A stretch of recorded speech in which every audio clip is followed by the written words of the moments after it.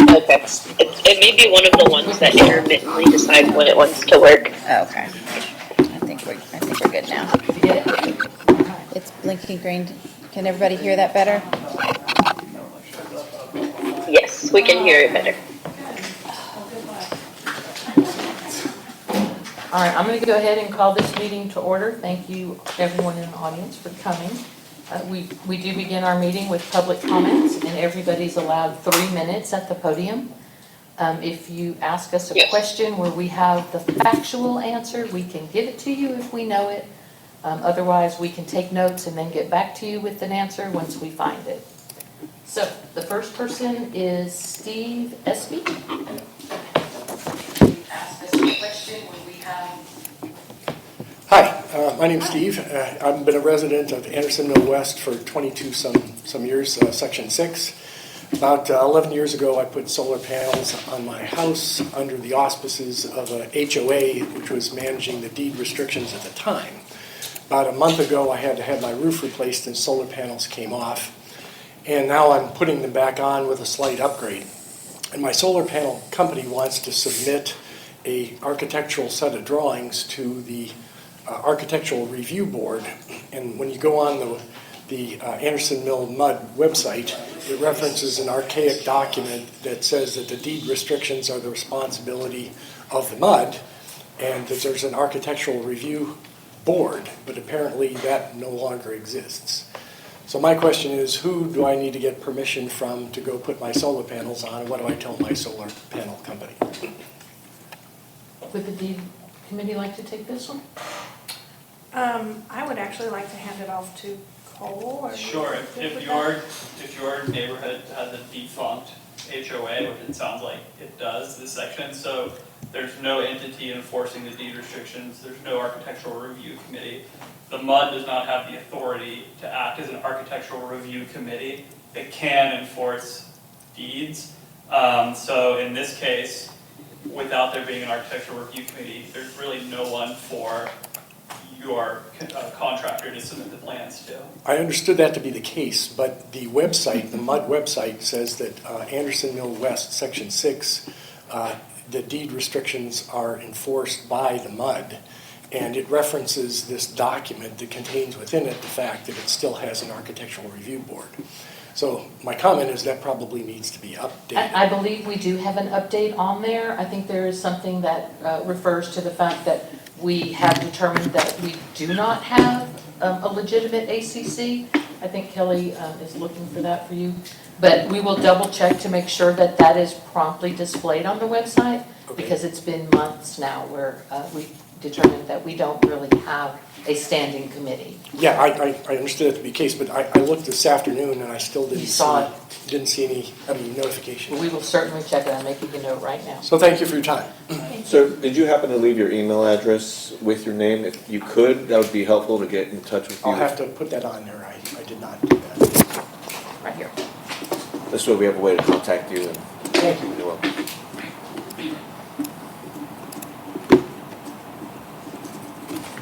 Sir, are you referring to the linked document being the very old Declaration of Restrictions? Yes. Well, I mean, that is a useful document to have, but I agree, it's a very complex layer of restriction. It exclusively calls out an architectural review. And it does, and that is the deed that's in place. However, the Architectural Control Committee has gone defunct in your section, unfortunately. But this is still your deed. That is still a good link, but maybe more explanation. Something that explicitly says this is no longer enforced or something like that? It's not that it's not. Well, you all as residents in your section can revive the HOA. So you all can do that, revive the HOA, and then revive and create an architectural review committee for your section. So for all the properties that fall within the deed that you have. So the MUD shouldn't necessarily take the position that there isn't one right now, because you all as residents do have the ability to form that HOA and to revive the architectural review committee. Let me just clarify something. Section 6 has never had an HOA. They've never had an HOA. So then, So that, you wouldn't revive that, but you could stand up an architectural control committee, that you could do. Okay, there was one 11 years ago that Yeah. I submitted the paperwork to. I mean, you as residents in that section could create, you could redo all your deed restrictions if you wanted to. Okay, all right, appreciate the time. Thank you. And in the interim, you're welcome to put your panels up, I believe. Is that true, Paul? You can go Yeah. forward with putting the panels on your house. Yes. Okay, thank you. So no problem there. Okay. Next is Sylvia Lopez. Thank you guys for allowing me to speak. So I've been a resident at Lake Line Oaks for 21 years. And I think one of the selling points when I became resident there was, you know, you're buying a great piece of property, great community, and, you know, the future, we're going to be annexed by the city of Cedar Park. 21 years, we're still not annexed. And I understand why we are not annexed. And it's a little frustrating because as a community, we do our part. We pay our taxes, we maintain our property, we try to follow the guidelines, and yet, no annexation. There's construction everywhere. And I've seen our creative mud map, which is kind of an unusual map that outlines what's in the mud and what's not, which is very creative. Whoever created that map was very creative and on something. But at any rate, I guess my question to you guys is this. What is the status of our substations? We have 3 of them, is to my understanding. And it's my understanding that one was repaired. And the other 2, I don't know what the status is of those 2, but I would think if you've repaired one, it's going to be a domino effect on the other 2. What do we have? I mean, have you guys estimated the cost of the repairs? How much is that going to cost? And when are we looking at that being implemented? Is it going to be a repair or a replacement? Do we have the funds for those substations? You know, because I think as a taxpayer, you know, I know when I first started, the rate was extremely high, and I did look to compare this year. So it is definitely lower than the city of Cedar Park. But at one point, it was pretty high. And so I guess, you know, I'm still discovering your website. I'm still trying to maneuver through, you know, all these different tabs. And it's can get a little tricky, you know, and I feel like we could simplify the website a little, you know, if you have the right, you know, people to do that. But I guess, you know, when I look at, like, for example, I looked at who was on the board, and I read the bios. I'm a person, I've worked for an accounting firm, you know, I've been in a management team, and bios are very extremely important for the community, for my clients, because they want to know, what do you bring to the table? And so it was a little frustrating because there were a couple that didn't have a bio, and I understand, you know, you guys are on volunteer basis, but one in particular, who is the secretary and treasurer, didn't have a bio. That's money. That's a fund that I think is crucial to the board, to the community. I mean, unless I'm looking at the wrong place, I didn't see a bio for the gentleman. I don't know. His name is Handel Avila. This is Benoit. Okay, so I looked at your bio and there was nothing there. There was no picture and no information on your bio on the website. You know, and like I said, I 100% that you guys are on volunteer basis, and I appreciate all the work that you do for our community, so I do not want to dismiss that. But at the same time, as me being a retiree and now trying to put forth, you know, an effort to get involved and share what I learned here with the community, because the community is frustrated. You know, they get citations for trash bins. You know, the grass, you know, is dying. When my focus is, what's the life of our water? What's the life of our substation? I mean, I would love to have beautiful looking playstations. I would love to have wonderful sidewalks. But what's the number one thing that we need to worry about? And that's water and our sewer system. Because without that, we're kind of screwed. The sidewalks mean nothing to me if I've got sewer running through our streets. You know, we've got chickens in someone's house. You know, I don't care. All I care is about the water system. in our community. And most importantly, you know, I feel like it's redundant. I'm on Lakeline Oaks, so I'm dealing with PAMCO, and then I'm dealing with you guys. And, you know, when I get a white truck stopping on my residence, taking pictures, and I understand it's out of my control because I've added a very sophisticated storage bin to keep my trash cans bin away from my garage because they smell in the summer. They're terrible. Sylvia, I'm gonna have to stop you because Okay. the alarm went off, Oh, so it means sorry. you got your 3 minutes. Okay, But sorry. if you wanna meet and discuss the mud, I'm more than happy to meet with I you. would love to.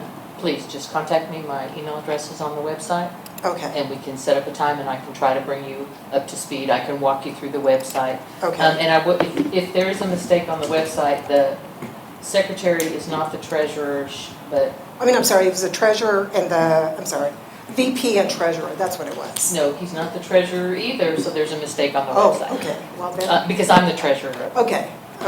But we all look at the stuff together. Together but- as cohesive. So there, obviously, there's some mistakes on the board, or on the website. He found some mistakes on the website. We need to look at that Okay, closer. well, thank you, I appreciate your time. Thank you. Next up is Cynthia Kimball. Hi, I'm Cynthia Kimball. I live across the way in Lakeline Oaks. I've been a resident for about 5 years. First of all, I want to thank everybody on the board for your time. It's a volunteer position and it's a thankless position. So I just want to say, take a little bit away, one person away from that and say, I thank you for your time. I'm sure you don't hear it enough. 3 things I want to talk about. One is I do have to echo Sylvia's concern about our funds, making sure that we have money in place for repair or replacement for our very old substations. I'd like to make sure that on an ongoing basis, that is our main focus of our time and attention for safety, really. The second thing I'd like to say is there is a rule or resolution, whatever it's called currently, regarding the infomarked trash cans and enforcement and penalties issued by the MUD. And I request that the board abolishes that rule. Enforcing deed restrictions is part of the MUD's responsibility for all the MUD, with the exception of Lakeline Oaks.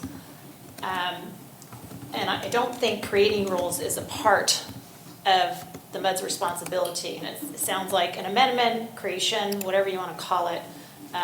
It may be a gray area, but again, I think we need to worry about water and not trash cans. Thirdly, I would like to volunteer to be on an advisory committee to write and send MUD communications to our MUD members. Things like email campaigns, social media campaigns, and guidance with regards to the website. But it was just recently brought to my attention that there is a committee for website oversight, and I can help in that area. I have a little bit of time, maybe 30 years worth of experience in media, and half that time in online digital web presence. So I think I can be an asset to the MUD in helping you streamline some of that, using some of the tools that already exist that we pay for. I think it's a MailChimp campaign, and really helping our residents know who we are and what we do, and change our perception as members of the board, as well as inform and communicate who you are and what you do and the hard work that you do. And with regards, I'm going to also put in a plug for Sylvia. She's in Lakeline Oaks as well, so a citation about her trash cans that I don't believe is appropriate. That is enforced by Lakeline Oaks Homeowners Association as stated on your deed restriction enforcement URL. Right, so that would be Thank the HOA. The HOA would have cited Yeah, it. so not the Not, MUD. okay. Yeah. Okay, next, Dylan Ensor. David.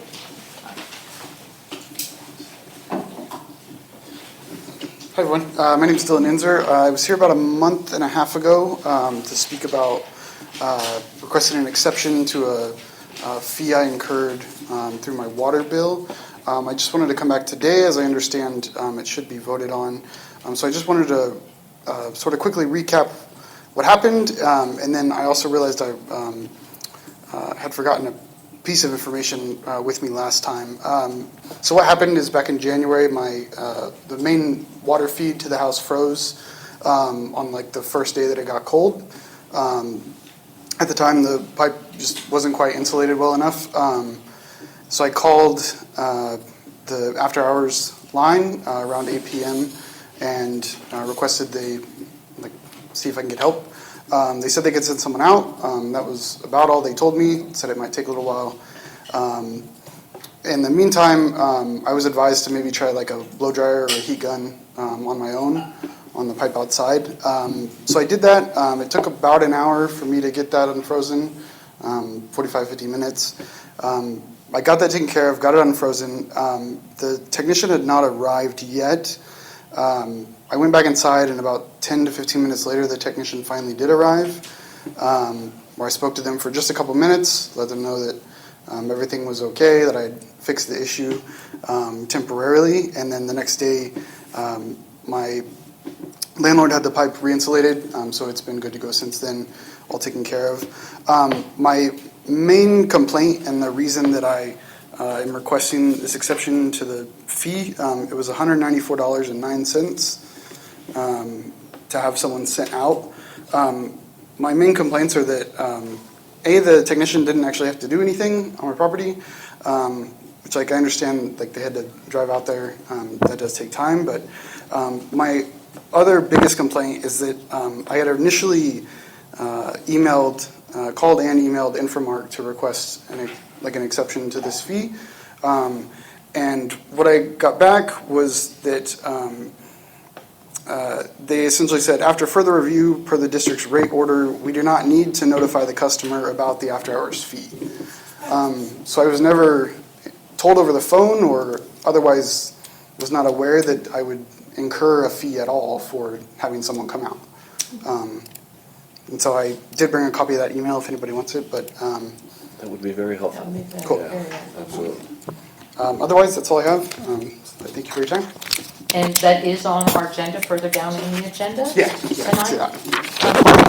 Are you Peppergrass? Yeah, Peppergrass Shop, yep. Stephanie, I didn't get that history for that address. Yeah, I sent it today. Thank you very much.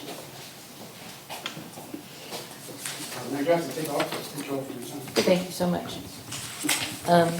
Next is Tom Jennett? Yes. There you go. Hey there. Hi. First of all, I'd like to echo Cynthia's thank you for I know it's a volunteer position, appreciate all you do.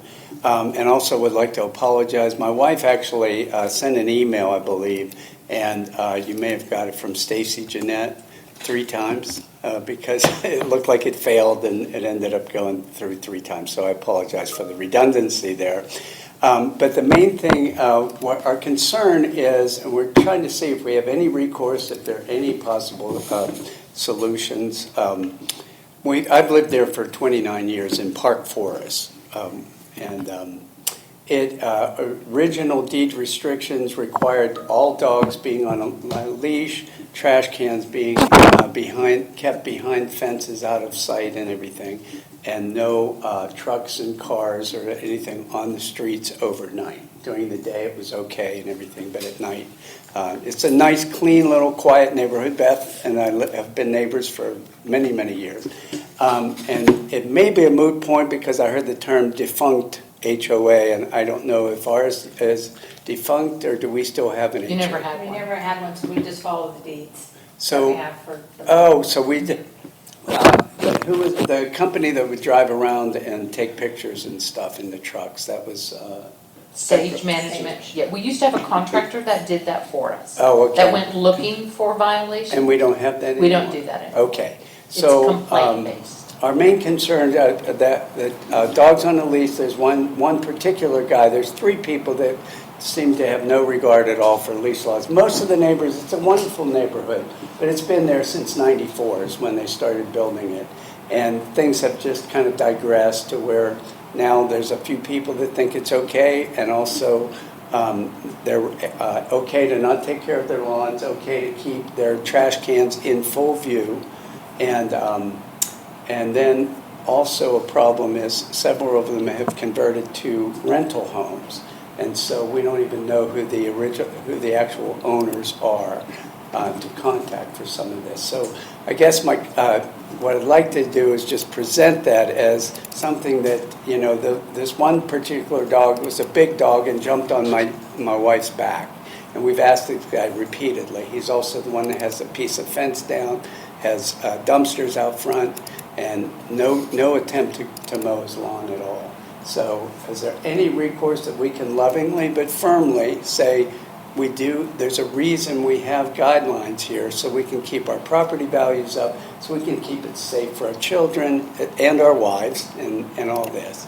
So that's kind of our concern. And we felt like it's finally getting to a point where we really need to just kind of present it to you all and see if we have any recourse at all. Okay. Did the deed committee get that one? I did see your wife's email. Did she send it to everybody? I received it, and I responded to her, and I copied only Hanoi Okay. To avoid, Oh, okay. Quorum issues. quorum issues. But yes, we do address deed restrictions, complaints, violations by complaint. And the Okay. procedure for doing that is on the website, and I did provide a link to your wife. Okay. So if you could please make a specific complaint, so her email talked about a lot of the things that you're talking Yes. about, Yeah. but to address a complaint, and it's on the website, but we're gonna need like an address, a photo. Yeah, I did take a bunch of photos, but Well, please submit that by email. Okay. And we will evaluate it and see if it's something that is within the MUD's power to address. Again, I believe your section also has a defunct architectural control committee, so there are certain things that are outside the scope of our authority, but Okay. If we can help within the scope of our authority, we will. okay. If we determine that it affects the taxable property value. Now, I'm concerned about the animal issue. I'm not sure that the MUD can do anything about that. We don't have any kind of enforcement for a dangerous animal, but if, I believe you're in Travis County, I would really recommend calling Travis County Animal Control or Oh, the okay. sheriff, okay? Okay. I don't think we can do Okay. anything Yeah. about that. We have no Yeah. teeth. Okay. It is in the deeds, though, that's where he's coming from. And I understand that, but that doesn't help. When the only thing we have at our ultimate disposal is a lawsuit, and that's not gonna help if there's a dog jumping on you at that moment. You know what I'm saying? Oh, yeah, it's not going to prevent the dog from jumping on you. That's a long, ponderous process, and Yes. you need help right away. And I share with you your concern. I don't want Yeah, that happening we in just- any district, any neighborhood in the district. So please do. Yeah, it's by and large a wonderful neighborhood, but it just seems like the trend is because some of these are converting to rental houses and things like that, and the communication of any kind of covenant or any kind of guidelines is not happening, and so we would just like to lovingly but firmly say, let's take care of our yards and let's keep the dogs on leashes and let's that kind of stuff. Please Well, send people us- know that we don't have sage anymore, so people think they can just do more, so we need to stay on top of it. They don't know we don't have They what? know that they're not being monitored. Yes, You're right, yeah. so just stay on top of it, And you're doing the right thing. so, fortunately, a large percentage, most of the people do it just out of character, That's right. and then, but we were just wondering if there was any kind of thing, so. Please follow up with the email with the Okay. address and photos and the other information specified on the website, and we'll Okay. address it. Okay, thank you so much. What section, do you know what section you? Beth, what section do we live in? I was looking on my water bill, would it be? Front Forest, I want to say 17 or 18? Yeah. What street? London Lane, right at the corner of Hanakay and London Lane. What's 17? I'm sorry? That's section 17. Oh, 17, okay. Thank you. Thank you. All right. That's concludes the comments portion of our meeting. We will move to agenda item 2, the consent agenda.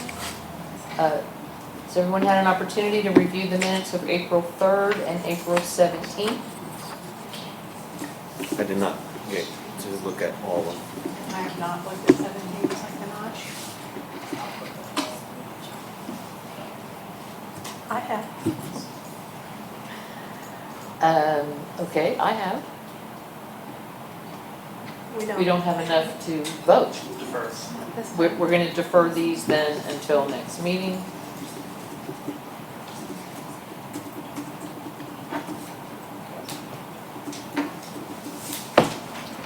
Moving on to agenda item 3, the accountant's report. Do we have? Good evening, board. Who do we have? This is Kara. Kara, Can you hear me? I can. Thank you. If you guys would scroll past the cover page of our report, you will see your summary of funds on page 2. This has just been updated to show that we closed that Texas Capital Bank account. Page 3 is your... Wait, don't go so fast so we can catch it all on the pages that you're on. I don't see the Austin Central Bank on this one, on page 2. That is the one that we closed. Yes, It was shown as a zero balance on your last report. Where did that money move to? Tex pool. Text, okay. Kara, I asked for a 5-year transaction history on that bank account because only previous board members had access to it, and we have not seen anything on that account. I haven't seen anything in my tenure on the board, so I need a 5-year transaction history for that bank account to see what's been going on with it since it's been sitting for so long. I will request that, but since I'm not a signer on the account, they have not given me any information.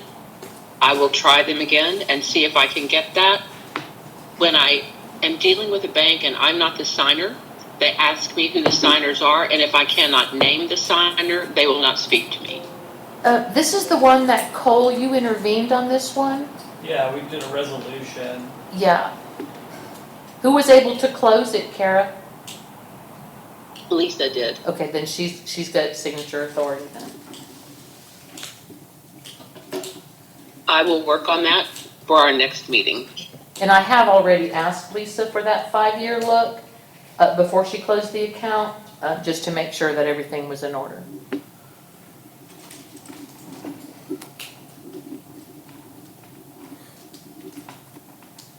Okay, I will request that and see what I can get. Thank you. You're welcome. Okay, go ahead. If there are no more questions on page 2, I will move to page 3. That is your cash flow for New First. We started the month with just about $16,000. We had a little interest on the sweep account and a transfer from Tex Pool of $425,000. For your disbursements, I'm presenting check number 1170 to 1184 for your approval today. I felt like the CertaPro painters was a little out of the ordinary. I trust that you guys saw that those were charges to paint a footbridge and then a gazebo and footbridge. I think the whole board received an email that we missed the deposit refunds. We will be issuing those. We'd like for your approval of those tonight, and then we will courier them to you guys at our expense. After your disbursements of $430,000, we left a balance of about $11,000 in this account.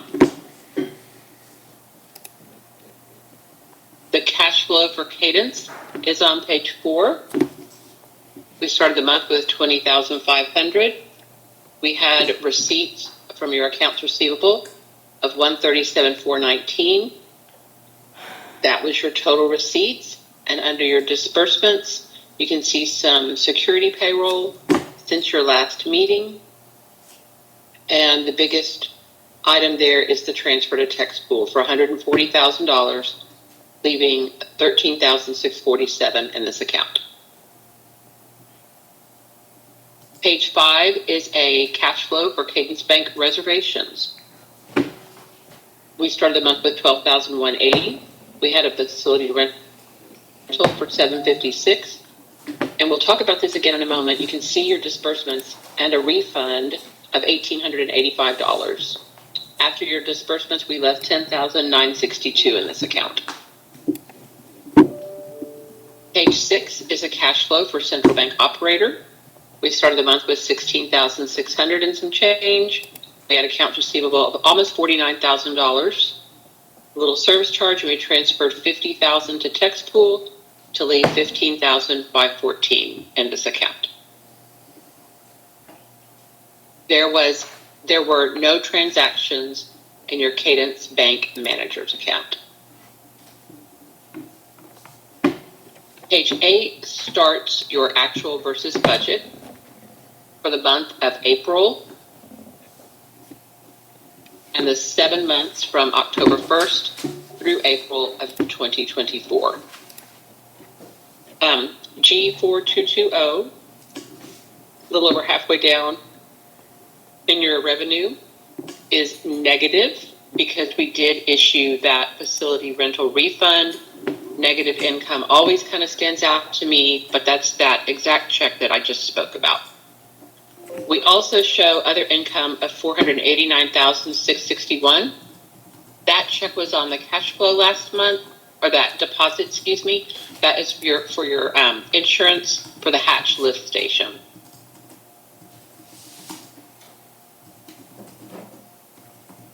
Some other line items I would like to point out is the M&R for Anderson Mill Park, and then your Lakeline Oaks. I believe that is where your CertaPro invoices were charged.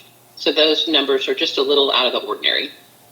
Sorry, where did you say those charges were put into? One was put into the Anderson Mill Park M&R G5503. And please give me just a moment to refer to QuickBooks. Wasn't that the pond? It should have been a pond. I need to see where that other one went to. I looked at it right before the meeting, and I apologize for needing to look it up.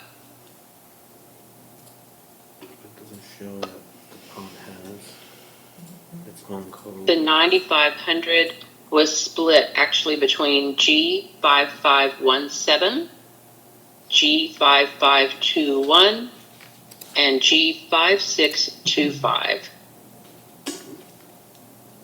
which is the Old Mill Gazebo, Lakeline Oaks, and Madeline Loop Pond. We did consult with Infomark to make sure we coded that invoice correctly. You said 5525? Yes. 5517, Lakeline Oaks M&R, 5521, Old Mill Gazebo M&R, and 5625, Madeline Loop Pond. Okay.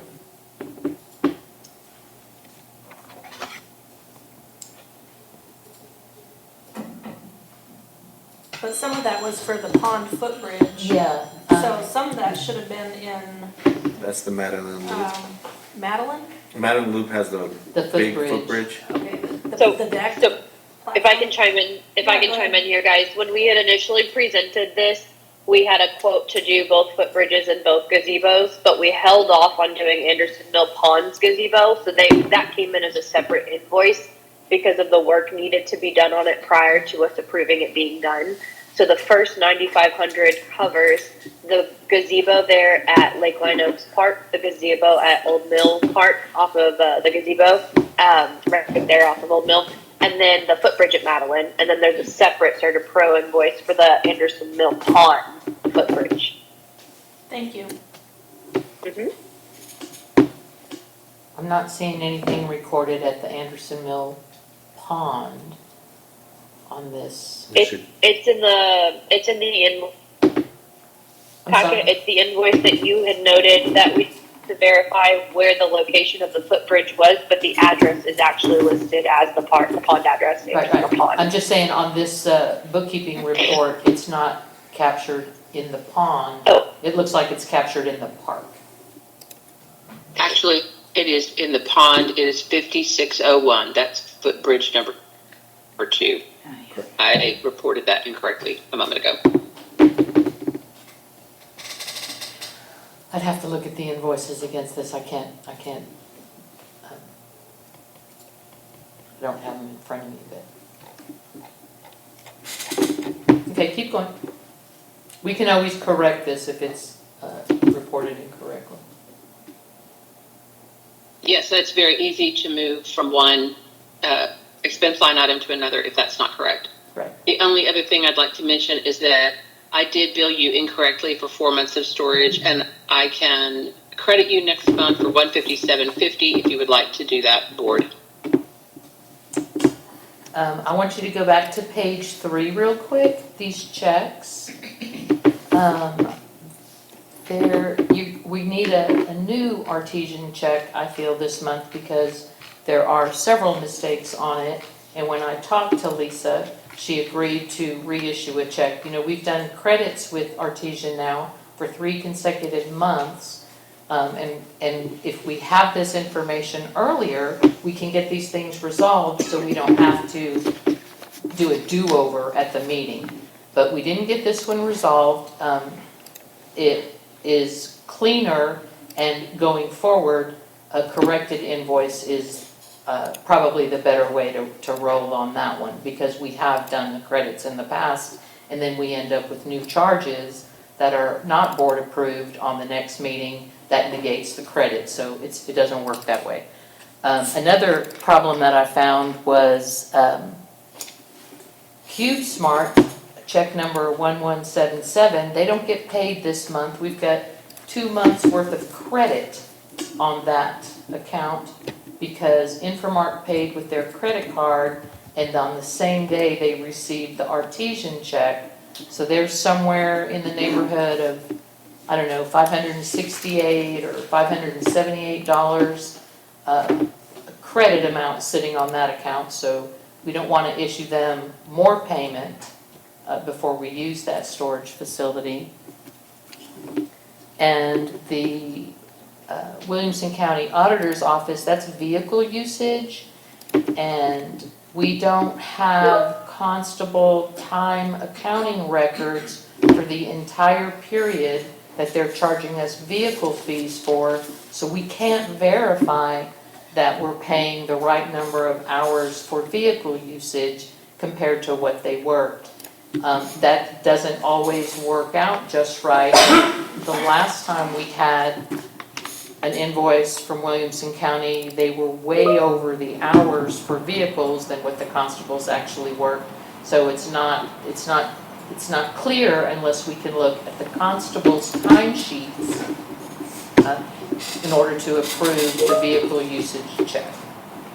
So I'm going to ask the board to approve holding the check 1184 to the auditor's office for the constable's vehicle usage until we can confirm the hours. I'm going to ask that check number 1177 to CubeSmart be voided completely. That the check 1170 to Artesian be voided and resubmitted as Lisa agreed to do when I talked to her last night. And Infomark's April payment, I see that you ran them together. You've got March and April in one check, but they haven't delivered everything that we've asked for the month of April, and our only recourse to get performance from Infomark at this time is to hold payment, which is allowed through the Prompt Payment Act. We don't have to pay for services we don't receive. And I have a list of things that I'll get to in the manager's report of the things that I am waiting on that I have asked for 30 days ago and still have not received. So, anybody want to discuss Artesian's check? Yes. Okay, go ahead. You can see it in the board packet. I do too, and this letter. We'll get there. In the board packet is Artesian's check. Please take a look at it. And I have annotated the things that are wrong with that. Billing. Hold on, let me get there with you. I have a copy of our contract to open, and our contract does not cover the hour that we spent setting up online access to CubeSmart. Our contract also does not cover, and this is not the latest invoice, but a director requested a W-2, and you were billed 9 minutes for that. We spent at least that much time going into ADP and finding that and document and sending it to the director. There were 2 different requests from Director Fobb. One was a not to exceed review of invoices. I spent 2 to 3 hours doing that, and I charged for 45 minutes. Linda also requested a payroll history going back for about 17 or 18 months from one of the other directors, and one of our employees spent at least an hour, but she charged 45 minutes. That's the hour and a half that's on the invoice. Those are not covered in our monthly bookkeeping service. And I read our contract, I have it open, and those are specifically not covered. And just to speak to one other thing, CubeSmart is due 5/26. I can look into an overpayment, but if we don't pay it by May the 26th, I think we'll start the whole cycle of late fees, auction fees, and everything else. Mackenzie sent us an email chain on the CubeSmart debacle, and Lisa, through Stephanie, because it was her email to Lisa, on the day that Infomark went up there and paid with the credit card, that very same day, I think it was March 1st, they received the Artesian check for payment. So they had already been paid by Infomark for 2 months back pay, and then they received the check. And Lisa's instructions for Stephanie to relay to CubeSmart to keep that check. Am I right, Stephanie? Yes. Okay, so that would mean that they have 2 months of payment in advance, because they were paid for 4 months when we owed them 2.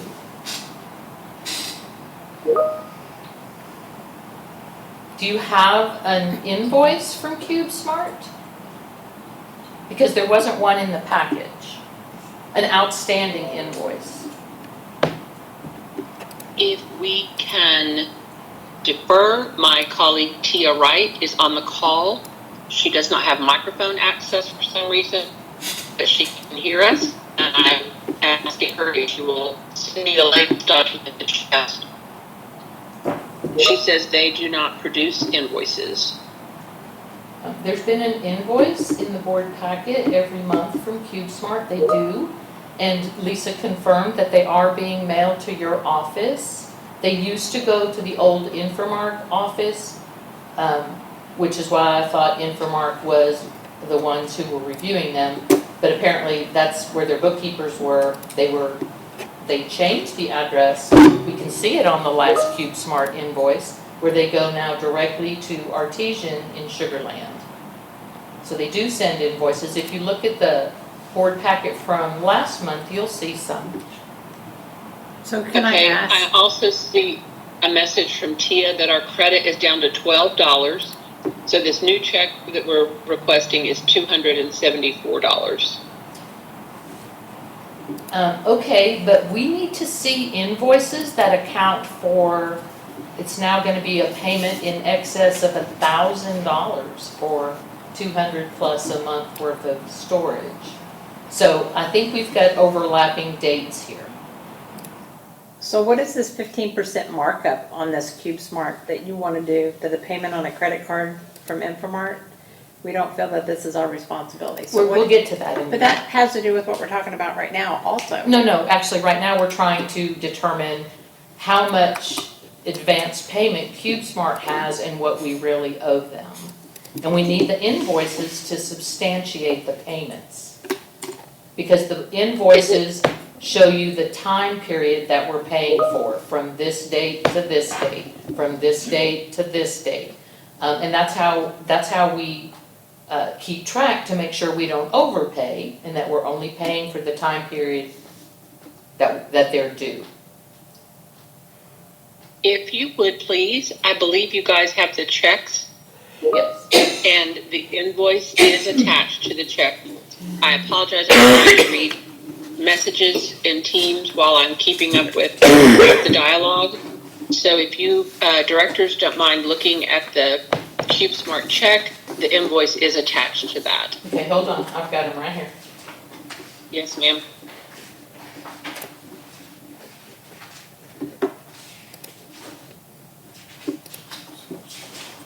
Oh, I pulled that one.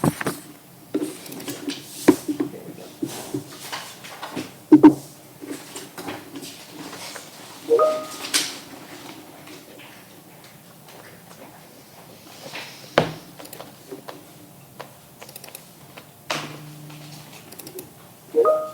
Yeah, this is, what I'm not seeing on this is, Yeah.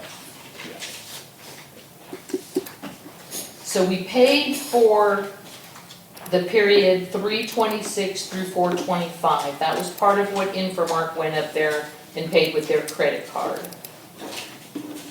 That period's been paid for. We also, I believe, but you'll have to check in the last month's, look in your bookkeeping report, I think we paid for 4/26 through 5/25 as well. That one I could be mistaken. But and there's one on here, a rental from May 26th through June 25th. That one we might legitimately owe them, but we have a credit on this account of $584. And that service period is $15 plus $12, that's all they're charging. I don't know, this is the strangest looking invoice. So yeah, there's something not right with this account. But now that you have access, you should be able to get a full accounting of all the payments and all the amount due. Since you can see the whole account now. Okay, but I am asking for your approval of that check for only $274 tonight to avoid The same all thing those that fees happened that they last charged the month. last time this was late. Okay. I believe that was in It February. would just be a larger credit, but I do want to see all the invoices that support that payment. And let me clarify something for the rest of the board to know. When I asked you to correct the fees of office mistakes that were made on Director Avila's account, that was a bookkeeping error made by Artesian. I don't know why we would be paying you to correct that error. He had been overpaid and then not paid appropriately the amount per meeting that you corrected. And you listed out for me, I have your email, of all the corrections that you had to make until you got to the place where he was paid, I don't know, $58, $68 for 3 meetings to balance out what he had been overpaid. So why are you billing us to make corrections to your mistakes? You requested a payroll audit for him going back to January of 2023. Payroll is not submitted in a timely manner for this district. Payroll is submitted sometimes for 6 months in arrears, and we're under the gun to get that check cut. And yes, a mistake happened. He was overpaid, I believe, 2 per diems. But let me look and see how many he was paid at that one time. That is very unusual. And to be asked to go back almost a year and a half is an unusual request, and we billed you for 45 minutes for that. Cole, is there a requirement that we turn in fees of office every single month? There's no legal requirement. It's pretty standard practice that boards do that. And if they don't turn it in, the bookkeeper still cuts a check, and if the director's not there, they tear the check. Okay, well, this district has a resolution on file that requires and mandates us to use a form that was developed by a previous director. It is by resolution. I didn't make this up. Lisa said that her employees are having a little bit of difficulty recognizing our form, and she asked, could we put a cover on it that looks like their form? I don't see any harm in doing that, if it makes it easier for them. We have historically in this district submitted fees of office forms prior to the closeout of the fiscal year to keep the bookkeeping straight and easy. But there's no requirement that we submit it on a monthly basis. And our resolution does not allow the bookkeeper to cut per diem checks without that form. Not all directors collect per diems. And that's the reason why. And again, it's by resolution. If you'd like a copy of that, I'm happy to send it to you. Can I ask a question about what she said before? Is who approved for you to approve to pay them for that audit?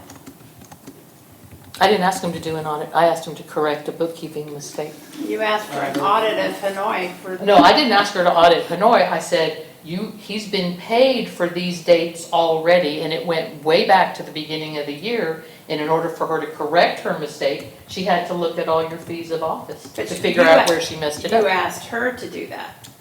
I asked the bookkeeper to correct their mistake. Yes. I heard something different. Can you restate, because I think I heard that you've asked her to review 1 year back. That's what I heard too. That's what I heard. I said, no, I did not. Can you repeat that? Go back to your April board packet, look at the fees of office, and look at her Can we let correction. the accountant restate that? Yes. Because I think you're charging a fee based on something that you have requested. So can you restate what you said? I believe you're addressing me, Kara, is that correct? That is correct. We received a request to go back From to who? January of A 2023 request from Director who? Fobb. From Director Fobb Okay.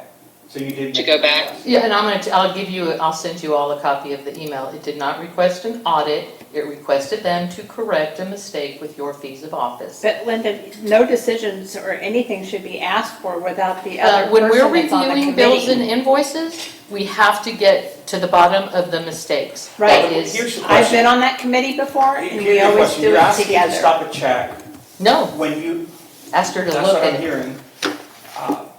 Linda, So you if can't she- do that without the other partner.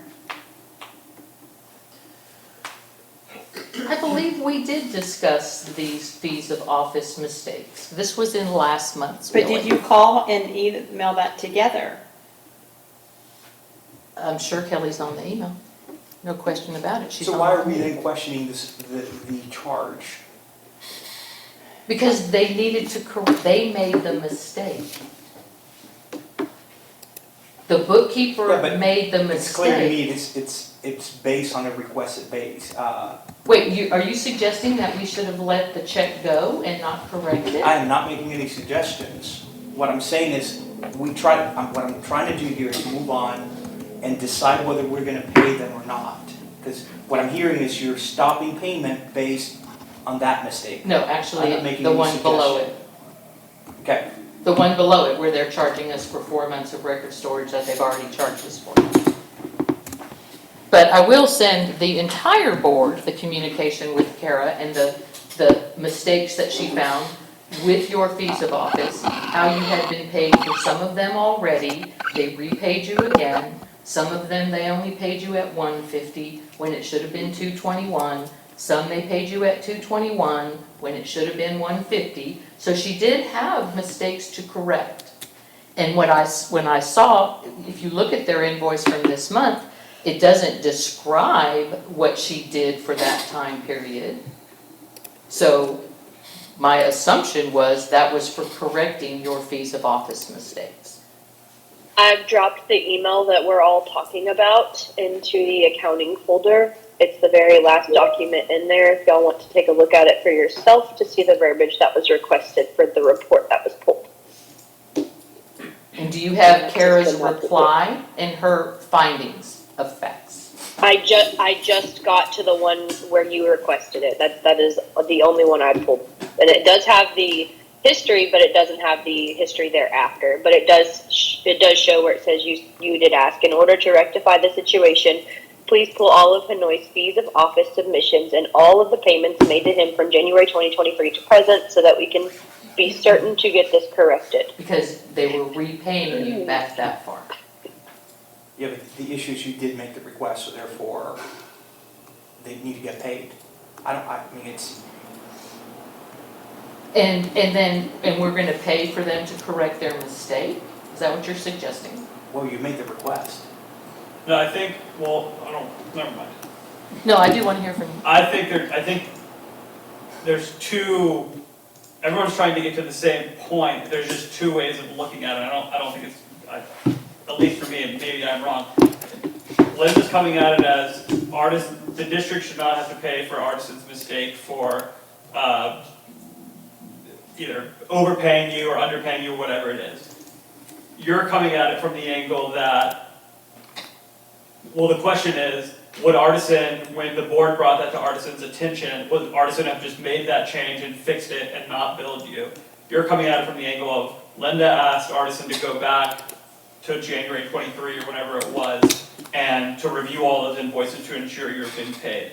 So at least in my mind, I'm hearing you're coming at it from an angle of, well, Linda asked to go back to January 1 to do this, so therefore we should pay because it was a request by the board member. Correct. And Linda's position is, but we had to do this in order for Artisan to find their mistakes, etc.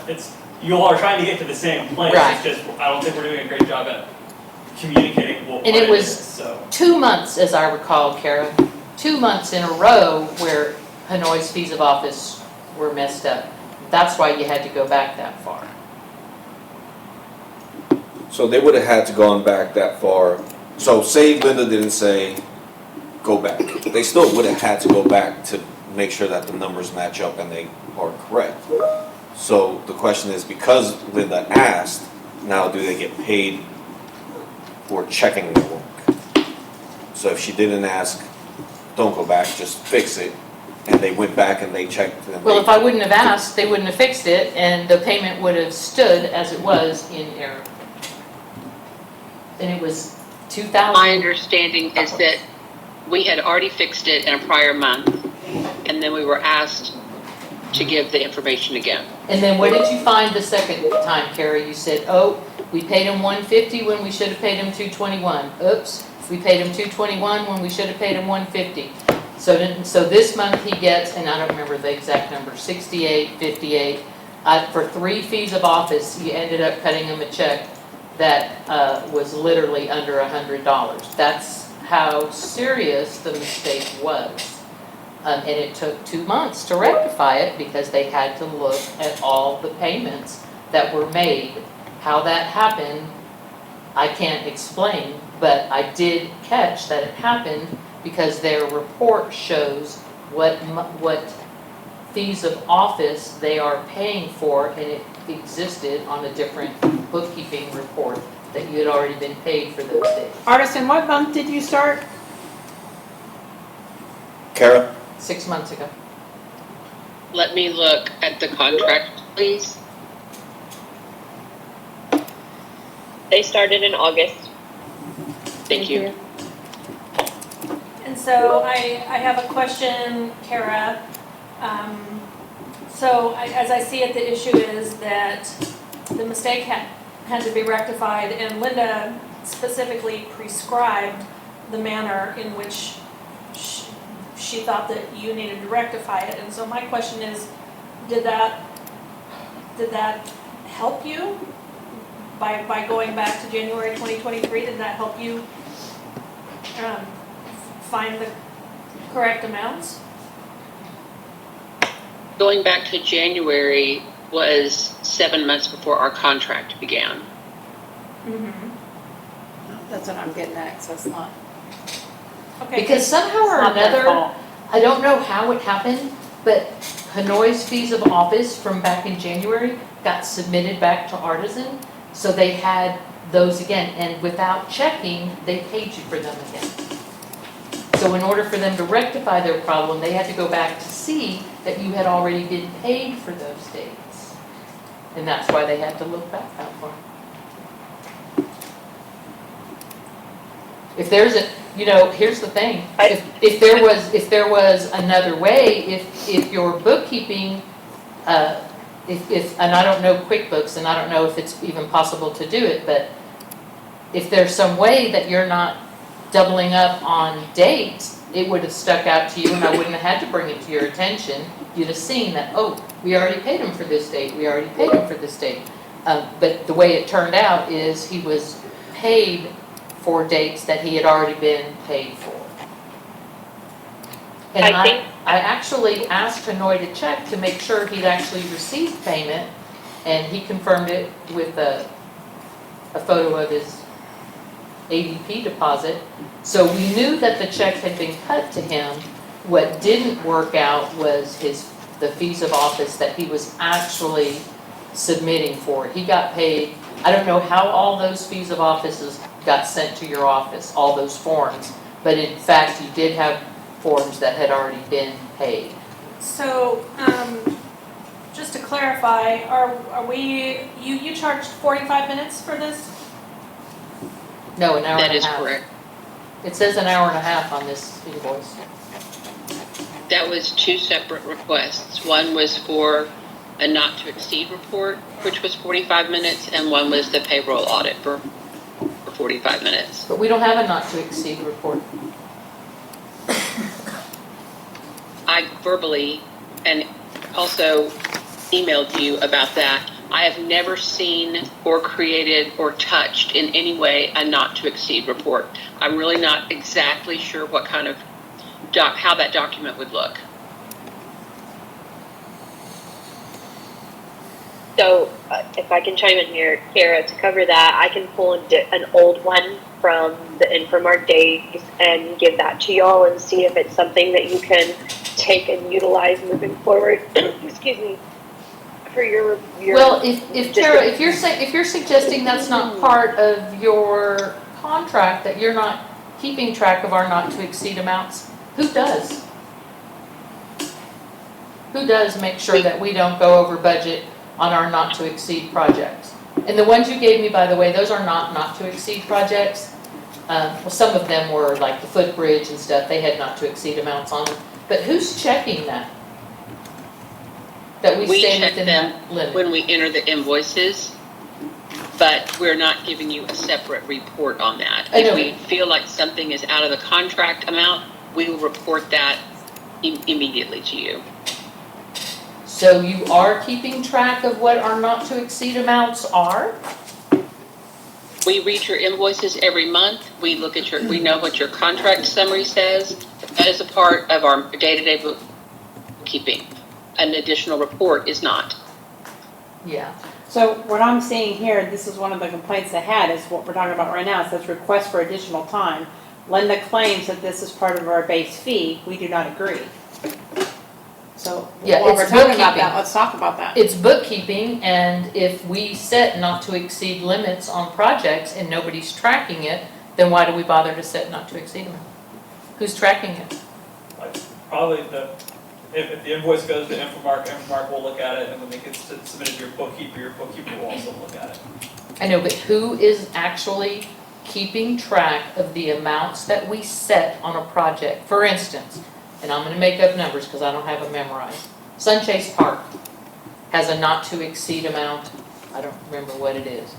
Who's making sure that we are not exceeding that amount? Who does that reconciliation of the books? If not the bookkeeper. I think Kara just answered that for you. She said that they take, when you get your invoices, they check it back against contract summaries, which I'm assuming, Kara, and correct me if I'm wrong, is when things in a board meeting get reported as a not to exceed limit, y'all probably document that. And then you notate that to check it whenever the invoice is received for that payment in the future, correct?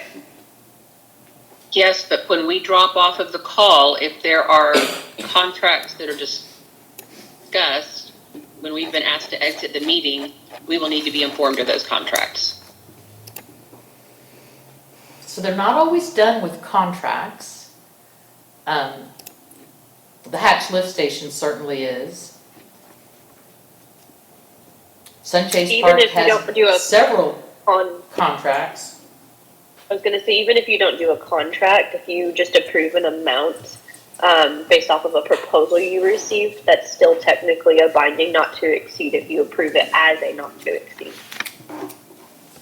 Anyways, I think there's a breakdown here. I don't think anybody's keeping track of the not to exceed projects. Well, And I certainly can't get reports on them, so. But if they had full access to everything, which it looks like they can't, says we have a difficult time getting full access to the bills, this ending up to be a late fee. We feel that we need to have full access in order to review the full statement and have checks ready for payment for the next month. If they can't have that, how are they supposed to be doing their job? I don't know how come they don't have access. I know McKinsey's been working with them for the last 3 months. I don't know. Is it resolved? Kara, can you get into the board packet?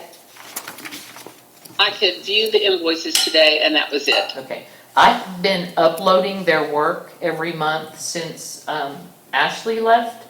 Ashley was able to get in there, and she actually worked the invoices for Artesian. She responded to concerns or comments. She filled in blanks that were missing. You can look at January and February's board packet and see how she did it. She actually arranged the folder for accounting with a director folder. That's where fees of offices are supposed to be filed.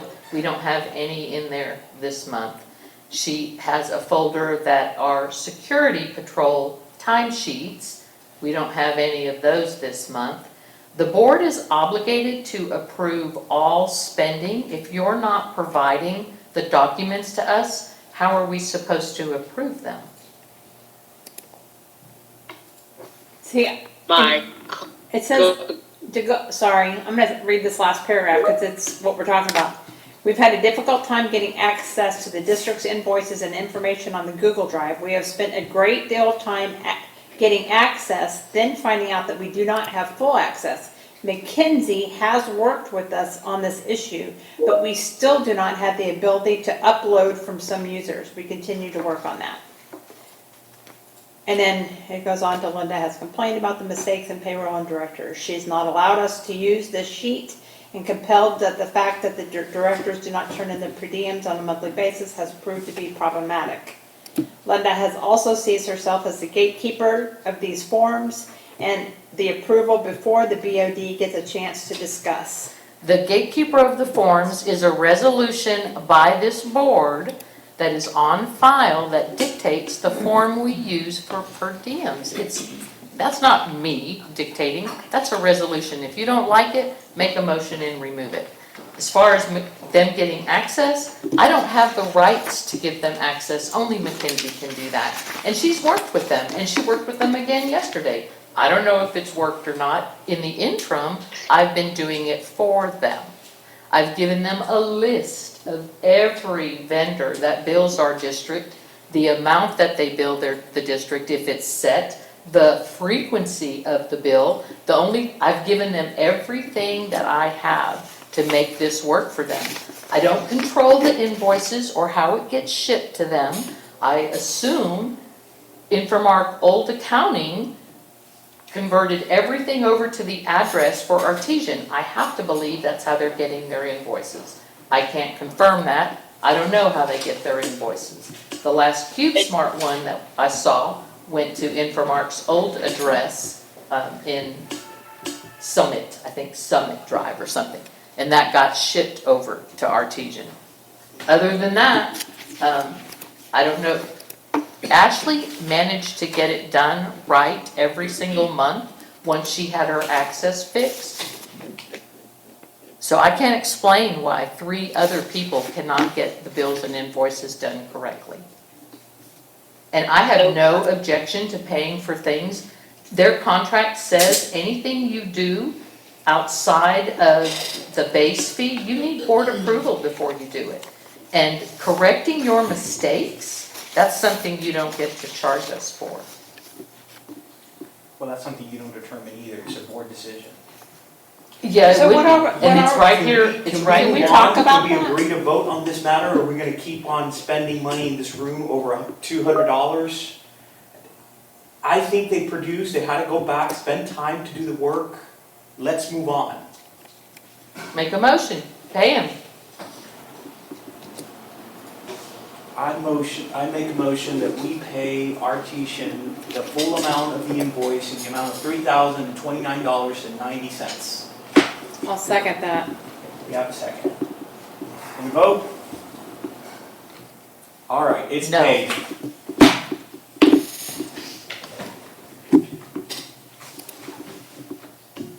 If I may, Yeah. No. board, No. if I may, board, there are director forms in the folder. Tia is sending me a message, and that the director forms were emailed to Linda. So, I understand that we just resolved this, but I'm still having a problem that it sounds like things are being done without the board decision, and why are these? What things are those, Beth? Well, it sounds like you're dealing with this accounting firm without us. She's on the bills. and I'm on the invoices. bills and invoice committee. She has I to. do. Kelly, are you involved in all these things that are happening, or do we need to figure out what's really going on here? Because that's not how things should be working. Linda copies me on all correspondence. It's true. I do not have a fraction of the time to spend on this that she does, and so I am not as involved as a better committee partner would be. I'm not sure that any of us on this committee have enough time to devote to, every single piece of correspondence to the level that Linda analyzes things. Well, my problem is what's happening with the company that we have. We do not need to go through another company again because they're feeling like they're being harassed. Well, that wouldn't be your choice. That would be a board decision. Then let's talk about it. Well, we are. It's on the agenda. Look on further down. We're going to talk about it. Before we get to that, we only approved the artisan invoice, so we do need to do a full bookkeeper's report approval and talk about the other invoices. Are there any other matters that are within that? Just before we do, I want to make sure I say that.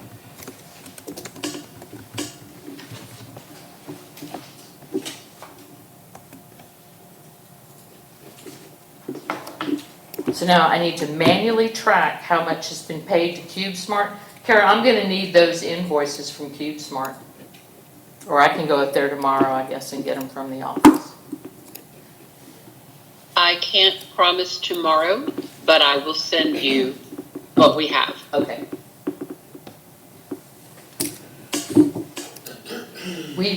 Governments do not pay for services prior to receiving them. It's just basic accounting, protects the taxpayer. It's just how we do business. So it is concerning to me that we could have 3 months of overpayment in CubeSmart. I have several districts that have leases or dumpsters or other things, and we're always paying in advance. Storage is always paid in advance, regardless of the company you utilize. It's the only way they can guarantee that they will be paid for providing that service to you. Okay, It doesn't can we make wait on sense. If it was paid in advance. Okay, never mind, that's fine. Yeah, I'll go up to CubeSmart tomorrow and figure it out. Then why do they have auctions then? If you get paid in advance and it just doesn't make sense. They were only 2 months behind last month. I'll just have to pull all of it myself. Linda, can we cover the list of items you're claiming to hold the Infomart check for?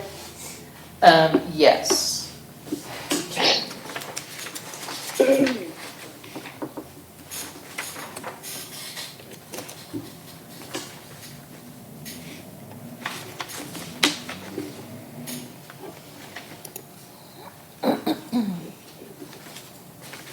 But hold on, let me get to a different screen.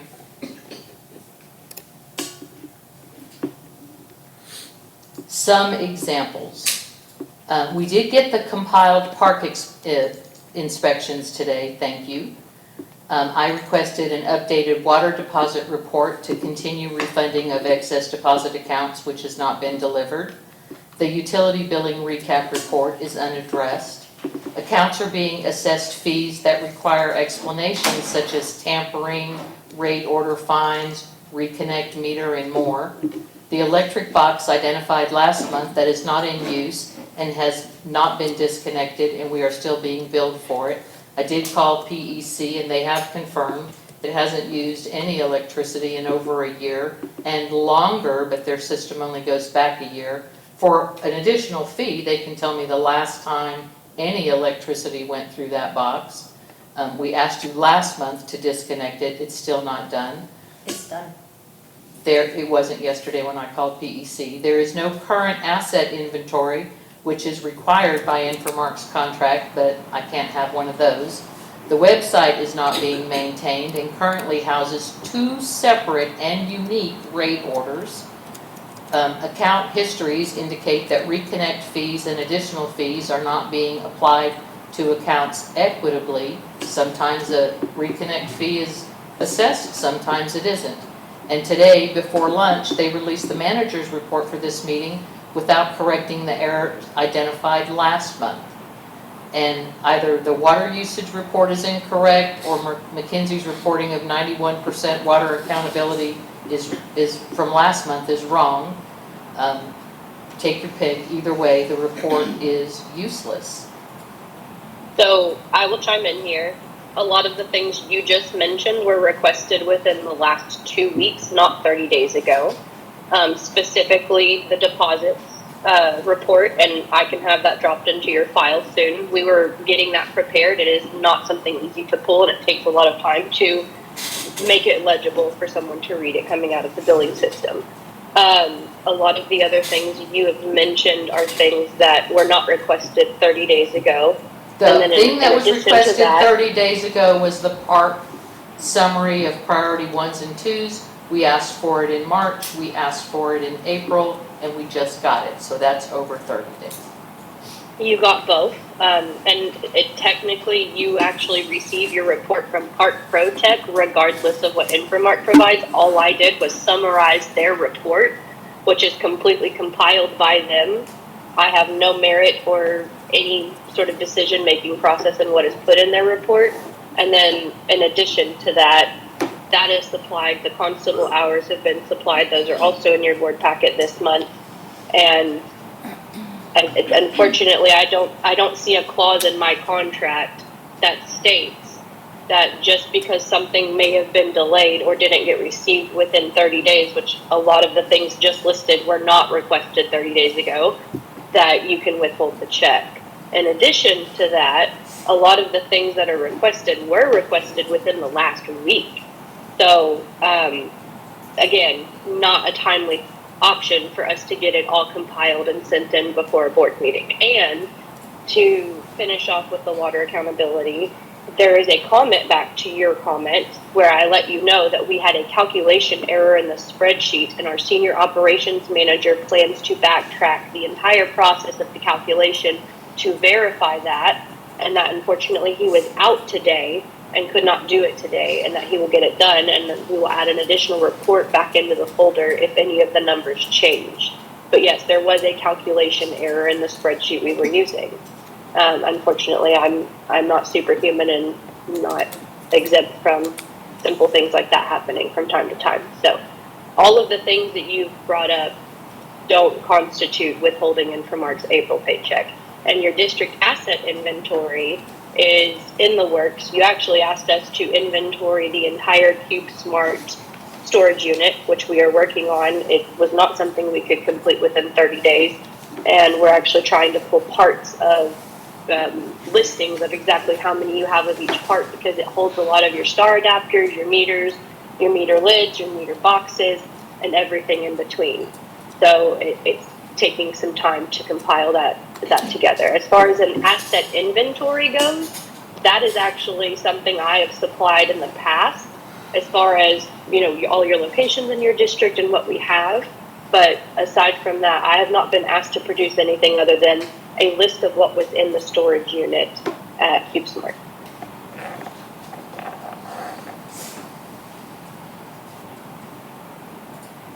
Shouldn't we know what the district owns? Well, according to the base fee and that Schedule A, the inventory of this district assets is something that is supposed to be current all the time. It's a manager responsibility, it is in the contract.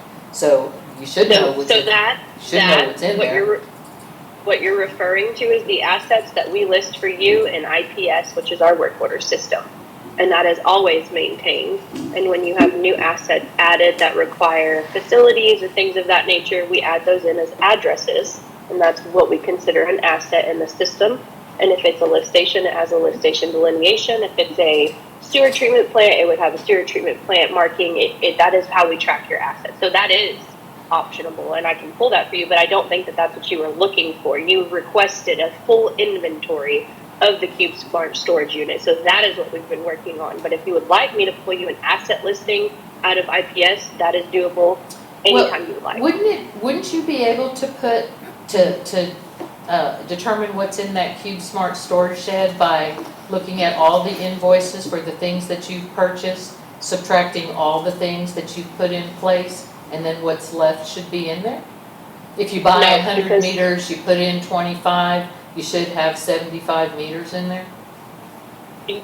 Yes and no. Some of that we can do that with. However, you also have things in there that are not things Inframark has purchased.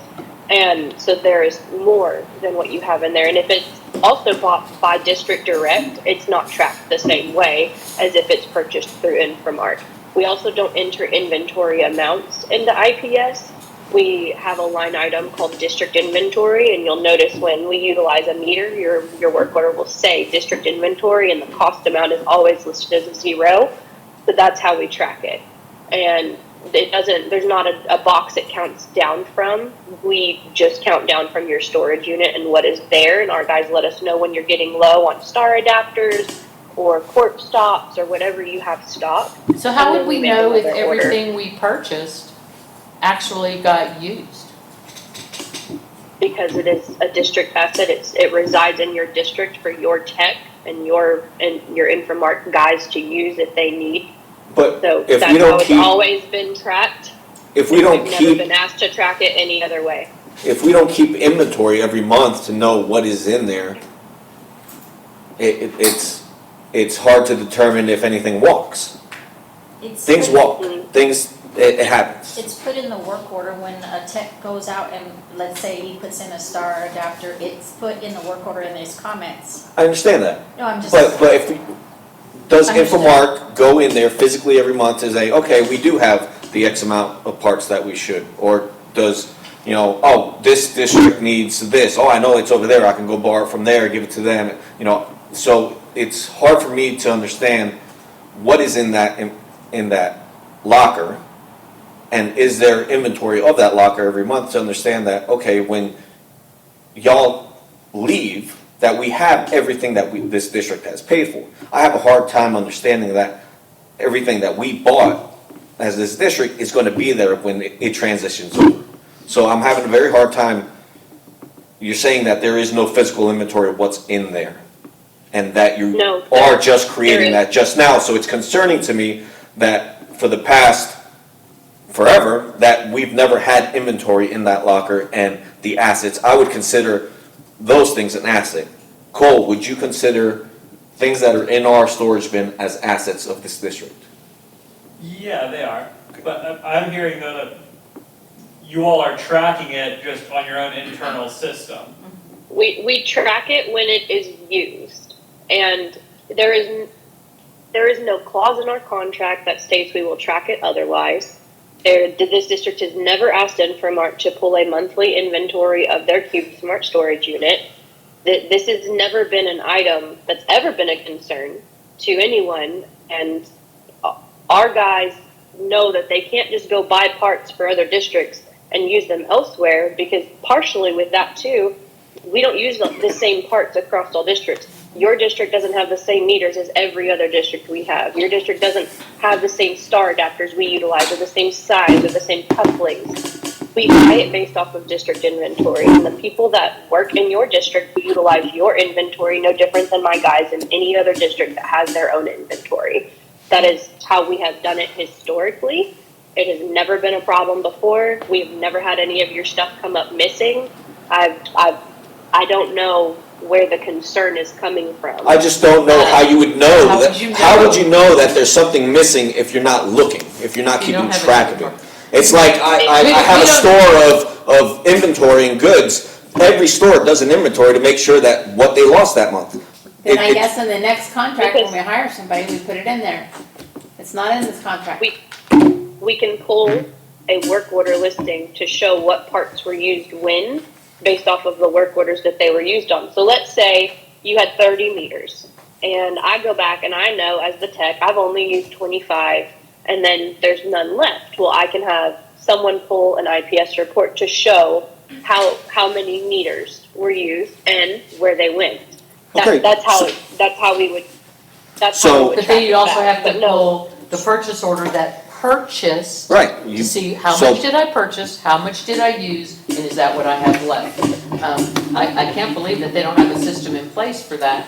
But it is a concern for me that we are transitioning over into a different operator, Which is and that why I we don't asked. have this list of assets available to make sure that we have everything. And the reason that I ask for this, Mackenzie, is because other districts that you no longer work for, I have talked to some of them, and they are having an enormous difficulty locating their inventory, things that they paid for that are not, no longer in the district. So I don't want to get to the Well, end of I'm your not here to contract talk term about- and find us I'm not having here that to- same problem.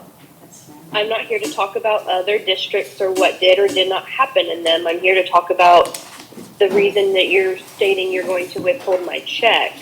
And that's what I'd like this to discussion speak, is for. Mackenzie, I'd like to interject now, because I really feel like we are in the ditch, guys. We're still on bills and invoices, and we're in an in-depth conversation about inventory, and I would suggest that that get put on next month's agenda, or even maybe a interim committee or working group be formed to address it if it's that much of a concern.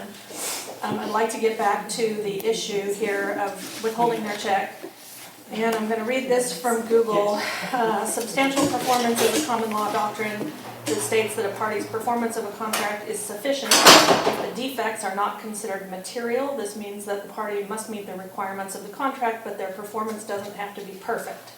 For example, a party may deviate slightly from the contract's conditions, but those deviations don't materially detract from the other party's benefit. Infomark worked for us the past 2 months. The district kept running, and we have already deployed the most powerful tool at our disposal, which was to fire them, and we are just waiting out that 6 months. We do not need to get ourselves embroiled in a lawsuit in the meantime over withholding payment, and so I would like to move that we approve the Infomark check. I'll second that. Discussion. Beth? I have no discussion. David? No. I will add that paying for services that you do not receive and letting Infomark ride out the next 5 months collecting base fees for not performing was never in the plan. But we will take a vote. All in favor of paying Infomark? Say no. Now can we go to the next check so we can get them paid as well? Whose check is that? We need to pay our financial services. That was already We already done. did that. Did we vote on that? Yes, And I we went did. over my head. Okay.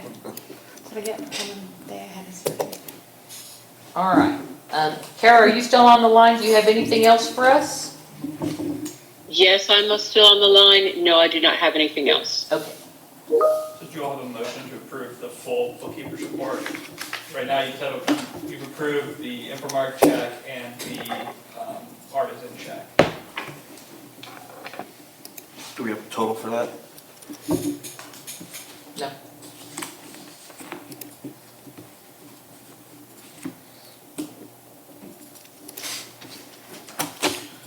No. Is Kara still on the line? sheet. I am. Kara, What is the what's the question, total? please? Total 400. disbursements for this month. Out of net new first checking is $430,560.37. I move we approve the accounting package in the amount of $430,560.37. I'll second that. I'm sorry. I do have one other thing. There were director fees of office requests that were uploaded to the Google Docs. Are we approving those so that we can pay payroll after this meeting or not? I haven't seen any of those. If you uploaded them after 4 o'clock, I haven't seen them. Tia also emailed them to you, Director Fobb. I have 2 files from Tia, and they are redundant. Same things in both files. And part of the scan copy is clipped off, so. Okay, so is it acceptable for us to not pay fees of office this month and to catch up next month? Was that not included in the 430,000? That is correct.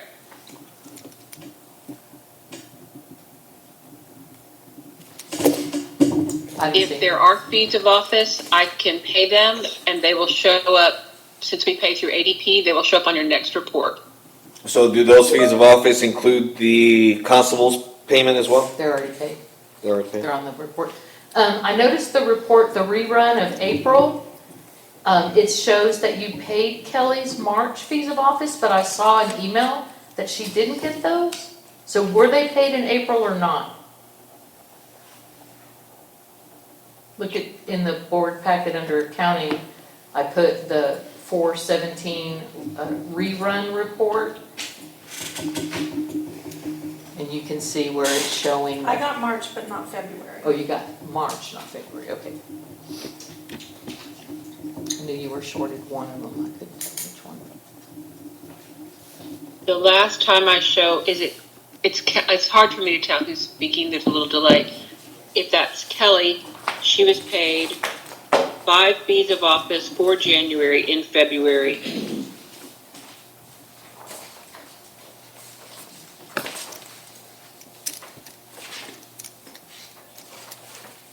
Correct.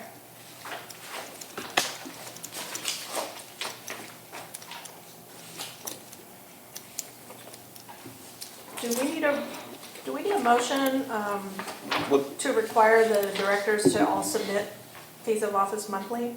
How do you guys feel about that? I make a motion that the board require all directors to submit their fees of office monthly. And if I get a second, then we can discuss. I'll second that. So if you don't submit, you don't get paid? There's no requirement. You can't do that. It is beneficial to the bookkeeper to get everything submitted before the close of the fiscal year so that she can wrap up books. That is a courtesy thing, but there is no requirement to submit them monthly.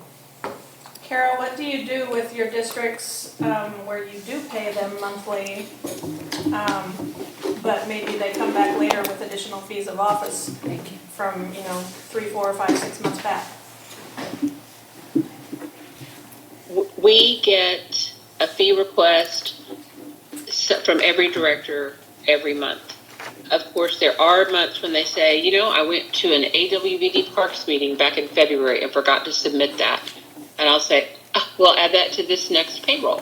So that's a very common thing, but I do not have a single district I've never had a district before that will submit fees of office consistently late and just at random times. We are used to paying 5 board members at every meeting. Because they historically pay even if there's no forms submitted. They did that to us when they first started because that's their practice. That is not the practice of this district. That's why there's a resolution that describes how it works. So it sounds like we may have to change that resolution. Yeah, I would like to interject that is, I would call that a standard practice. That's not an artesian practice. That is actually a standard practice in every one of my Right, districts practice. outside of WTC.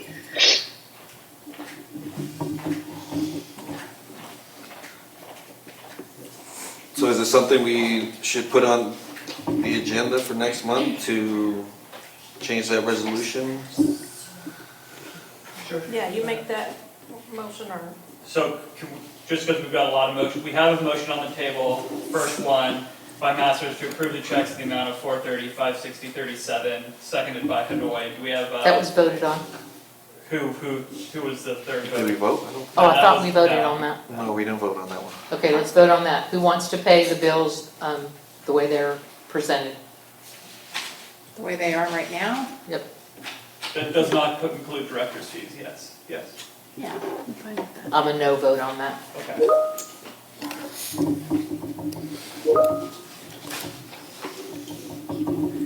Okay, and then the other motion was Masters to have the directors submit fees of office monthly. It sounds like that vote, or, I'll withdraw that motion and we can put that on next month's agenda. put the To resolution. discuss the Okay. resolution. Okay.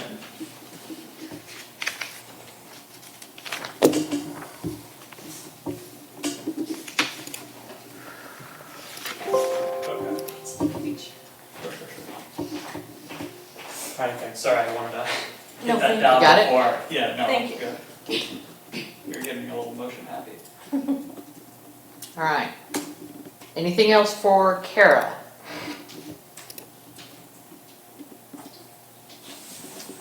Nope. We're done, Kara. Have a nice evening. Moving on to agenda Thank you. item 4, the engineering report.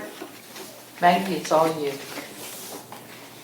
Alright, so the status of Sunchase Park Playscape, Cunningham Recreation is scheduled to begin installation on Monday, May 20th, with the expected completion date of May 31st. That is wonderful. I was reminded by Scott that we are not going to close the whole park during the installation. We're just going to put up a barrier around the playground area because due to the open nature of the park, it would be too difficult to try to keep everyone out, and people who want to go in will just go in anyway. But I would love to put a notice on the website about the upcoming construction and the dates for that construction, please. Go ahead, thank you. And the status of the Sunchase Park cleanup. So we had sent out RFPs and maintenance plan to 3 operators, Davy Tree Service, Tree Maze Solution, and Bartlett Tree Service. We received 2 submittals from Bartlett Tree Service or from Davy Tree Service and Tree Man, and Bartlett was non-responsive and didn't submit.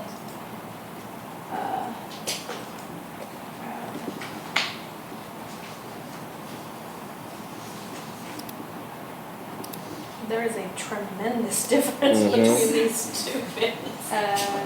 Davy submitted a bid of $16,500, and Tree Man $89,847.50.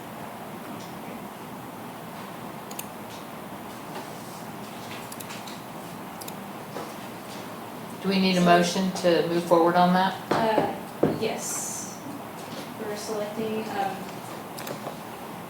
I can give you an update on why it's Yes, such a please. significant difference. Please. So Tree Man Solution is a arborist, so they specialize in tree surveys, protection, all of that, so they don't specifically do maintenance.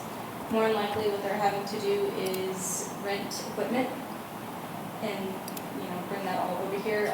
Davy, this is all they do. They do maintenance, and they're located in Leander. It's, a few minutes from here, so they also don't have to deal with that. So are they arborists or they're not? Davy? Both of them are arborists? Davy is a maintenance company. And we need if we're gonna do trees like that, we really need the arborist here. That's That's why we have such beautiful trees, because we've always had someone that knows what they're doing.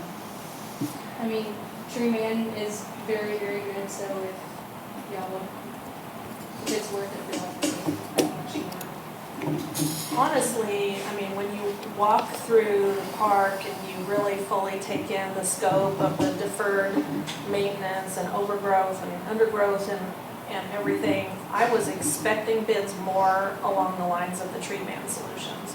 There's just so much work. Davey did go out there and walk the site with Scott, so they are aware of, everything that needs to be done. I don't believe Tree Man did. I don't think they said Oh, really? And if I'm not mistaken, the proposal that you guys put out identified which trees needed to come down. Apparently, the landscape architect identified in the walkthrough, so the bidders were given exactly the same information to bid from, and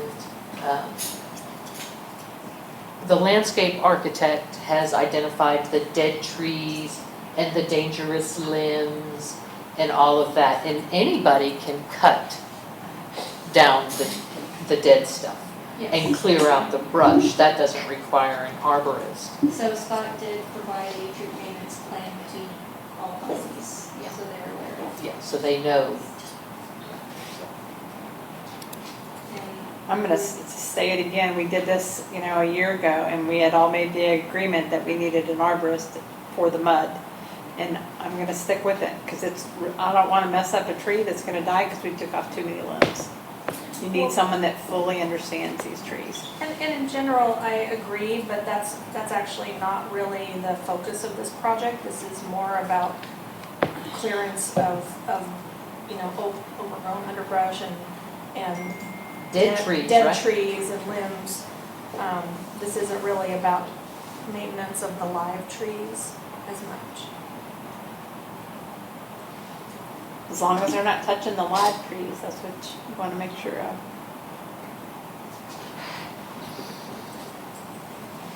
Anybody else have any input on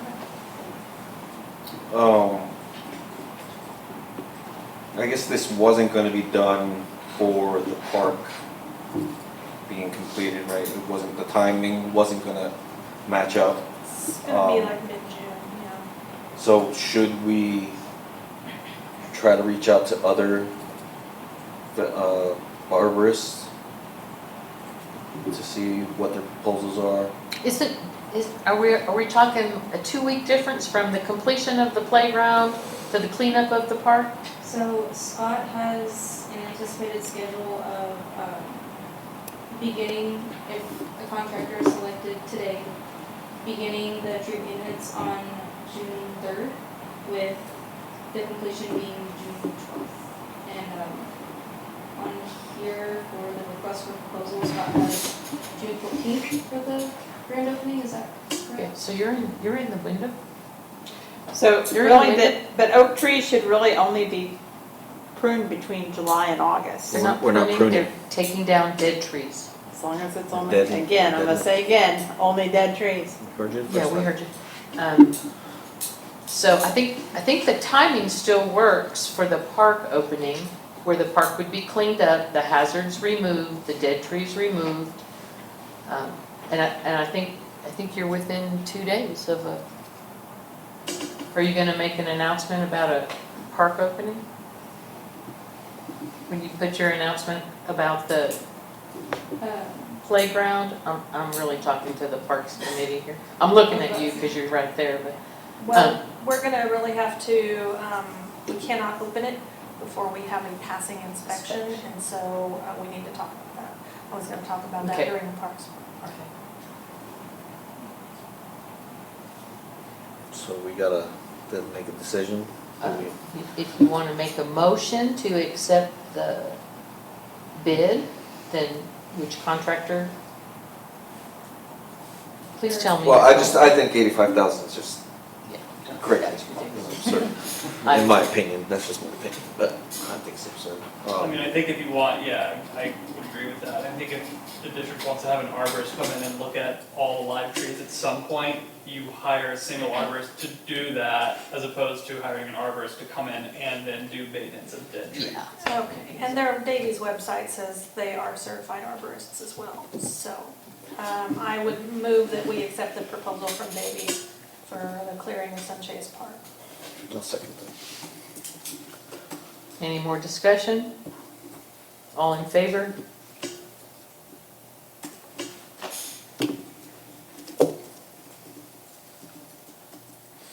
All right. Also, I am noting along with that vote that they walked the park and Tree Man didn't. So that's important.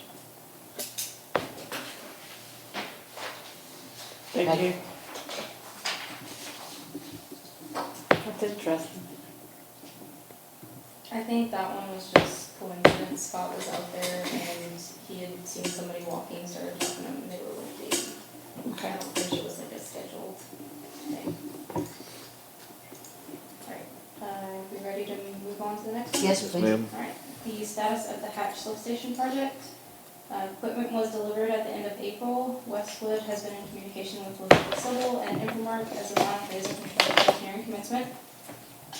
Liberty Civil and Infomark have been coordinating the necessary actions to bypass the lift station so this construction can be completed. The electrical subcontractor has been on site this week installing various electrical components. Next Tuesday, May 21st, Liberty Civil is tentatively scheduled to commence the bypass of the lift station, and it's expected to take 2 days. Liberty Civil submitted their pay application to Westwood on the 24th, on April 24th. Although it reflected a completed project with which Westwood could not recommend since this job was not complete. Assuming that construction of the final phase goes as planned next week and Westwood can verify all construction on site, then Westwood will recommend the payment at the June board meeting.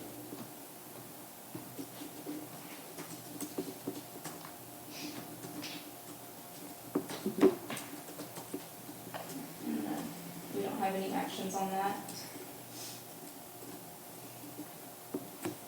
Are we ready to move on? Mhm. Okay. Status of district facilities, we have no update on this item this month. Status of lead and copper roll revisions, we have reviewed the record drawings, validated Gray Engineering's work, and we are in the process of determining any of the unknown areas of pipe material.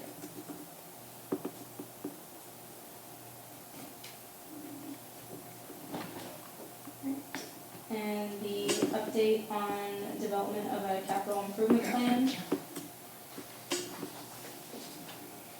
So, board requested that Westwood prepare a work order to review and discuss with the infrastructure committee.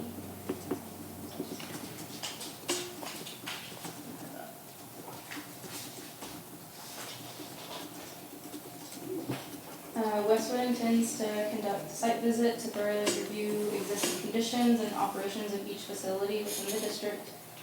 Utilizing this information, Westwood will prepare a facility assessment document, which will include photos of existing conditions and any necessary recommendations for improvements for the facility. Westwood will prepare an asset management plan that will delineate all district water, sewer, and storm assets along with the current conditions and useful life expectancies. And Westwood will prepare a cost estimate for all recommended improvements for the next 5 years, and will prioritize and schedule recommended improvements as a capital improvement plan. We have prepared that work order in the amount of $34,600 for the board's review.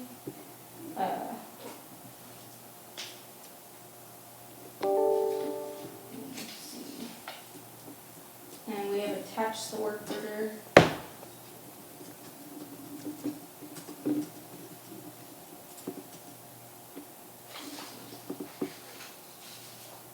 And the action item is to approve the work order. The action discuss item, what this did you one? say?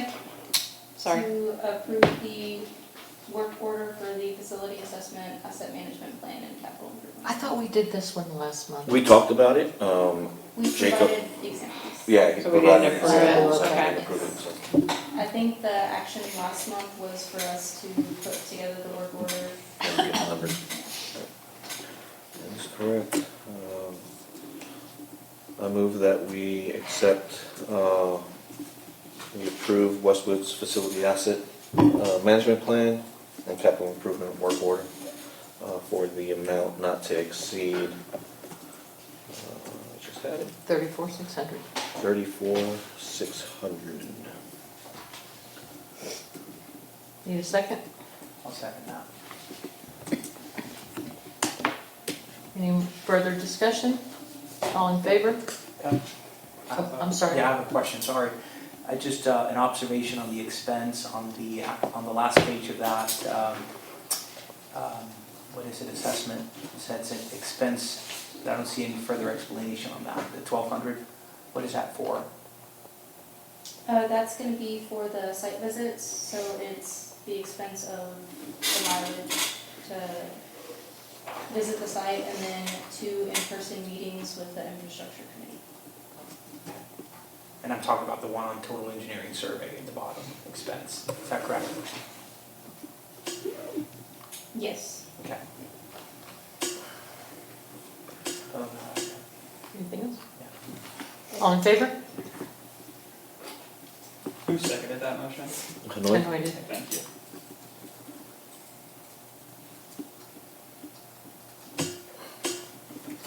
We have a plan. That's good.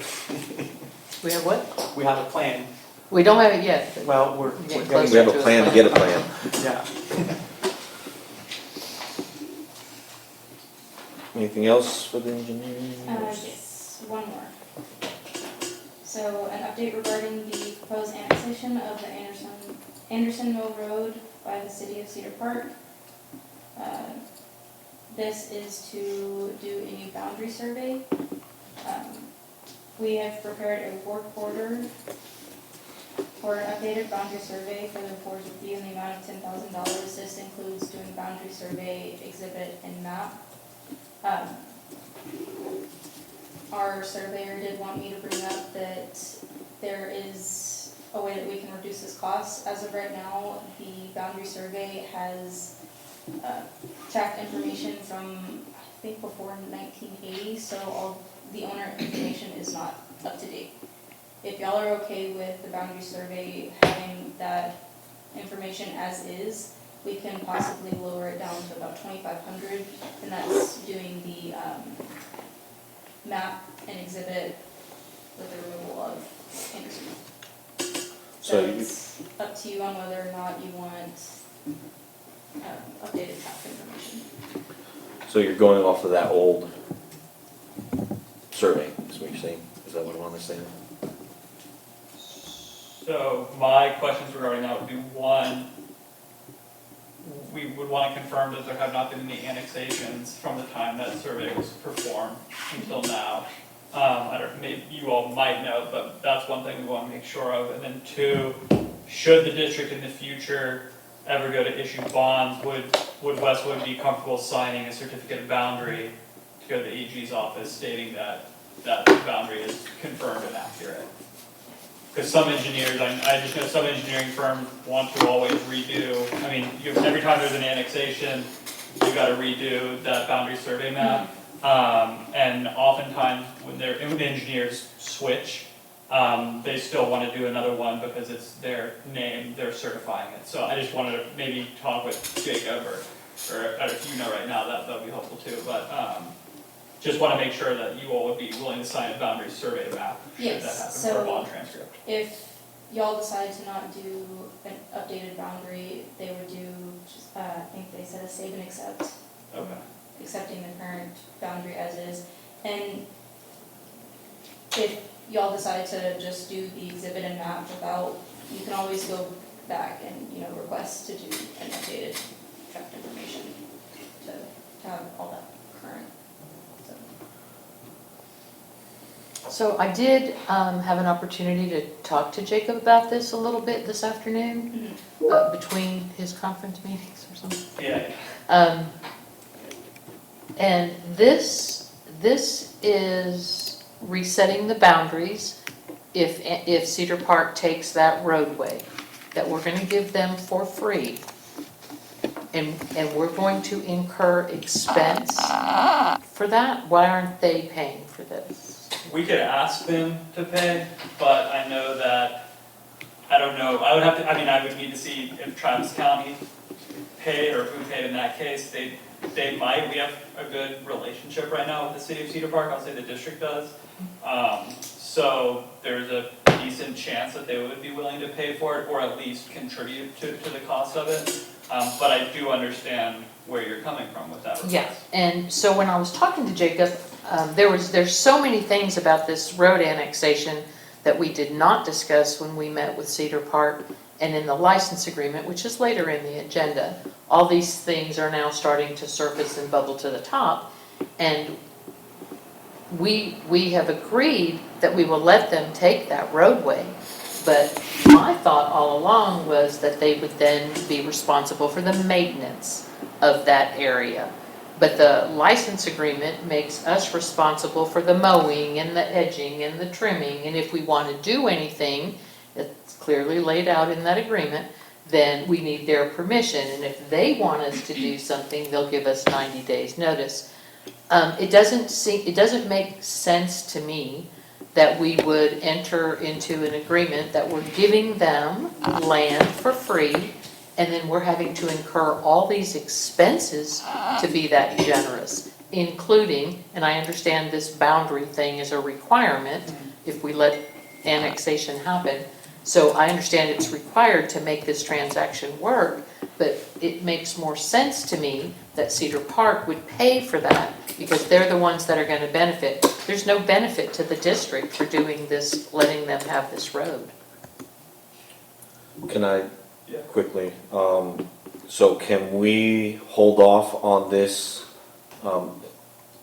Does it need an action tonight? No. Okay, so let's hold off on this proposal. So she can continue with the report. I don't know if that, you still have more. Oh, no. That's her last thing. Okay.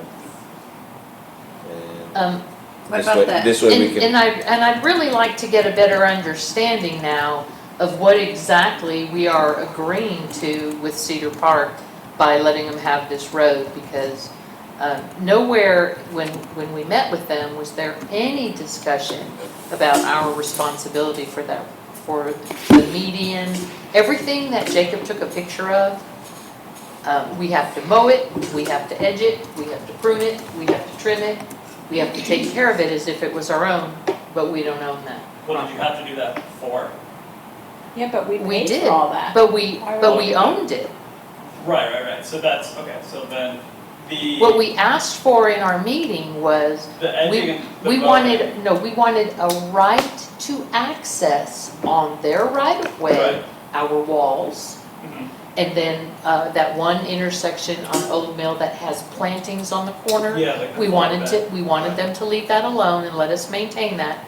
But mowing the median and the right of way and all that, no, we didn't want to do that. That costs us money. Put a pin in this, can we excuse the engineer, because I don't know if she's done and she's Yes. charging us, so You are welcome. she probably wants to go home. So good to see you, Maggie. Thank you for coming. Okay, Anyways, so that is, and Jacob too, he didn't, when I talked to him today, he said he didn't realize that was gonna be how it went down, and that we really probably should talk to Cedar Park about that. What we wanted, Cole, what we talked to them about is our walls sit directly on the right-of-way line. So if something happens to the wall, we need Cedar Park's permission, if they own that roadway and they own that space, to get on their right-of-way to repair the wall. And of course, we wanted still to be able to take care of that plantings that are on those two corners. And there's no language. That's that. The language in the agreement is, you're gonna take care of everything you always took care of, thank you very much. but we're gonna own it. But they're gonna own the land. And I don't know how much of our landscape contracting is the charges for mowing that area, but Actually, look at all the pictures. I mean, It's not in our contract, they just mow it because we missed it. But yes, we should. But yes, that needs to be rectified with Cedar Park, and our agreement with them needs to be really clear. I think the part that was so unsettling is they own it, we're gonna pay and maintain it, but if we wanna do anything, like change any plantings on the corners, or in the median, we have some trees and some big boulders, if we wanna change any of that, we need their permission to do it. I don't know, it just doesn't feel right to me.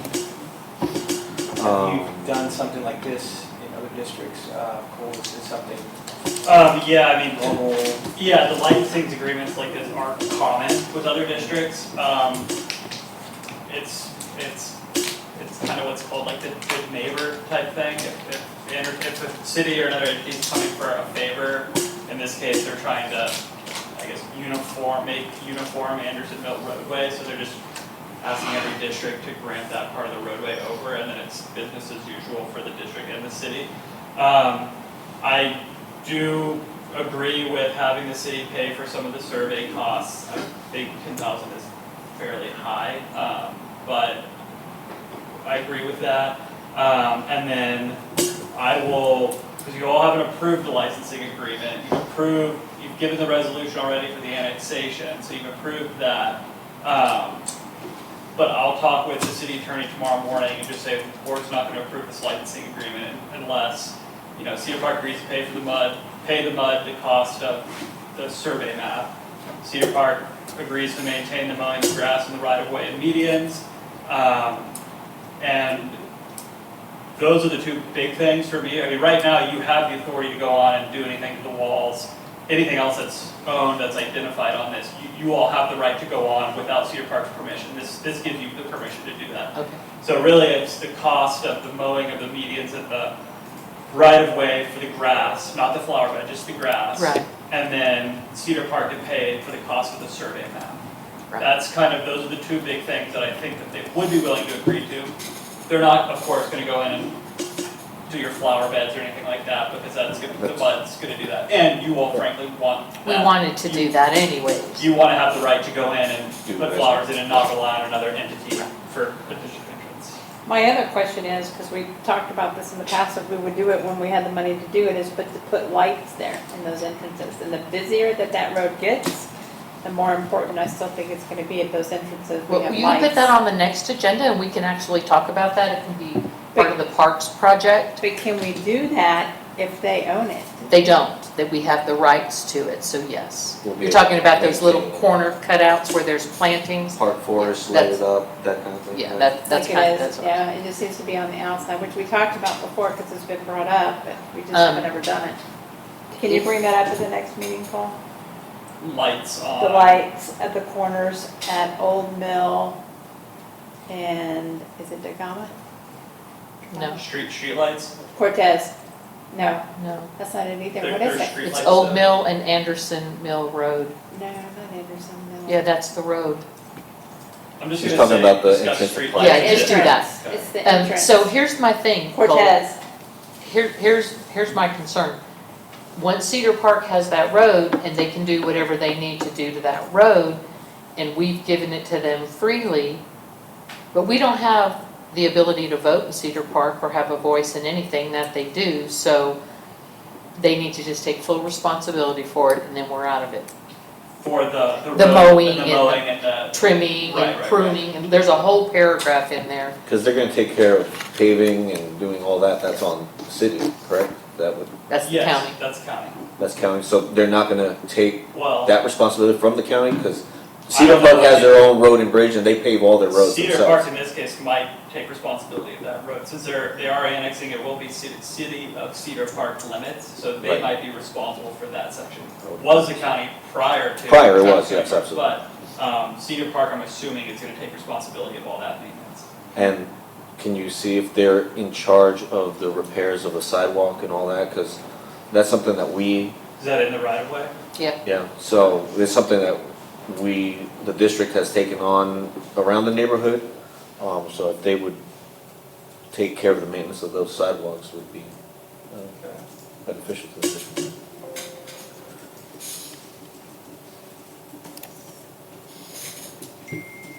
Okay, infrastructure.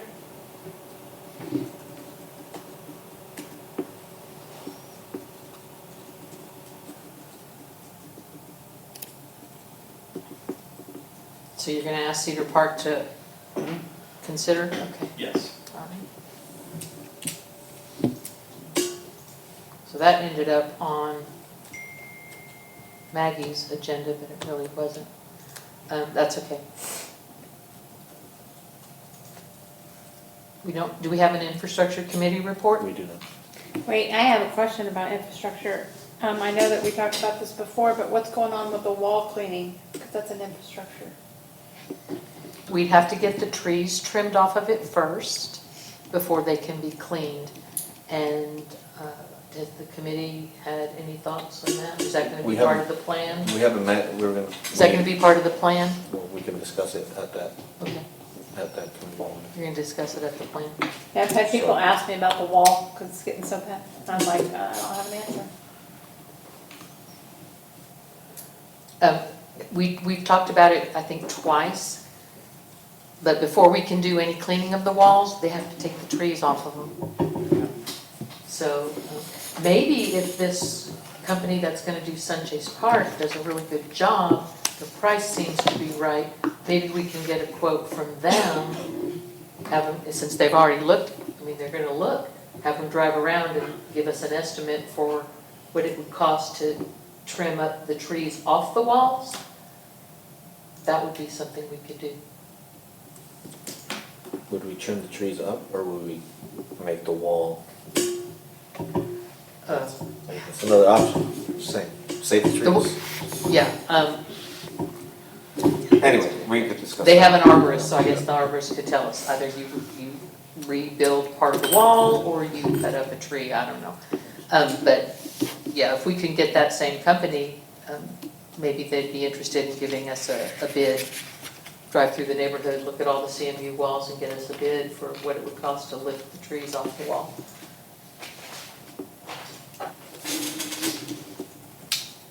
All right, anything more for the infrastructure committee?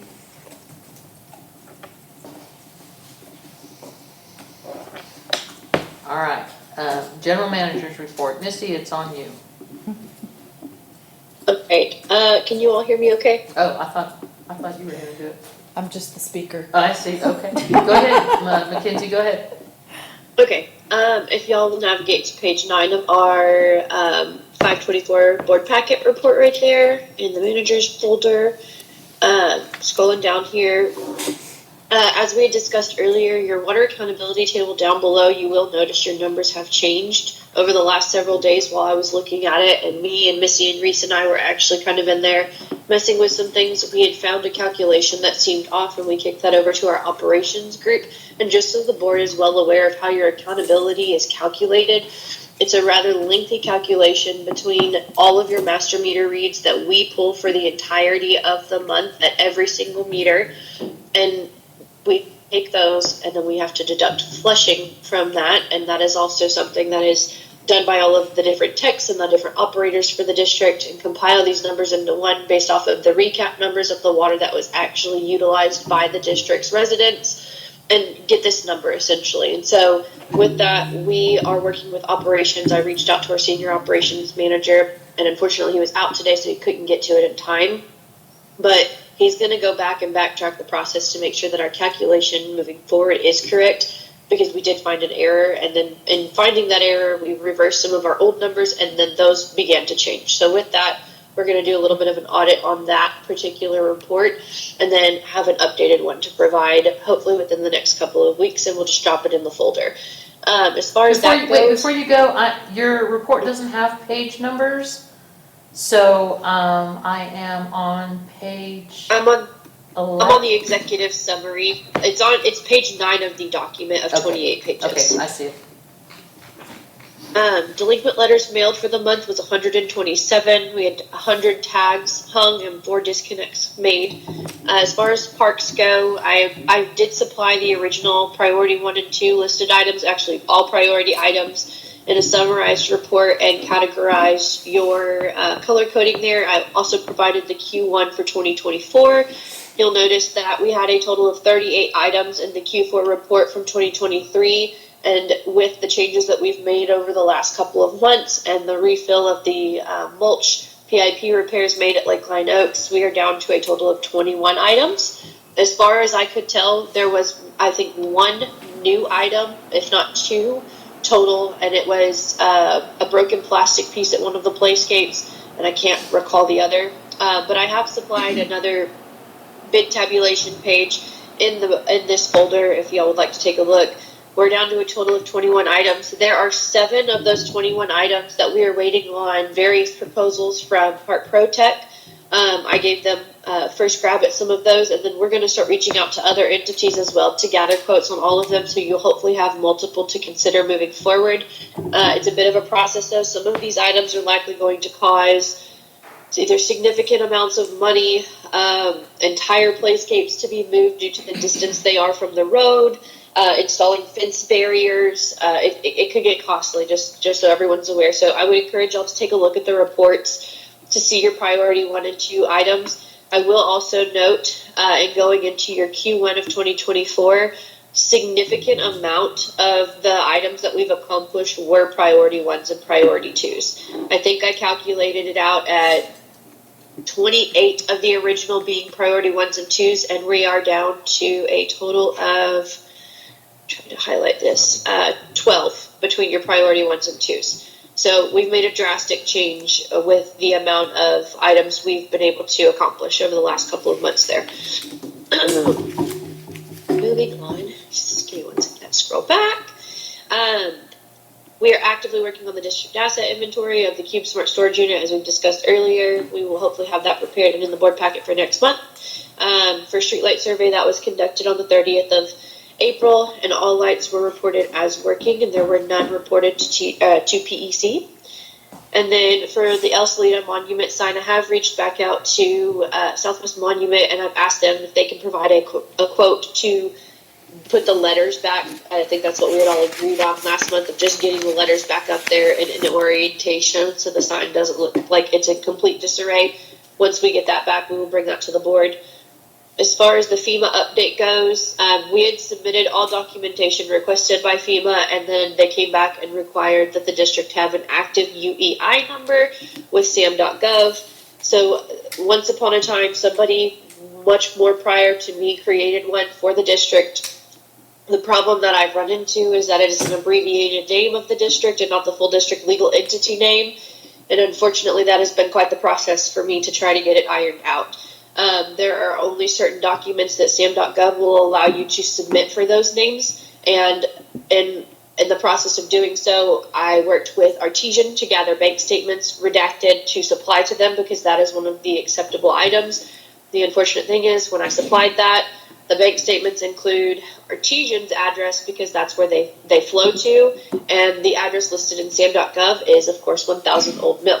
So I'm still kind of battling this and trying to find the proper document to supply them that will include the entirety of the district's name as well as the district's address in all matching format, so that they can give us an updated UEI number and extend the expiration date. Your old one expired in June of 2022. So I'm just kind of working through that right now and trying to supply them. I even gave them a W-9, which does have the legal district name, and 1000 Old Mill, and unfortunately they were not willing to accept that as one of their listed tax documents. So it's been a bit of a back and forth process to get this last piece of information accomplished. I will say I have gotten this piece of information accomplished for one other district and had a very similar problem. And after that, we have now scheduled another meeting. So there's more to come after this is accomplished, just so the board's well aware. FEMA and TDM are really looking to districts to develop and maintain some sort of process and procedure for how to handle these things moving forward. Thankfully for y'all, you're being a government entity, you're governed by a lot of government statutes and laws. So it helps a lot in that process of not requiring the district to come up with complete resolutions for how to handle this moving forward. But when it comes to that time, we'll address it. But just so everyone's well aware, this process has been extremely tedious and hard to track with, because they are very picky on what they will and won't accept. Moving on, spring cleanup event. We had gotten a request from Director Fabre to publish and schedule a spring cleanup event within the district. The dumpster will be delivered this coming Friday afternoon at some point in time. It will be changed out at some point on Saturday, and then they will bring in a new dumpster. Due to historically, when we do these events, the first dumpster tends to fill up very fast. I'm sure most of y'all, hopefully you all have received some of the emails that have been sent out, including the flyer. We've published the flyer online as well and posted a blog post for this. They will come out and exchange dumpsters on Saturday and then pick up the final dumpster on Monday morning. As far as the constable hours request goes, I did end up receiving Mr. Johnson's hours this afternoon, and I have supplied in your accounting report, if you would go back to that folder, there was a folder in there for security patrol, so I wanted to kind of keep things consolidated, and I added a folder within that one called October of 2022 to September of 2023 for patrol timesheets. I've included copies of all of the timesheets for both Johnson and Stinson, and then I've also included a document in there with the hours breakdown between the two for the year. And the total for the year that they billed out, from what I can tell based off of the timesheets, I did not verify this against the financials. This was strictly based off of what I could put together this afternoon after I got the last set of timesheets. There's a total amount of $42,909.58. I do not recall them having an increase in their hourly wage throughout that period of time. If they did, that amount will go down. I did this based off of the amount that they are currently being paid. Total of 339 hours for Mark Johnson, totaling $20,348.81. Total of 375.85 hours for Monroe, totaling $22,560.77. The total budgeted amount for that particular line item for the year was $40,500 within the approved budget we have published. But in addition to that, we had an additional budget line item for roving patrols of $45,000, which we did not use up. So I still believe the district fell well within budget for their numbers of patrols and constable hours for the year. Where did you put all those timesheets, Mackenzie? Go to the accounting folder. Okay, accounting folder. And then go to the security patrol. And then there's a folder in there for, it says October of 2022 to September of 2023 patrol timesheets. Okay. And then there's a file for Monroe's, and then there's a file for Johnson's, I see it. and then there's a separate breakdown document. I see it, and Williamson County is doing 2 quarters, October all the way through March, so. So this was strictly based off of the request that came up during the audit review this year of being, more or less curious on whether or not we were in the right budgeted amount for the patrols. So you had asked me to go back and review the constable's hours for the year. And so that's what I had them pull, was the full fiscal year that applied for our last budget and our last audit. And then I compared them based off of that. What we were trying to look at this month was a verification of the last 2 quarters against the vehicle usage. Now, although this board voted to pay them, I still am going to verify those hours because they have been wrong in the past, and we shouldn't pay for things we don't get. So, but I will get those timesheets from Artesian because they're the ones that actually process those payrolls for the last quarter. So they should have put them in the board packet, and they did up until March, and they stopped putting them in March. I don't know. Do we know where he is tonight? Monroe? I have no idea. Mackenzie, do you know where he is tonight? Did you call him, Mackenzie? Did you invite him? No, I've never been asked to invite Monroe to the regularly scheduled board meeting dates. In the past, I was told that he would, if the meeting date changed, typically get his information from you, Linda. But no, I have not. I spoke to him today, yes, but it was strictly because I had not received the timesheets that I had requested for Johnson, and Johnson had told me that he had provided them to Monroe. He has in the past called and asked me if there was a meeting, but he didn't call me today. Yeah, he did not ask me if there was a meeting today either. So our discussion did not surround the meeting. I do not know where he's at. But I wanted to follow up on something that was noted earlier. Linda, you did request the recap information, and yes, we are working on getting you a report for those fees and things that are listed as the tampering and so forth. There is a report we can pull. We worked with our billing billing manager today on pulling that report and getting it compiled, and she's actually working on that for us.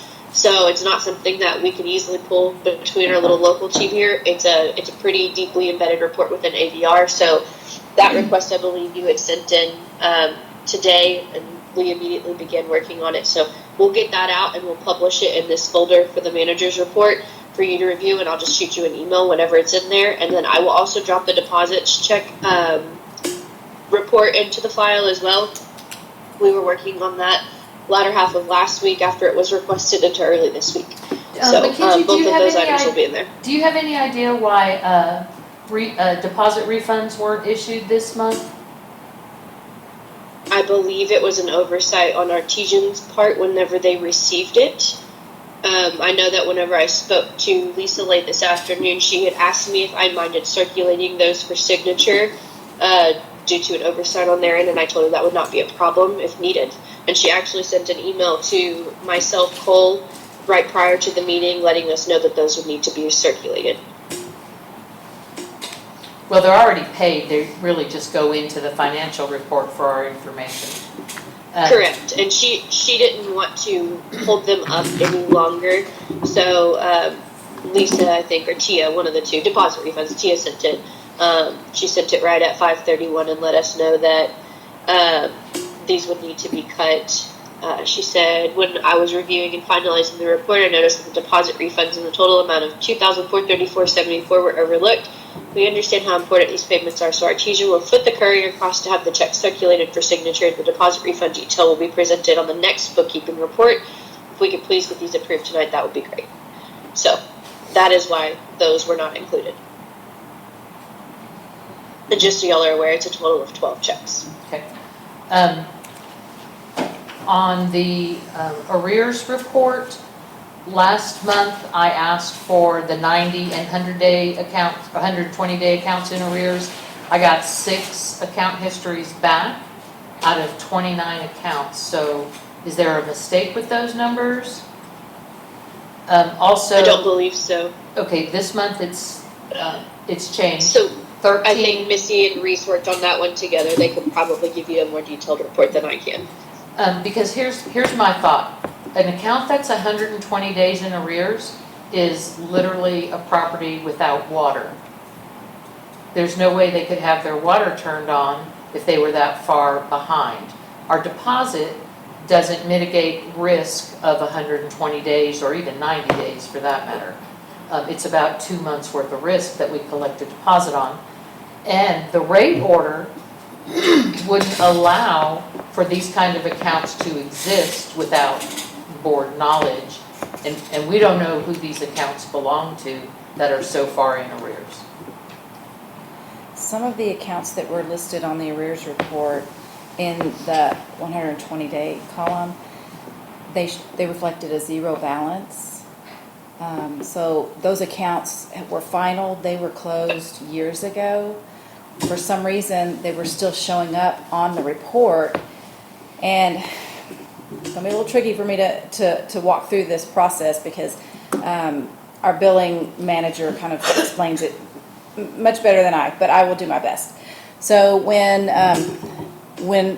fees or charges are applied to the account, it's applied under a specific category. Once an account closes and the deposit is applied, payments are applied, it allocates to the account based on the oldest balance. At some point when there's fees reversed off, we try to reverse those in the same category as they were applied. But that's not always the case. So when that account closed, it zeroed out the balance. The account closed out, zero balance, but it reflected either a credit or a false balance in a particular column that still showed it on the 120-day report, but the account was closed, there was no balance due. So effectively, the number's not accurate. Right. Okay. Yeah, and we're trying to work with, and that's what Randy, our billing manager, is reaching out to AVR because that report, every so often, it has to just be reviewed and kind of cleaned up because we found several zero balances on there. And so we just need them to look at it and kind of figure out where the money was applied, even though it was paid in full or closed out with a zero balance. It still, for some reason, is lingering. So they're going to look at that and try to clean that up. Well, that's reassuring that there's not that many out So, there. so we ended up, just so you're aware, Linda, we had a call today with Randy. It was about an hour long, going over this and kind of trying to deductively figure out some of it. And we think some of this could be part of the issue from when the district moved away from doing DRC fines on the bills, and then they more or less moved away from it entirely. So those fines that were still sitting out, which the district at the time called an abeyance, while they were at the time trying to work out either a new DRC company or putting them on a QuickBooks account, back when that pipe dream existed and then significantly failed. So then the adjustments had to be made, and for some reason it's caused a lot of commotion within ABR of going back and basically having to make all of those adjustments. That's where a lot of this is stemming from. So they're going to have to get with ABR to clean it up.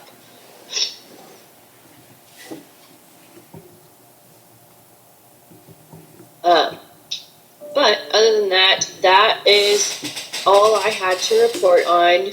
If y'all have any questions, let me know. I also included, the Parks Committee had already received this, but I included the copy of the report from Park Protect for Q1 of this year in our folder, and that is what the Q1 2024 spreadsheet tabulation is based off of. I didn't go through and tabulate it out entirely because I felt like it was pretty redundant. But if you go in there, you can see the items listed per part, per priority, and color coded down below, and the reasoning for the priority 1 or 2 or 3 or 4. Excuse me. I do want to go into that spreadsheet if the board can navigate there with me. Q1 of 2024 spreadsheet. There are some items I would like either board or part consideration on how to move forward. If y'all aren't there yet, let me know and I can give you a minute. Which one do you want us to look at? Q1? Q1 2024 spreadsheet. Okay. If you go in there and there's that box down in the middle, you'll notice that I have some items in red for Parks Committee to decide and asking for the quotes. So some of these items were brought to our attention by Park Protect, and these are the items that they're willing to move forward with, and they are working on several of these, but I do want to get Parks Committee and board consideration on some of these, specifically the items listed for Valente Park. This entire section, other than the red print, was typed up and provided by Park Protect. So first, starting at the top there, 1.1.10 slide hardware can be removed and fixed by us next inspection with approval.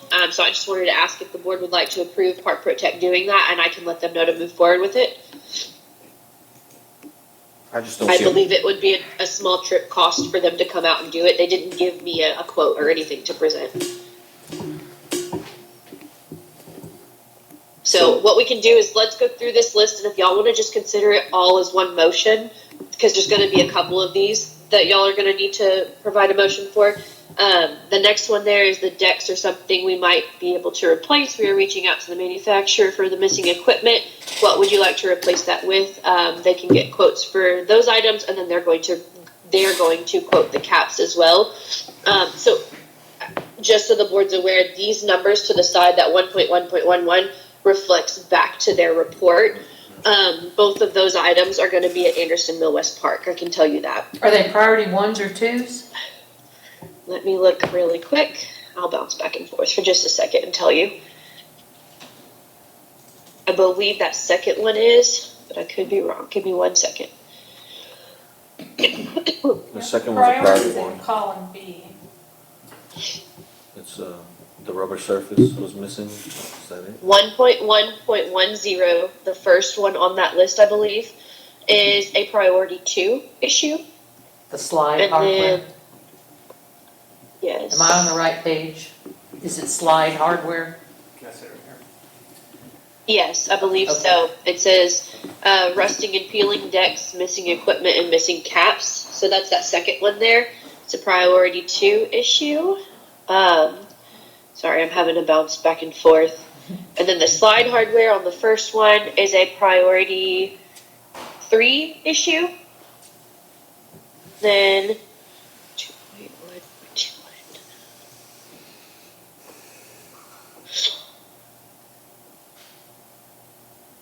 is going to be, oh, where'd it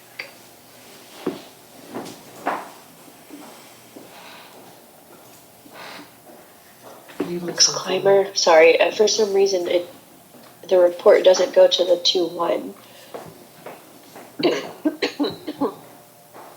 Do you flex? Oh, I'm sorry, the that's the flex- priority 3 issue. Yeah.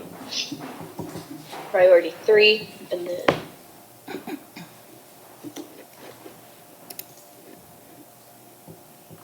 Next one's a priority 1, head entrapment. sorry, I could not hear you, David. Oh, it's the head entrapment's priority 1 in Lakeline Oaks, right? Yes, correct. You are right. And then 8.3.2 is going to be the same as the one prior to that, so another priority 3, I believe. And then for the ones for Valente, the safety straps are a priority 3 issue. I believe the items for Valente are likely to be a higher priority.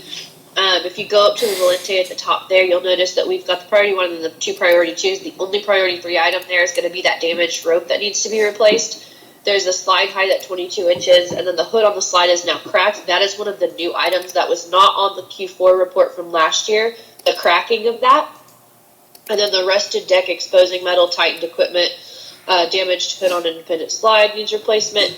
I believe that this is either a duplicate or a separate one. And then the belt straps, belt seats have sharp metal and need to be replaced. So those are the items that they foresee be, well, first of all, they received a quote. They have not provided it to me, but they have said that it did come back astronomically high. I have asked that that be provided so that we can pass that along to the Parks Committee for review. And then we can also reach out to TF Harper and a couple other of the certified playscape people that are in your area and have been utilized in the past to get some competing bids for y'all to consider. But the ones I wanted to focus on were the ones that before they could move forward, they wanted some direction. So they had asked on 7.1.28, do I have approval to attempt lowering the railing to remove the head entrapment? And I feel like that is a much cheaper option. So that is an item for the board to consider. They're going to get a quote for the safety strap, so we'll provide that whenever it's brought through. And then the 2.1.21 they stated that we would need to replace the entire section of the flex climber. And then they had asked if they would like a quote for that. So I have asked for a quote for that as well. But the 3 items I would like board consideration on are the first one, the second one, and the 4th one. So 1.110, 1.111, and 7.128. Yep. You got it. Yes. Those are the ones.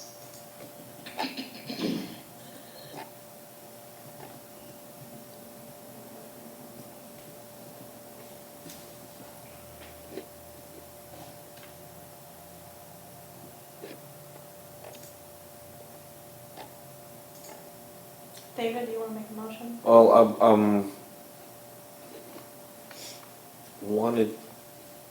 I'm okay with the 1.1, but the 1.110, but the 1.111, I feel like it's going to be a little more. You'll need some quotes. Yeah, we're gonna need some quotes for that one. So. Yep. What I would be okay with. I can tell Dustin to give you some options for y'all to consider, and then the Parks Committee can evaluate those and then bring whatever they have as a recommendation to the board. But I agree with the 7.128 that you can try to attempt to lower it.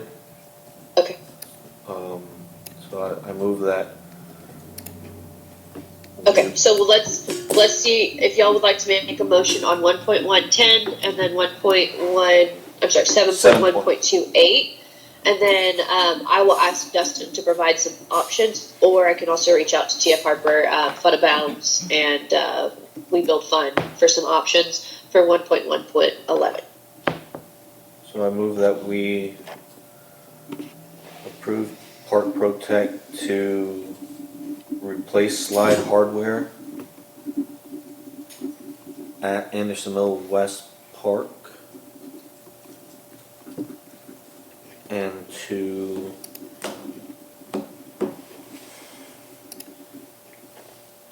7 is gonna be Lakeland Oaks. Is, to approve the, what was he trying to do? To see if he could, Yes, I would say approve the attempt to remove the head entrapment hazard at Lakeland Oaks.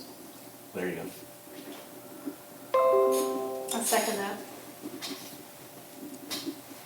Any more discussion? All in favor?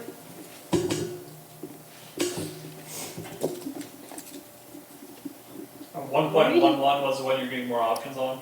No, that's okay. Yes, it's 1.1.11 that we're gonna need them to provide some quotes or some different options for replacement for the Parks Committee to evaluate and then provide a recommendation to the board. Okay, thanks.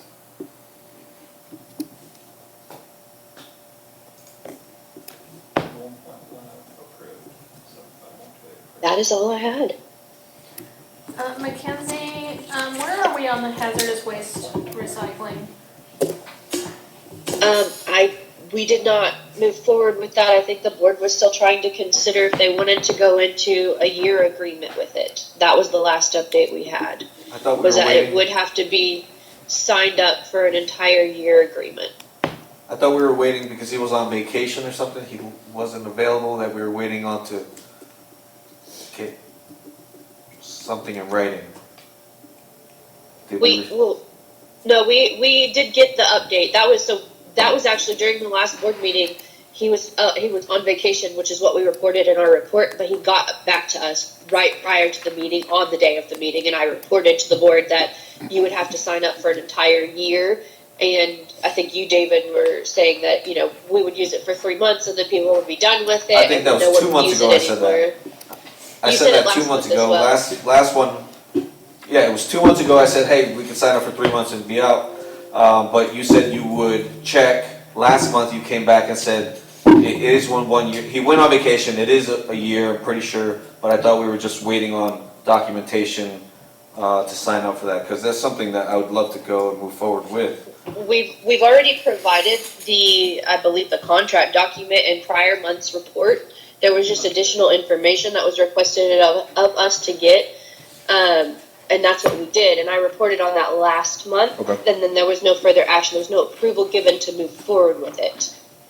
Can we approve that this month, Cole, if it wasn't specific? It's not on the agenda.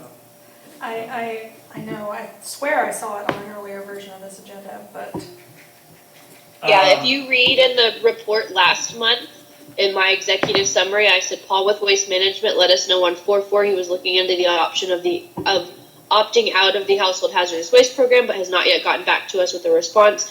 Upon following up, we received his out of office, and then during the board meeting, I had reported that he had let us know it would be for a 1-year agreement. And what was That the is what cost? happened last month. What was the cost? To go back.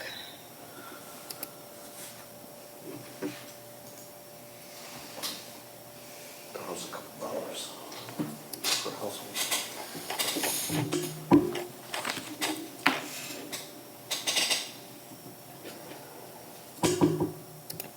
It is $1.40 per home per month. And all homes will be charged. There is no option for opting out, which we had also discussed last month. The use and frequency is unlimited, and then the waste management will track, excuse me, the usage of that and just a reporting feature and be able to provide a report to the board to show how often the service is used. yeah, this update on hazardous waste pickup was on the draft agenda. That's why I didn't add it. How did it disappear? I told Gabby to take it off from my section of the report because the board decided not to move forward with it last month. No, that's not And I what had the no board. further updates. If it was under my report, I did not adjust any other options on the agenda that were not under my report. You can approve it and ratify it at next month's meeting if you all want, or you can wait until next month. It's really either or. Okay, let's put it on next month's agenda. There's no sense in doing it halfway. And make sure it's all buttoned up. I think, and I may recall, and this could be a bad memory, maybe we were waiting on Cole to review the agreement because it's a separate agreement from your one that you currently have with Waste Management. Maybe that was something. But either way, Cole, if you would go back to I believe it's either the 320 folder or the one before that, we included the agreement that Waste Management provided, if you would like to review it. It's in the, Yeah. I'm sorry, it's in the 22124 folder. Okay, thanks. Mackenzie, we're gonna need to look at the increased cost of trash service, and now this additional $1.40, and how that fits in the $25 basic service fee that we collect, because it all has to come out of that $25, or it's going to be an additional expense to the district. So, I know that we recently increased the cost of waste management per household, so we need to please bring to the board next meeting, the total amount of the $25 basic service fee that will be used for trash collection and hazardous waste.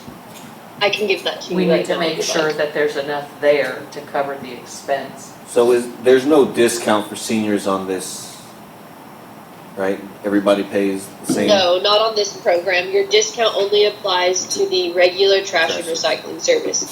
Or your new amount, and I'm giving you the numbers right now, Linda. Your new amount for trash collection for non-senior residents, including the household hazardous waste amount, will be $24.44. So you're still just barely under the $25. And then your new amount for seniors will be slightly less than that at $22.02 per senior resident for both trash, recycling, and household hazardous waste. Okay, thank you.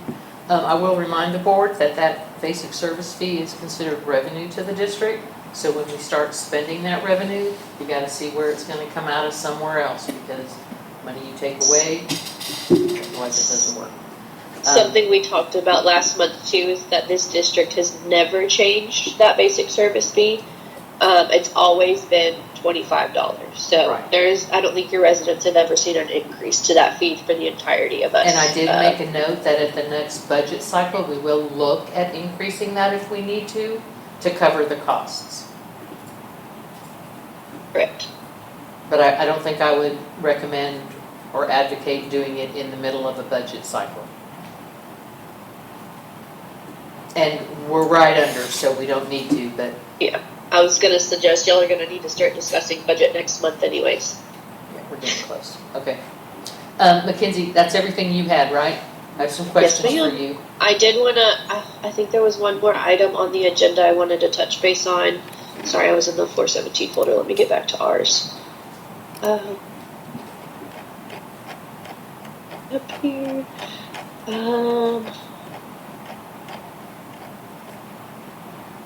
No, I think that's it. That's everything on the list under my agenda items. Did you have something for her, Kelly?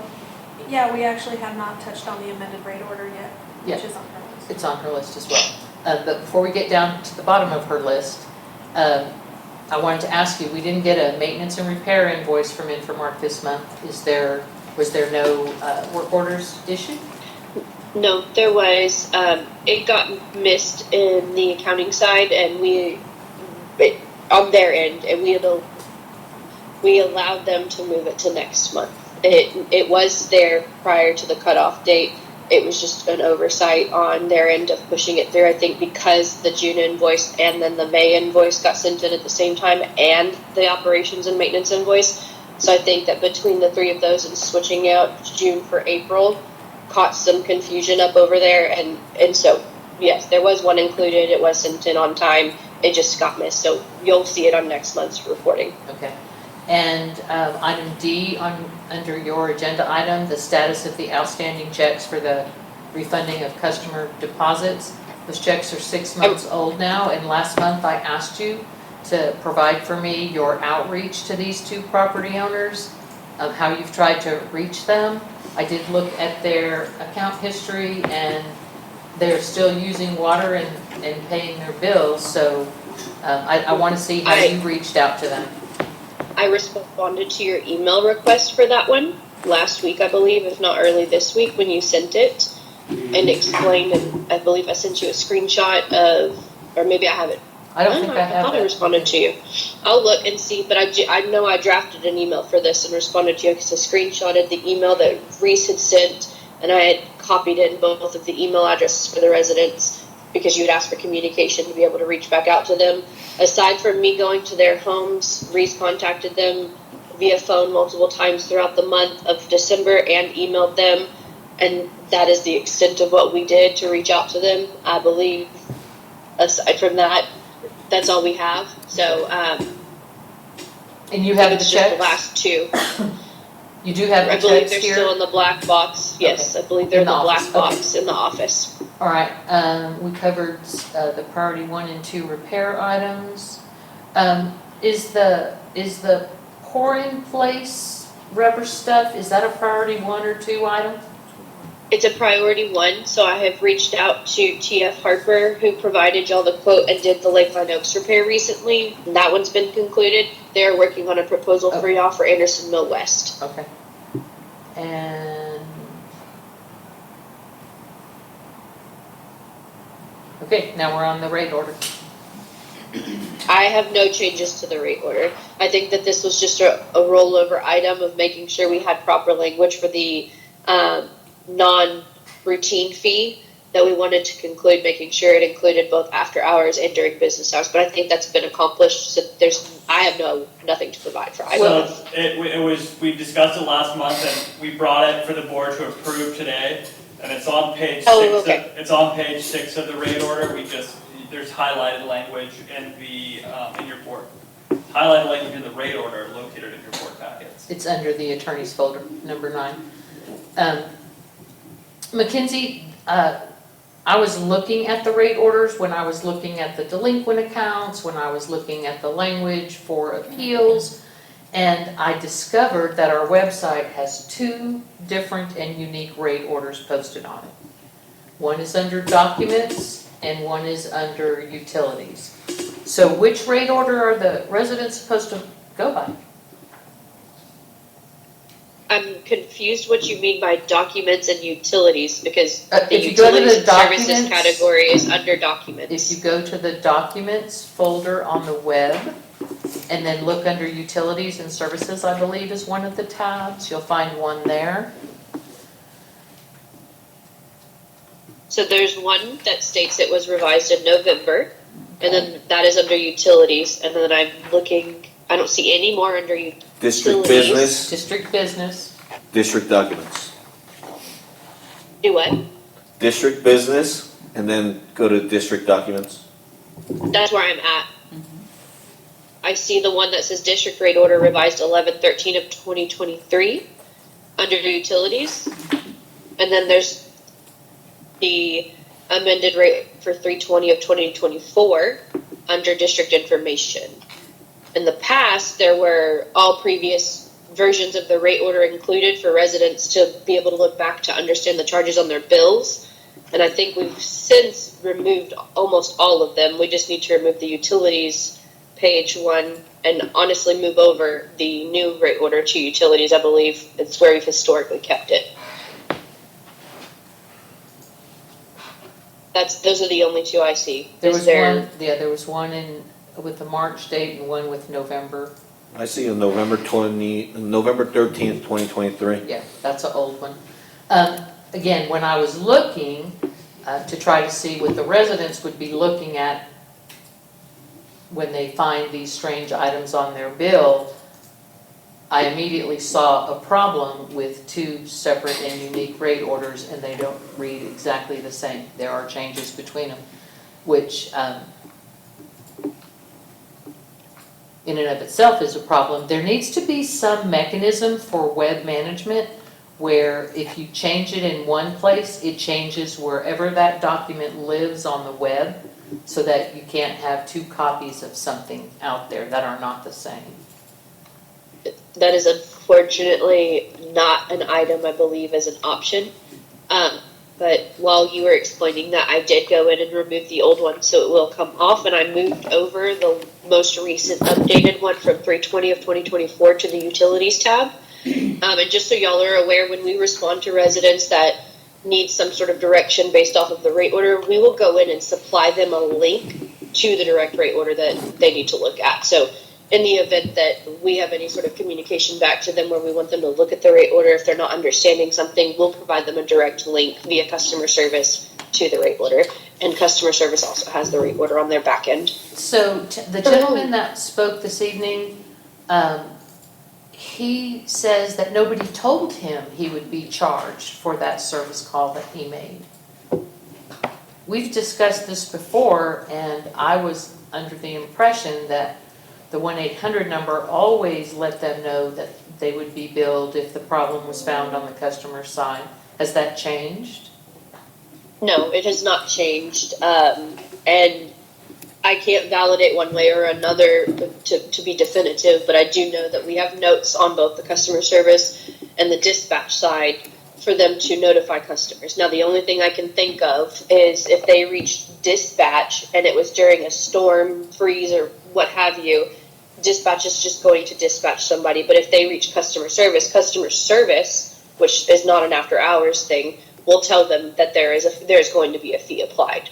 So that is where you can have that delineation on occasion. And they did call in, I believe it was after hours, so they likely did not get in touch with customer service. And it could have been that they fell to dispatch. But we do have notes that state exactly what your non-routine fee explanation states, explaining for both business hours and after hours that a fee will be assessed at the cost of the district, meaning what the district has to pay, the resident will have to pay.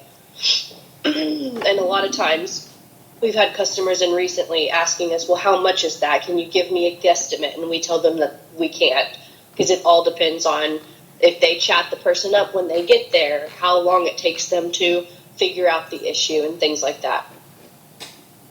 Well, Cole, can we put in the rate order that all calls for service must include that statement so that the customers are aware that if the problem is found on the district side, that they will be billed for that service? I mean, you on the customer side? Yeah, if it's on the customer side. You can, but that's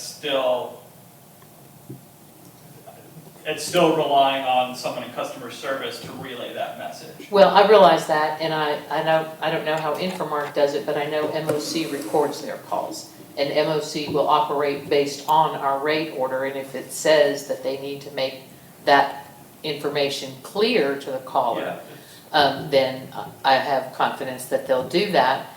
It makes a real big difference when people are making a decision about whether or not to call Infomark for service or to call a plumber, if they're made aware that they're going to be charged for this call if the problem is found to be theirs. Yeah, there's no reason you don't. There's no reason you cannot add that to your rate order. Yeah, I think just for clarity, to make sure that there's no mistakes and that people are aware, I think it matters. This gentleman said he had no idea he was going to be billed for this call.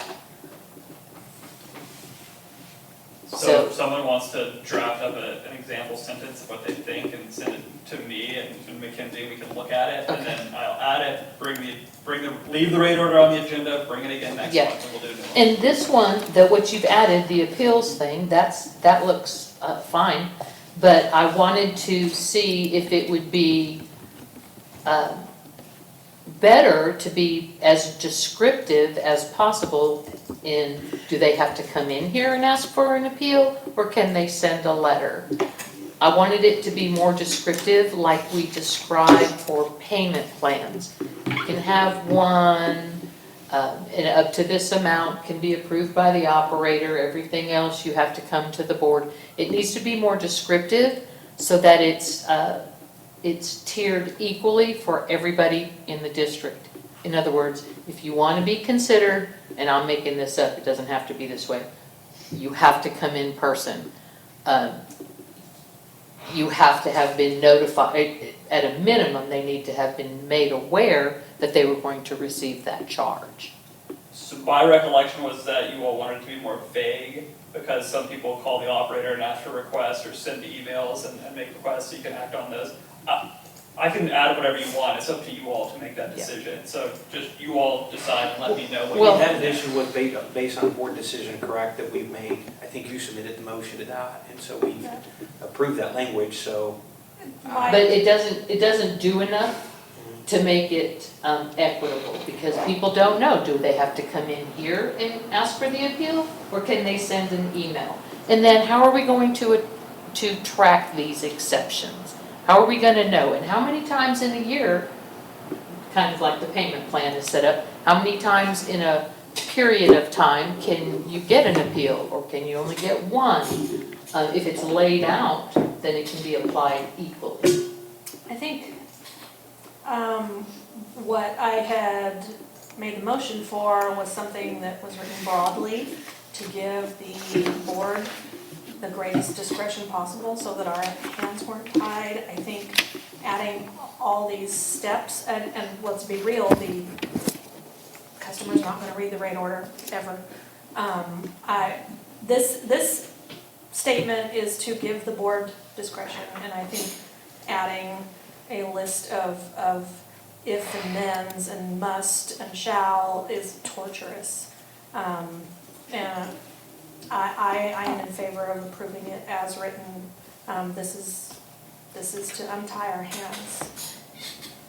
I can appreciate that approach. Unfortunately, I can't find a way to make it equitable being done this way, because everybody's charge is different. So are we gonna credit back 50% to this guy, 20% to this one, 100% to this one? I mean, if there's no way to make it equitable, then discretion turns into, we do for some but not for all. It's tiered justice is how I look at that.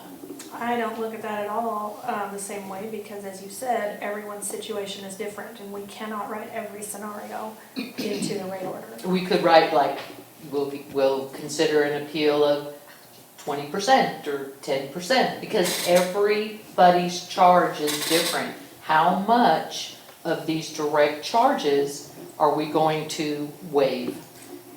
Here's my issue with this one, is if he really didn't get the information that he was gonna be charged, we should not be billing him. Could someone pass me his email? I haven't seen it. That's another That's issue. on me, Linda's gonna yes. provide a sentence to add to the rate order addressing that, what you just said. Yeah. But I agree, if he's not been told, but then, Oh, my goodness. I didn't read his email.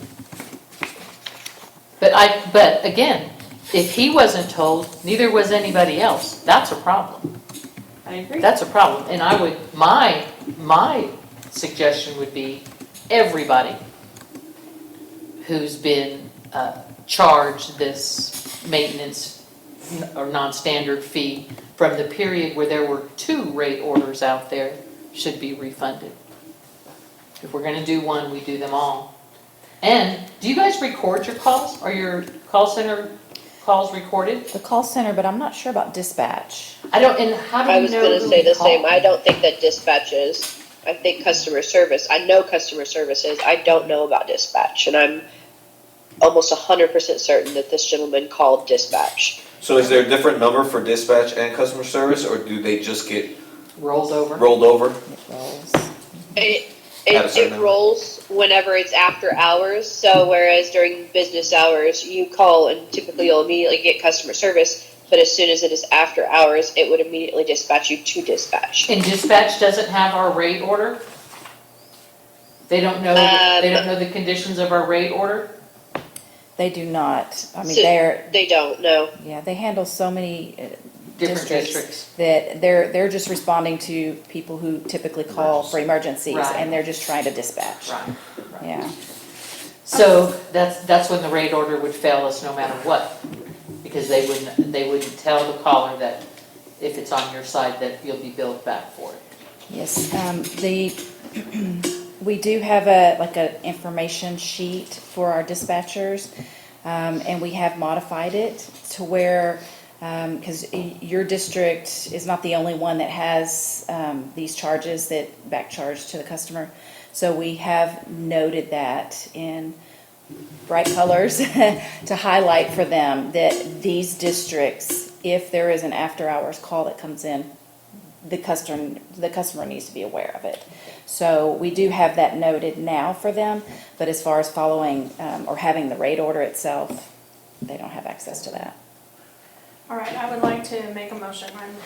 I'm ready to move on from this. My motion is to adopt the rate order with Cole's current changes, so we can have that in place. And then let's put it on the agenda again. You want me to do this in two? That's fine, you do it once. And then put it in the agenda again next month to discuss making notification of the customer of additional charges mandatory. Which it should be. Nobody should ever get a surprise charge and an email like that. Second that motion. Language about, what would be language about making the after-hour calls? Notification of the customer by the general manager, either customer service or dispatch, notifying them is mandatory of extra charges. Boy, Okay. those words came. I didn't write any of that down, so. I got it. No, second that motion.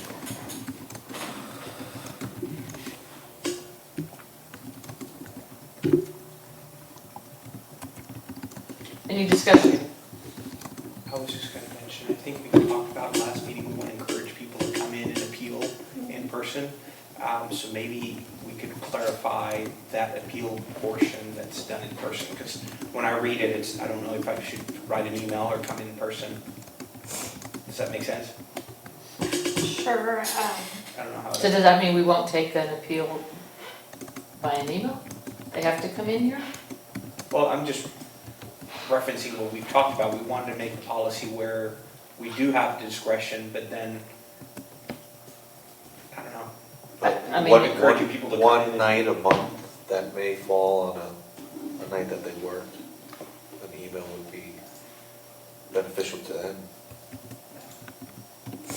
Whatever you all want, it's up to you all. I just- Maybe add written or in person, so it can't be a phone Yeah, appeal, how do but you if do we that? have a written or in-person appeal, Okay, so, so just, yeah, written or in-person appeals, as the first part.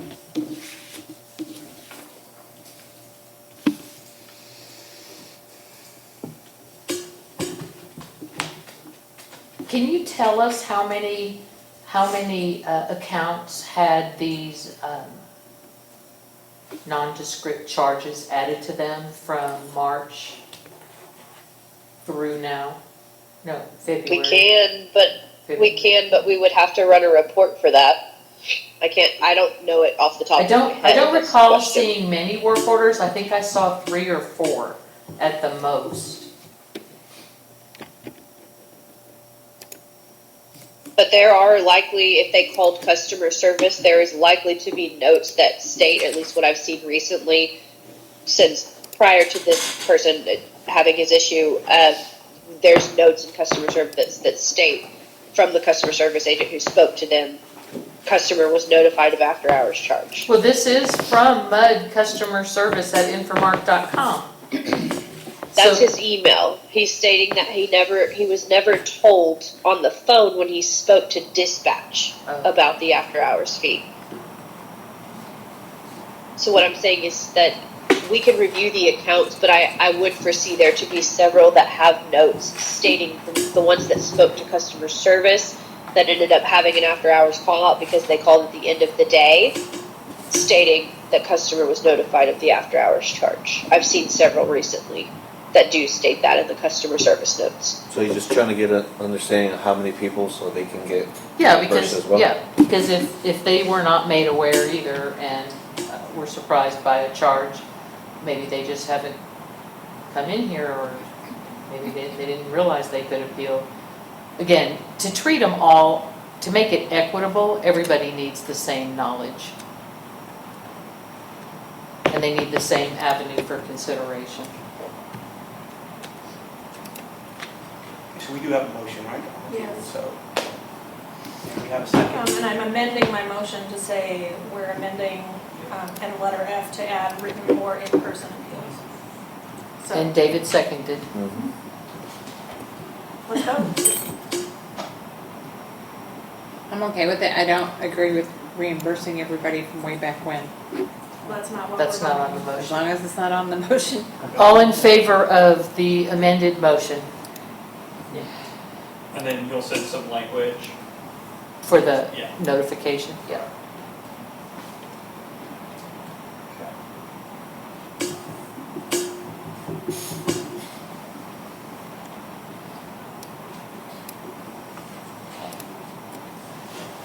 Good. All right, that's the rate order part of your report, Mackenzie.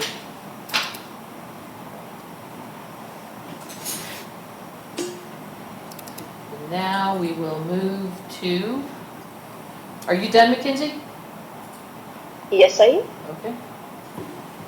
Then we will go on to committee assignments, Parks Committee. We did not meet this month, but Kelly, you have anything?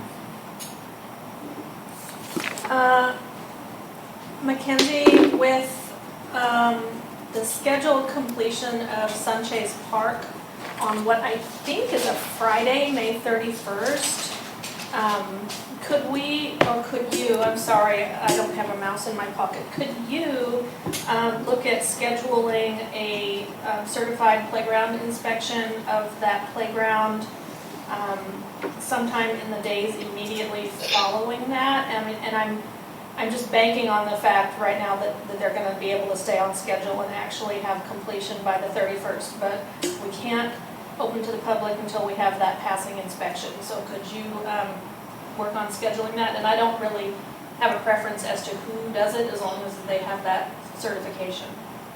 Yes, absolutely. Do we need to have it inspected when it's installed and built by a certified playground person? It's in our resolution that we And- adopted last summer. And can the person who installs it do the inspection as well? They are. They can, but it's a biased, it's a Yeah, biased I'd rather- opinion. I'd rather have some.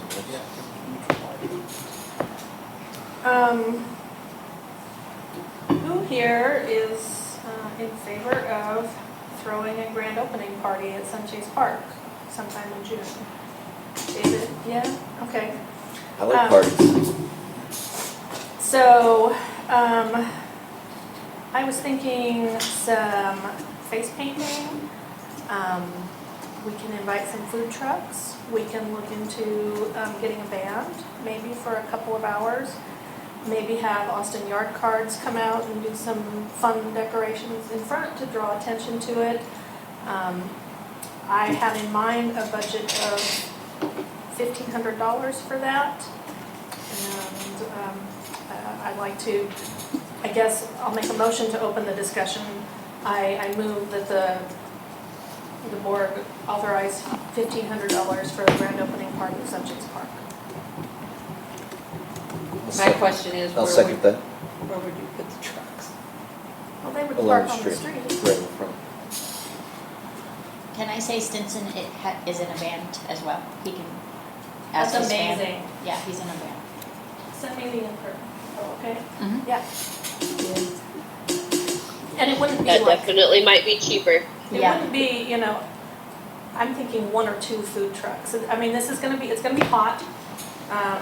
So I'm thinking like a late morning event for a couple of hours. This is, it's not gonna be all day, but something special to, for the community and to draw attention to the park. And if anybody has a different estimate on the budget, I'm happy to entertain that. I got an estimate for face painting for $300. Austin Yard Cards is about $150. Band, I put $600. And I'm just rounding up to. I can tell you that I hire bands, it's gonna be closer to 1,800, that'll be cheap. Okay. I was in conversations with one children's entertainer who was more in that range, but, we can up the budget, I'm up for that. It depends on, on what kind of band you're looking for. If you did a kid's band, I was thinking like Metallica cover band. if you do McDermott, he might do it for a little bit less. Joe McDermott is really good. I'm open to any suggestions on that, and. If you're gonna do children, Joe McDermott really is one of the best. Yeah, I mean, I'm open to suggestions. I don't know what he would charge anymore, but I used to hire him a lot and you get tons of people. I'm gonna write it down and look into it. David, you got anything? I would just say just up the amount just a little bit, just so it gives us some wiggle room. We don't have to spend it all, but, you know, $2,500? it's fair.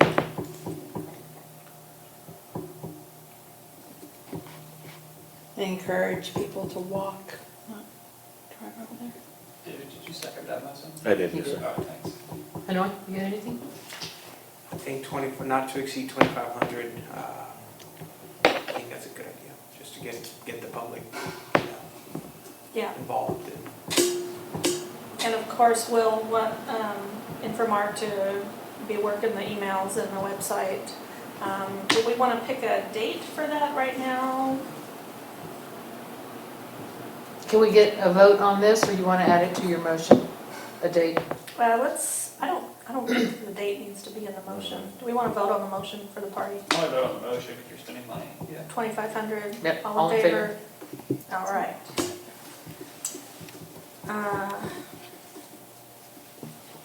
How do we feel about Saturday, the 18th or the 25th? And I don't want to get too close to that end of May, just in case something goes wrong. If it is May, it might rain, you know, the last 2 weeks.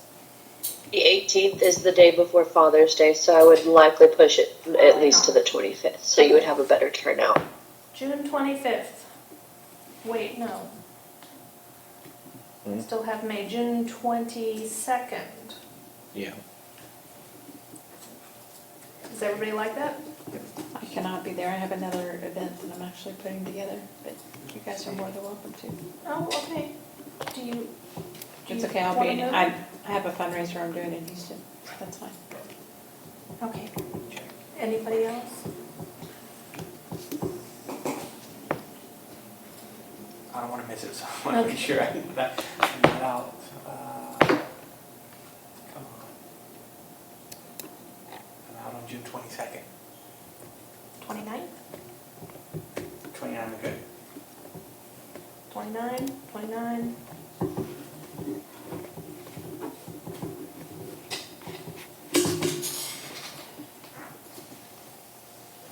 is perfect for me.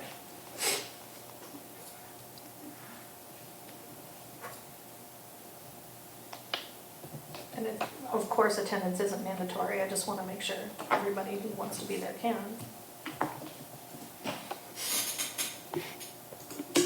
All right, is that all from the Parks Committee? Yes, that's all I have. June 29th. Deed Restriction Committee? We had one complaint regarding a rental home that seems to be abandoned. He only said the last month. This is the next door neighbor complaining. So it's very possible that it's just a lag month, and you know, new tenants will be moving in June 1st. But in the meantime, it has rained a lot and the grass is very tall, and the neighbor is concerned about the fire ants that are in the yard and coming into his yard, and he's worried about snakes. And so the Deed Restriction Committee would like to send a letter to the owner of 20, well, it's on a day flyer. I don't say the address, right? Yeah. I'll send you the address, Cole, but we would like to send a letter to the owner, who does not even live in the Austin area, he lives in Dallas. But we would like to remind him that his property is subject to deed restrictions, and that his unmowed yard could constitute a health and safety hazard to his neighbors.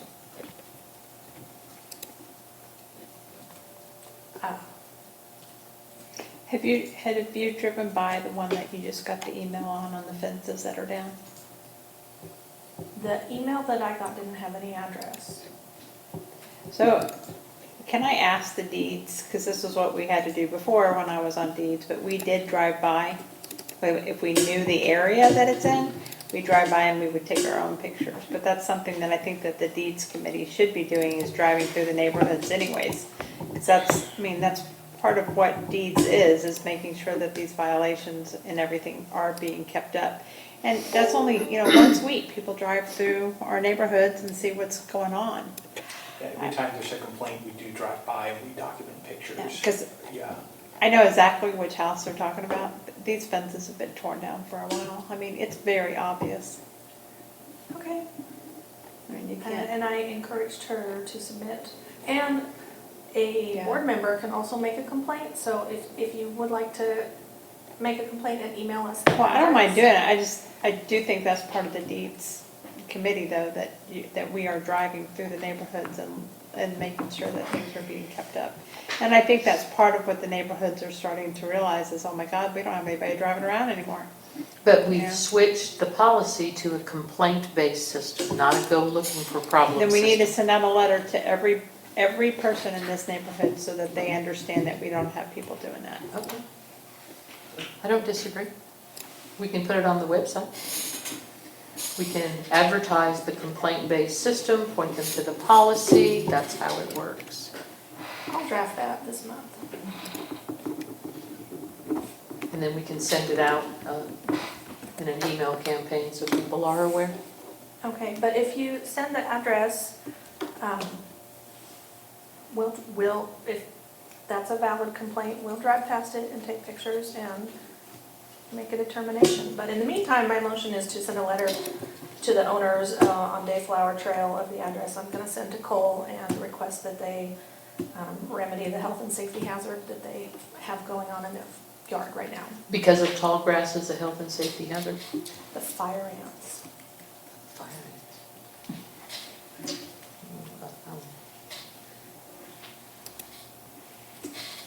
You got pictures of that? Yeah. Of the yard? So Kelly made the motion.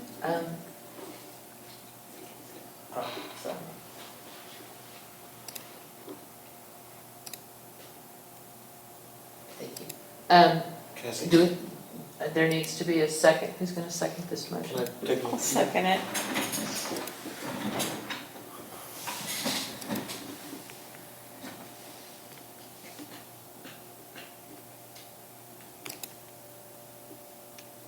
And the house is vacant, so there's no maintenance there.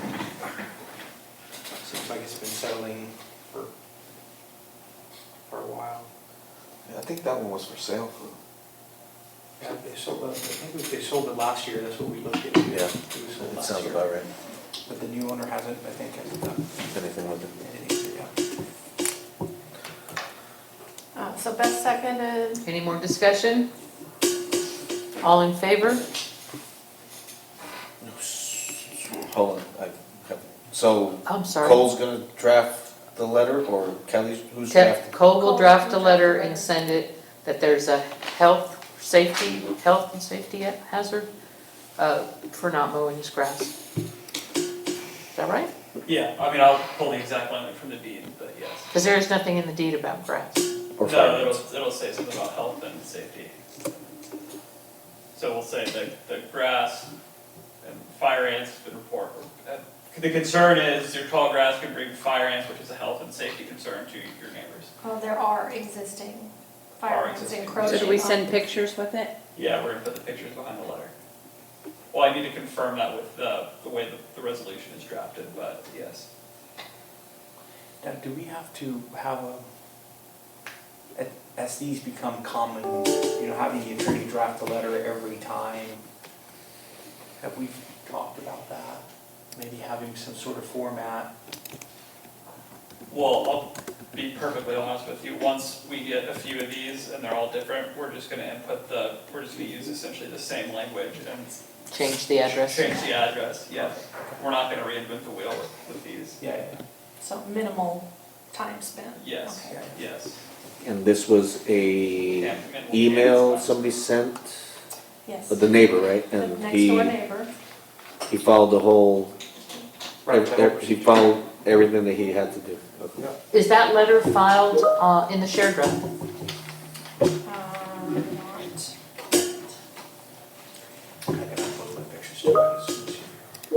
I did notice there is a space out there, there's a spreadsheet or something that shows the complaints and actions taken and stuff. Yeah, I need to update that. So that would be helpful. I guess the vote. So I'm ready for the vote. All in favor of Cole sending a letter? I'll say yes. I am saying no to that one. If you follow the process, I just don't think that grass is in the deed, but. it is. It is. I used to get letters on my grass. It requires it's an unsightly article that requires an ACC to determine it unsightly.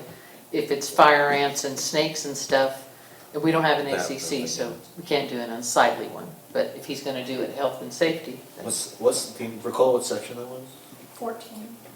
It's on the other side of Del Solito. All right, Information Management Committee. Hanoi and Beth, this is the web. This is web work. You guys had any opportunity to look at that stuff? I've looked at it, we just haven't done it, but I have seen it. Now, it needs is some work. in Infomark's contract to maintain that web presence, so all you have to do is identify and let Mackenzie know what needs to happen and get it corrected. That's all that, you don't have to do the work, you just have to identify it.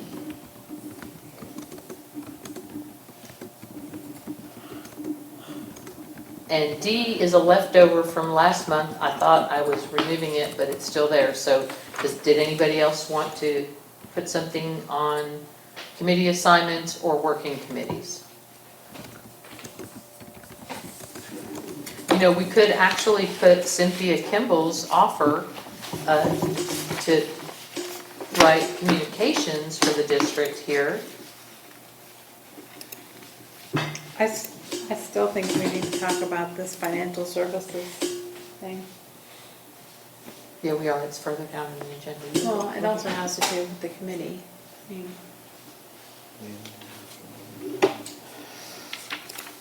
You want to give consideration to Cynthia Kimball writing some of the material? Absolutely.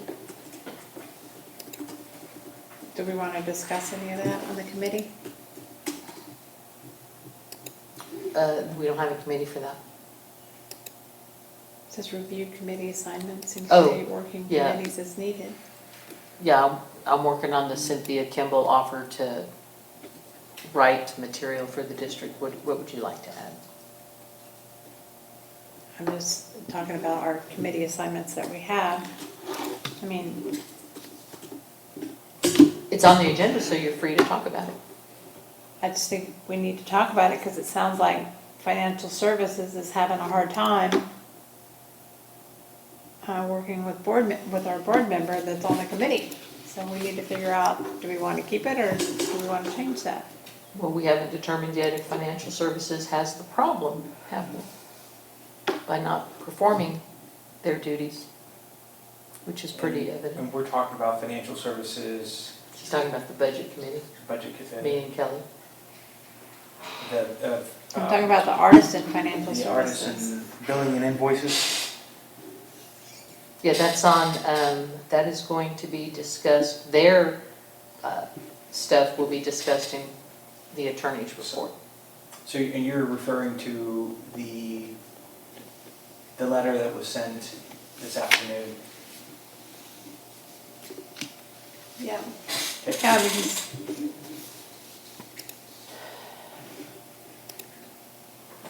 we probably need to wait for Kelly to come back. Yeah, let's wait for Kelly. Just have to say it twice or talk about it twice.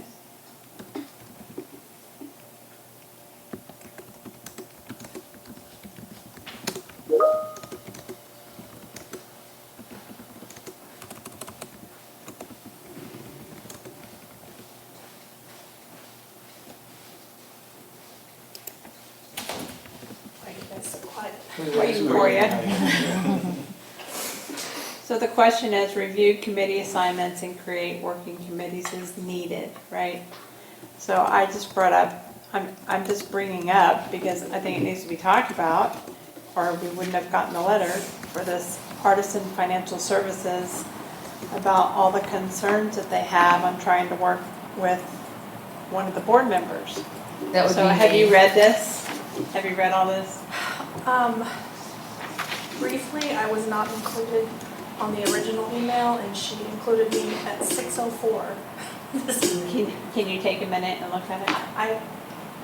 There's a lot there to digest. I have read it, but I have not analyzed it. Well, and the reason why I bring it up is, do we need to have a committee assignment rechange?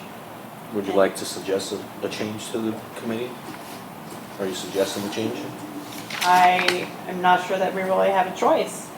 Okay, so make the suggestion. I suggest Make a motion, whatever you gotta do. You can vote that on we, it. well, I think we need to discuss it first. Okay. You So can make a motion, and second it, if you get a discuss it. second, we'll discuss it.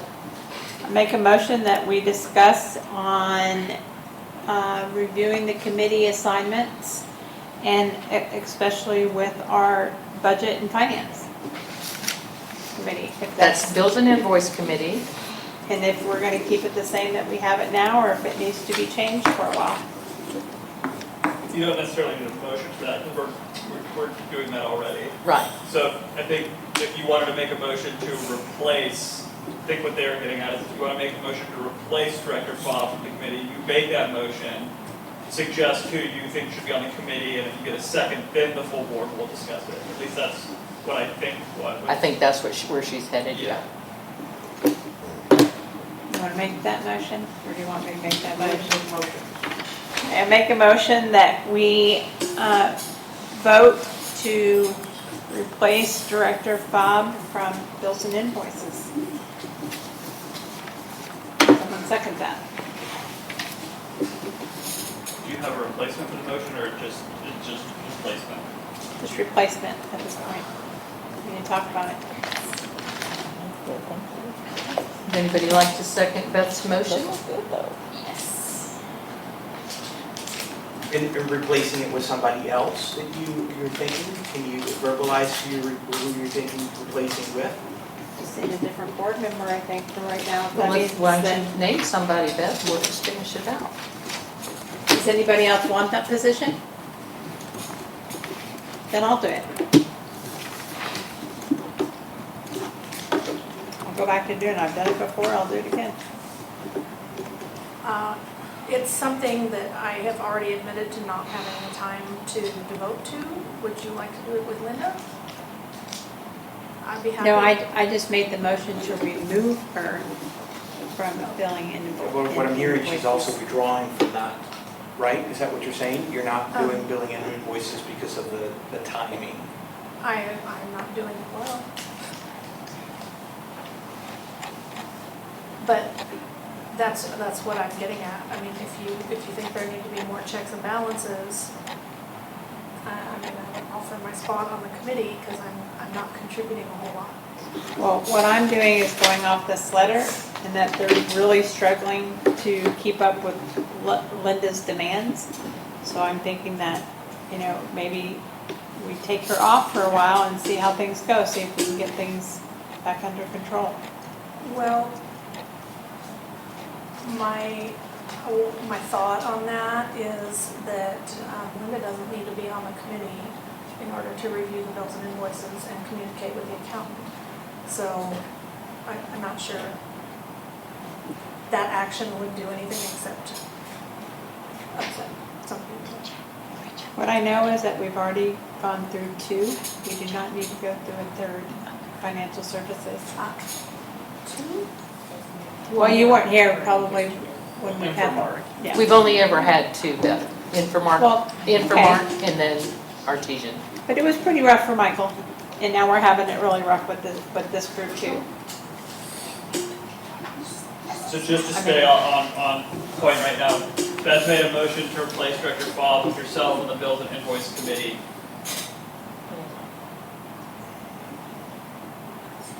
I mean, to me, the letter that the letter that Lisa wrote, I mean, there's definitely some tension there, but again, as she was saying, I mean, Director Fobb still has authority to ask, like anybody here, as to invoices.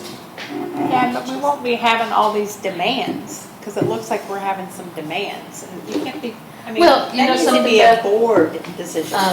You can read Lisa's letter and take it to heart, or you can actually look at the bills and invoice file and see the mistakes.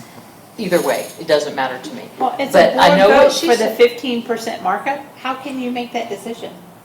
We voted on that last month, Beth, that they would refund the entire penalty to the district. The entire penalty to the district. And Cole offered to refund it from his firm because it was a crossing of checks in the mail is what happened with that. I didn't make a demand to her at all for that. So, is there a second on Beth's motion? Is there? Yeah, we would have to have a second, because, I mean, Who else there's wants also to? reality that if you are in committee, they are certain directions that you offer at committee level that doesn't happen at board level. So, I mean, that is just a fact, right? So if I meet as a committee member with, you know, in this case, Lisa's team, they're going to get direct directions from me or from whoever's serving in that capacity. I mean, granted, you wouldn't be making a decision, but there's definitely much more direct contact there. So if we don't switch anything, then what are we gonna do to allow more board members to get involved in the process? Because It's right out now, there on that board packet every single month, 5 days before a meeting, hop on in there, And see, make your comments. and this goes back to something we've talked about a while ago. I feel like we need to maybe get more people involved at advisory level in our community. You know, Agreed. we have retired accountants in our community. That lady. We have, yeah, exactly. And so just as any others, because options are limited, you know? Spending the time to going over invoices and going over contracts and going over, you know, it requires a lot of manpower. So, and at the end of the day, it seems like only 5 of us are gonna have to serve at a committee level, maybe in 2 or 3 committees. I can't serve in 3 committees. So it looks like we need to reach out to our community to find people that are talented in that area and ask for some help. Is what Yeah, it I sounds mean, like. that's something that I know that always- I met, you know, that, I think that's part of our campaigning, going out and meeting our community, and knowing who lives here. And I know that there's people out there that, I know bookkeepers, I know Forensic accountant. accountants that I found on the campaign trail. So that's, to me, who we I have. mean, we Maybe have we retired use Cynthia- attorneys, we have Oh, yeah. engineers, Engineers, civil civil- retired. Maybe- Absolutely. what we do is we open it up for people to come interview for it. Maybe Cynthia Kimball can write us something to solicit that kind of. We need your help. The community needs your expertise. But I do think that David and Hanoi, whose terms last until 2026, I think you both need to be exposed to the bills and invoices and how to look at them and He has been. compare them to the contracts and check for the billing mistakes. Because Artesian makes a lot of them every month. So, but Beth's motion, anybody want to give it a second? Well, I haven't heard a second option for Beth. I mean, we would have to have because if we remove her from billing and invoices, She then- said replace with her. Oh, replacing with Beth. And then Beth and Kelly can do the invoices. But Kelly's saying she doesn't have time, so I mean, if we're having conflict. They are between- having conflict. Okay, what, they are not having conflict, Beth, don't read into it. And if you look further down the agenda, you'll see that I've already asked Cole I've had to- conversations with her. to They are having conflict review with you. their contract to figure out what we need to do to give them a notice to cure, because they, like some of our other contractors, are not performing. Linda, you cannot, I'm gonna say this, and I'm gonna say it loud and clear. Please do. You cannot keep replacing people that you cannot get along with because you're so hard on them. You continue to keep replacing people over and over and over because you cannot get along with them. Point of order, Beth. Go ahead, do point of order. I am Do whatever gonna you do need it. to do, but it is a fact. It is not about It is getting a fact. I've along. had conversations with them. I don't care that you've had conversations. I know you don't. That's the whole Look in the problem. file at the mistakes. Let them speak It for doesn't themselves. matter. It's how you treat people. No. Mistakes matter. Mistakes matter. You can Money have a mistakes matter. mistake. They can have mistakes and they A- need to be cleaned up, but you cannot treat people horribly. Well, that accusation is, Okay, can we agree, so we have a motion, so it would be you and who? And Kelly? Yes. Okay, I'll second that motion. Any more discussion? thank you, David. Now, are you willing to work with Kelly on I'm fine reviewing this? working with Kelly. Okay. I have no problems with Kelly. But if Kelly doesn't want to keep that job, then that's a bigger issue, right? Kelly's already maxed. Yeah, I know you are. Yeah. You were slammed really hard in the beginning Can we vote? for the same reason, mind you. All right, so we have a motion, we have a second, let's move on to vote. All in favor? All opposed? Motion fails.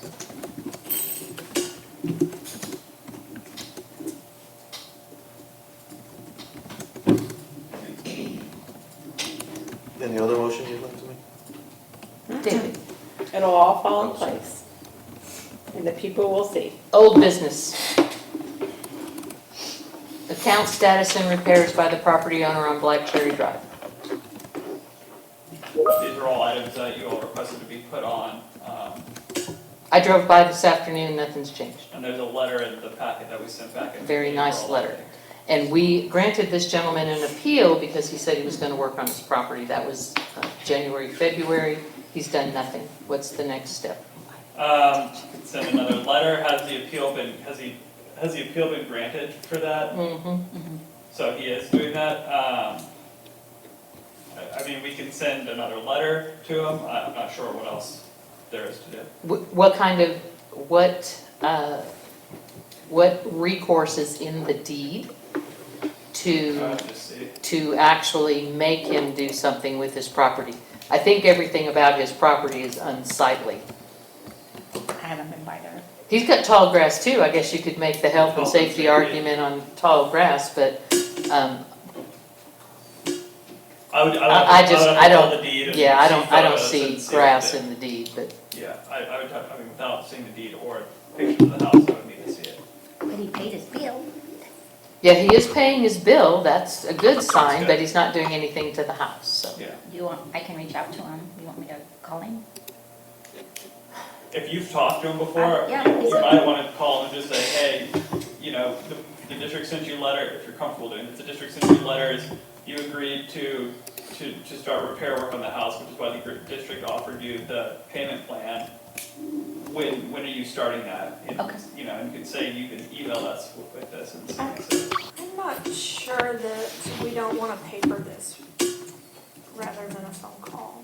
Or send it via email to him and include the email that he previously sent where he agreed to start doing maintenance work. And just start an evidence or a record. Yeah, I'm gonna, include Mackenzie on that. Sure. Okay. What's our recourse if he doesn't do anything after we've granted him an appeal? I mean, it's just a deed restriction violation. Well, I don't think it is because it's unsightly and that requires an ACC determination. Yeah, no, I mean, that's the avenue that you go down. There's nothing, I mean, he's paying his water bill, he can't cut off his water or Right, anything like that, right. so. And you'd have to find some violation in the deed that doesn't require an ACC ruling. Right.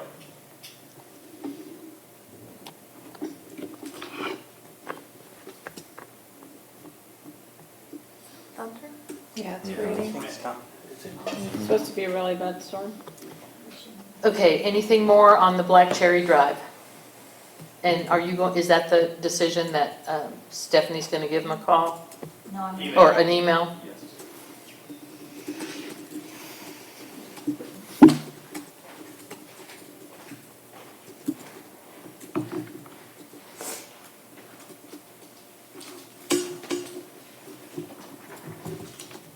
All right. Item B, discuss the appeal request from the resident on Peppergrass Trail.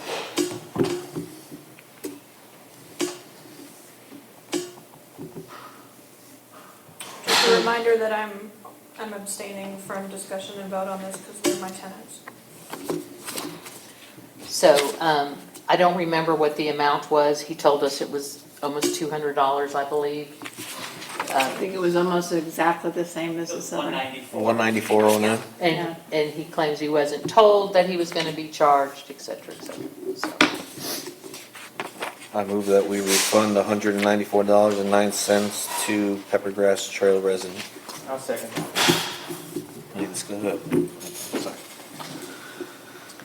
credit it back, David? Credit it to his account? Or write him a check? I said refund. If we refund him, Artisan is going to have a fit because they're going to charge us writing a check out of order.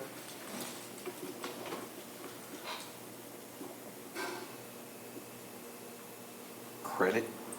It is easier to credit. Then credit. Change my motion to credit. Tell me the amount. 194.09. For the, Peppergrass, what? yeah, I got it. After hours.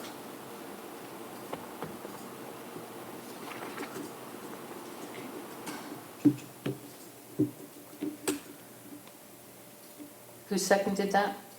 Hanoi. Hanoi? Any discussion?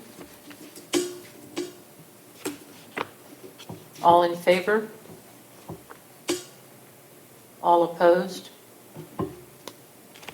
Are you voting? No, I'm staying out of it. So the motion fails. Motion fails. If you abstain, Beth, by our rules, you have to give a reason. I don't think until we totally figure out how that's gonna be, I just don't think that's All we're right. doing is refunding The after hours and we Call have that- discretion. That's fine, then put a yes. that he, You can refund them, that's fine. Yes, So do you agree? yes. All right. Okay, so Flores will be okay.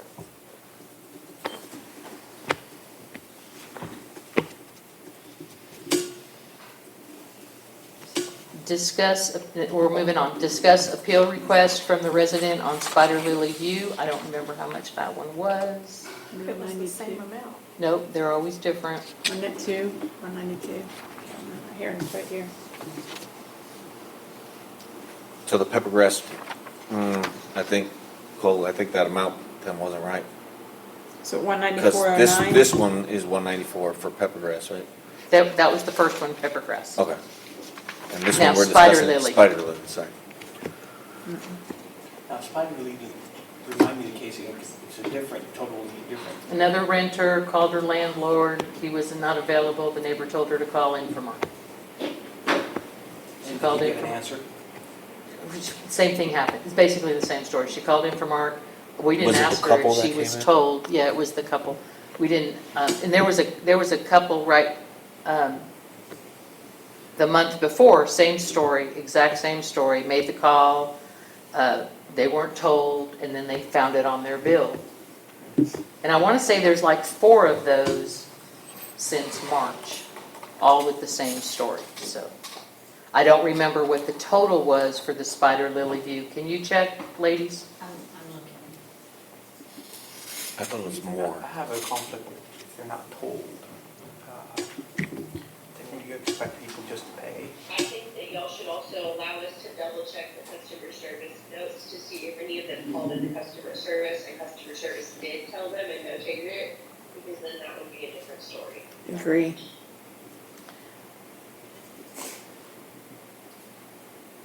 That's where I'm struggling, because we don't know.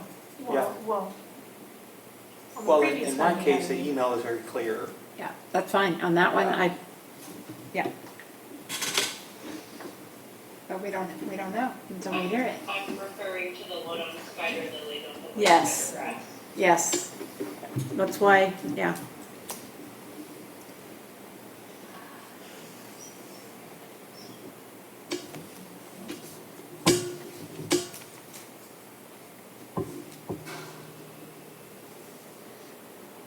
Are you checking that now?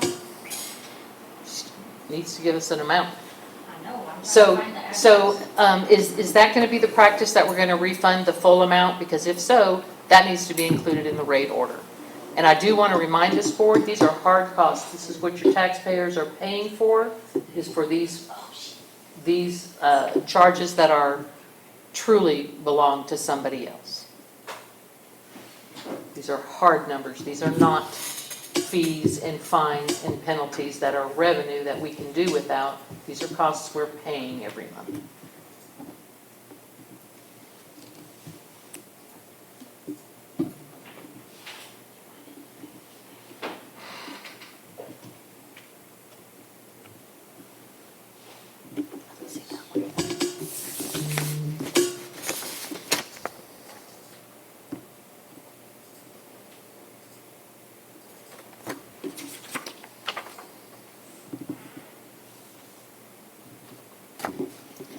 Somebody could make a motion just to refund whatever it was they were charged, if that's where you're headed. Do we have any history on that? Nothing? Cool. Um, Both of the accounts are, pay their bills late, have outstanding balances, so that obviously is not factored. And as a matter of fact, Stephanie did send me, I did ask to look at these account history reports. Let me see if I have this one. Spider Lily. Yeah, it should be the one on Spider, the one that I sent you. Spider Lily was 19409, according to this account history report, if it's correct. I don't know if y'all recall, but I can't hear you, Mackenzie. You broke up, Mackenzie. I didn't hear what she said. So I'm showing Spider Lily at 19409. I was just saying that I didn't know if the board recalled that Spider Lily and Pepper Grass were the exact same amount. And Spider Lily is 100% current on its payments, never been late. What was the reason for their call in March? If I recall, Same situation, it was the same situation, she had a pipe burst, Okay. and she called in for an order. Oh, this is the lady who has auto pay. No wonder her payments are so. and it was her landlord who came Who in. landlord came in. Yeah. And then Peppergrass. Peppergrass has an outstanding balance. Unless they haven't posted this, no. This, have May payments been posted? Should have been.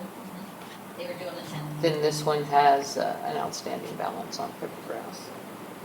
And they had 19409 as well.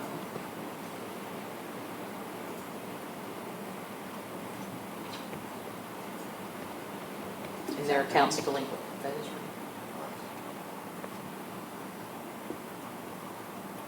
So now you know the amount on Spider Lily. No, they're completely caught up. Peppergrass is delinquent. Do we have the notes from the Spider Lily call? Can you look at that now?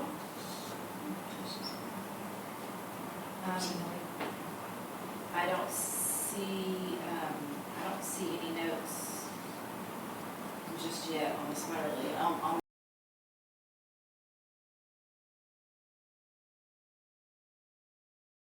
well, if it went to dispatch, I don't see that. Dispatch doesn't note. They don't have a system like this where they note. But in I customer don't see service, during this- in customer service, there's nothing, no notes. Not that I see as of yet. It must have been in February when it happened. That was the freeze.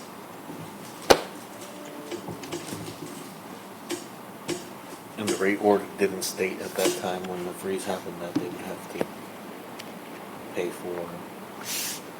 Is this kind of an automated response? Is this kind of the response? Kind of automated? I mean, I haven't seen history of other answers like this. I'm asking you.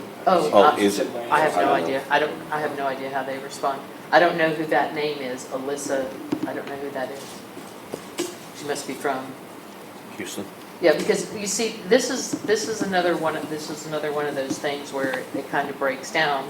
Our future ideally looks brighter. Residents should be able to call this office right in here and get somebody who actually knows what's going on with our district to answer their questions. They should never receive this. This is, we have a support person that's supposed to address these things with our customers because you know the district's direction. I don't know why that didn't happen. I don't know why they don't ring in here, but they don't. The calls never come in here. They always go to Houston. And then you get, I don't know how many people they have in Houston in their call center, and then they just read a script or write this came in mail. Who is Alyssa Martinez? Customer service rep In Houston. Why is she responding to one of our residents when we have you? Because what happens is either the resident either calls in or emails in, and that's who ends up taking either the emails or the phone calls. Yeah. If they don't email us via US, it doesn't come to our local team. Right. They email the generic customer service email, that So the web needs to be fixed where it lists the phone number into that office, where it emails into that office, so that this can't happen in the future. Then our 8-hour a day, 5-day a week support rep takes these calls. Yeah, we've addressed this. We've already fired them. So, and we've got a plan in place, so we don't need to belabor it. On the topic at hand, I think it is illogical if a person was advised that there would be a charge. I don't think they would show up and say, oh my God, please don't make me pay this charge that I was told I was going to pay. I mean, it's just not logical, and the evidence seems to support it because there's no customer service notes, and we know the dispatch doesn't think they have an obligation. So I'd like to move to forgive the after-hours fee on the Spider Lily View appeal. Second? Was at that time in the rate order that they would have to pay anything? I don't think it was, right? Yes, it was. Yeah. The only language adjustment made to the rate order was to include that if it was during normal business hours, it would also be backbillable. It's always been in the rate order that we can backbill for after-hours charges that are non-routine for the district. So that language has always been there. So motion to credit the penalty back to the resident. Second? And then we are fixing the rate order, so Yes. hopefully this is not an issue in the future. Second? I'll second that. Let's get it done. Any more discussion? All in favor? All opposed? I'll vote yes for that.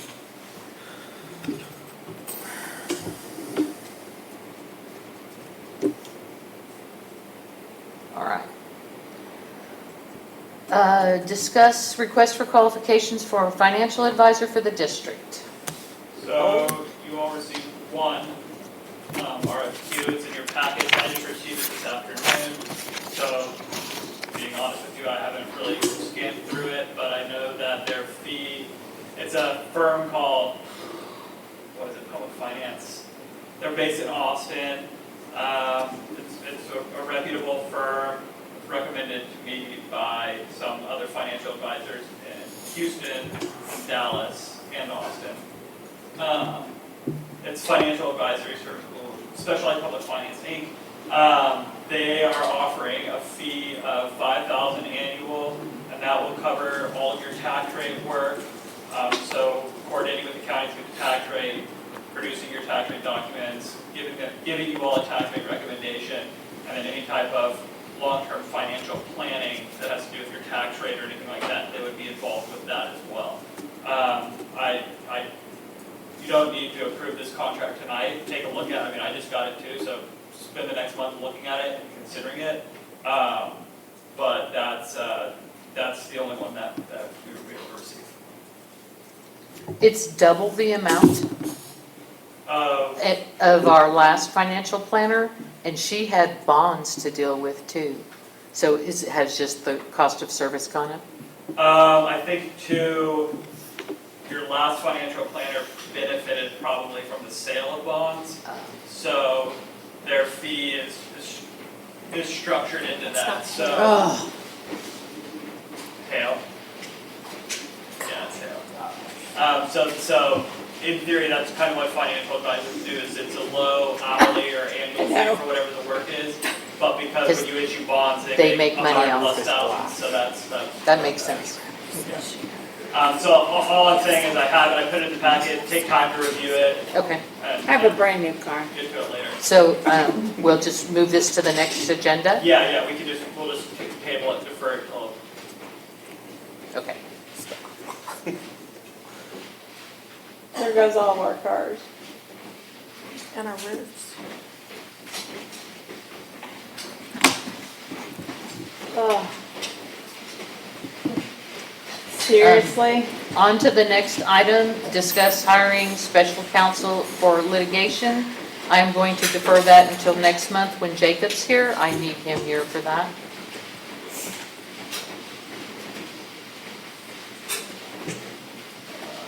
Item F, discuss termination of Infomark LLC and related costs. Beth, that's yours. No, I still, we don't need to discuss it. We discussed it last time. You asked to have it put on the agenda because you wanted to discuss it?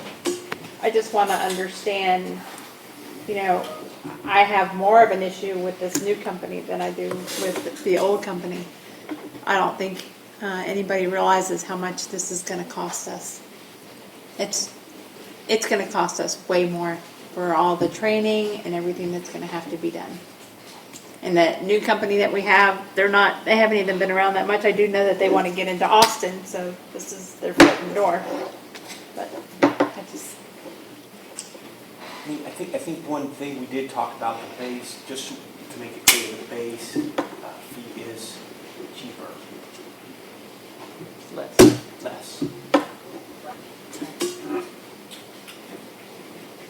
So I don't know. Have you looked into that or? Yeah. Because I think you mentioned something along the line of the base fee is actually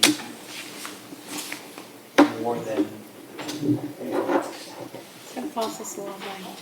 It isn't more than Infomark's. It's $26,000 less per month than what we currently pay Infomark. So that's not a true statement. And MOC has been in the business for over 20 years. And if you'd like to learn more about that company, on the April 3rd video, you can watch their interview. And do they have any other places in Austin? Yes, as a matter of fact, several districts that they took over from Infomark. They were terminated Yeah, I didn't as think well. so either. Yeah. No, they do not have anything in Austin. They have Hayes 4, they have Hayes County 1. Why would I tell you something that wasn't I true? said Austin. That is Austin. Oh, surrounding, oh, you mean Austin, the city? I don't even know if there's any MUDs in Austin. That's governed by the city of Austin provides their own water. Yeah. Am I right? We're not Austin. Austin provides their own water. Yeah, you're in city mud technically. Yeah. I mean, but Austin provides Austin water for the city of Austin. When you're in the ETJ, you can either buy your water from Austin if offered, or from a dig a well, corporation, or create a MUD and get consent. But in there, on the April 3rd board meeting packet, you will find their proposal, and in their proposal, it lists references, and it includes references in the area, not Austin. Austin provides their own water, but they have they took Hayes 1 and 4, I believe, from Infomark, and Belterra maybe.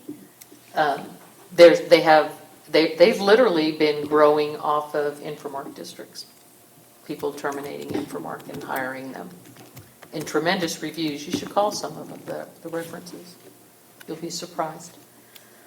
Okay, so do you have a motion? Anything you'd like to do? No. All right. New business, including discuss constable summer patrol schedule. The constables have been providing patrols through the elementary school areas. They can only work in our district in the mornings because they do go and work at the constable's office during the day. I did check with Stinson today or yesterday on the work hours at the constable's office and what they're recording here, and we've got some overlaps. So I will be touching base with the constable's office tomorrow to find out if it's a double dipping situation or what's going on with that, but something's not working right with those numbers. And the school's out on May 24th, and there will be no schools for them to patrol. So perhaps this is an opportunity to put them on pause until school starts again, and then we can figure out security patrols for the district going forward. Is that the normal practice, to pause them during the summer? No. Well, actually, we reduced their hours. I can tell you that it's something that they rely on, so you also lose the chance of getting them to come back when you need them to, if they find something else that's more stable. Just keep that in mind. I mean, we still. That's not much of a concern. We do still have problems in this area, and it is But they're not, growing. But they're only sheriffs, here they're from constables. 6:30 to Doesn't matter 8:30. that we have people driving through the neighborhood is what people have asked for. That is one thing that people enjoy having. When do they want them to drive through the neighborhood? You know what? Anytime they're here is good. If we have a couple hours in the morning and some in the evening, that would be fantastic. They don't work in the evening, they only work in the morning. From Okay. 6:30 in the morning until 8:30 is about the only hours they would be available because they have to be at their constable job by And 9. let's keep that so we've got some constables coming through the neighborhood. Is that your motion? That is. But Linda, you didn't have a motion. No. You were just gonna investigate more, so everything's be the same until next month? Yeah. Okay, Well, the school doesn't get out until May 24th. all right. As long as they're still here, that's great. Will I'm interested in hearing what you learn, and then we can discuss next month. Okay. Attorney's report? Okay, annexation of Anderson Mill Road, we discussed the licensing agreement. We emailed the city attorney about those changes, so we'll pause on that. The master service agreement with Badger, I reviewed that, I've given some changes to pass over to Badger. We're still waiting on Badger to make those changes and give it back. We'll put it, as soon as I get it, I'll add it to the Google Drive so you all can take a look at it. It's about a 30-page technology-oriented contract for their services. It's pretty much the standard. They own all the technology, all proprietary information. You provide them with the district data. They handle it. It's secure, all that stuff. And then if the relationship ends, they just give you that data back. But if you all ever have a suggestion to make Smart Meter or Badger Meter better, they own that suggestion. So stuff like that, it's just a technology-based contract. I'll say that agreement is there's small things I've seen some districts change regarding certain language, but I think, isn't Badger out of Ohio? Or there's somewhere, some large corporation somewhere, so getting them to change a lot of stuff has been very difficult for a lot of people. Did you see a need for a lot of changes? No. This was certain. There was a definition that they had in there that I wanted them to clarify for my own well-being. Getting the district's name correct was one thing. There was stuff like that I wanted them to do some clarifications and do some changes. But once we get it, we'll put it in the Google Drive, and then you all can have opportunity to look at it before next month. If you have any questions, email me or McKinsey, and we'll go from there. Do you see a reason why endpoints cannot be installed while you're working on this contract? The only reason I could think would be if they were installed and then you all, for whatever reason, voted to not accept the contract with Badger. I mean, it would put you all in a weird position because you've spent all the money to install the endpoints. Well, we don't have to pay to install them because it's part of our meter replacement program. That's what our full-time tech is. This is more of a question for the operator. I mean, the Badger meters, those endpoints, they can be read manually, correct, without the Badger meter technology? Okay, so then... Yeah, they're going to continue to read the meters anyways.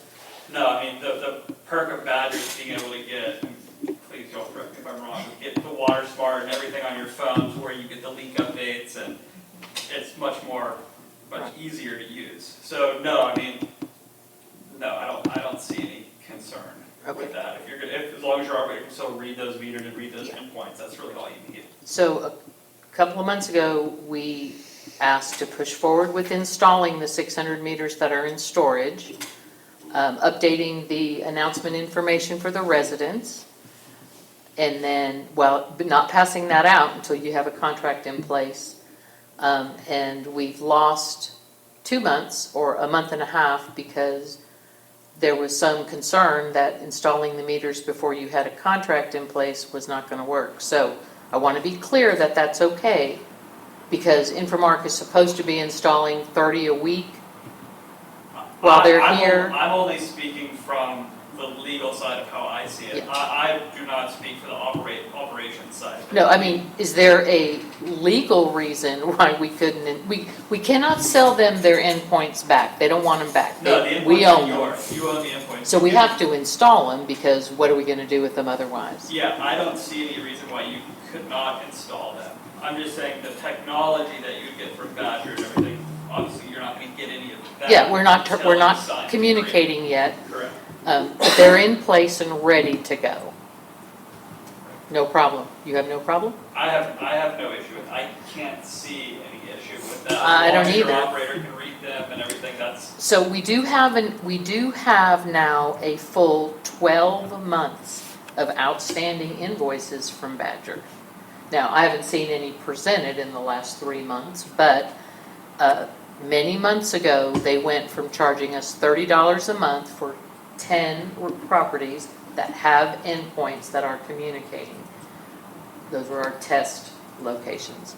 And now, because we bought those endpoints that have been in storage, they want us to pay as if they were communicating for the last 12 months. And that's $1,830 a month. I mean, They will reduce that significantly if you're going based off of the current total amount. If you sign the agreement, they reduce that cost. Well, Cole, we're going to need to know, and ideally, they would be gracious enough to not start billing us until we have some meters with endpoints on them. How many have been installed so far? 37. Okay.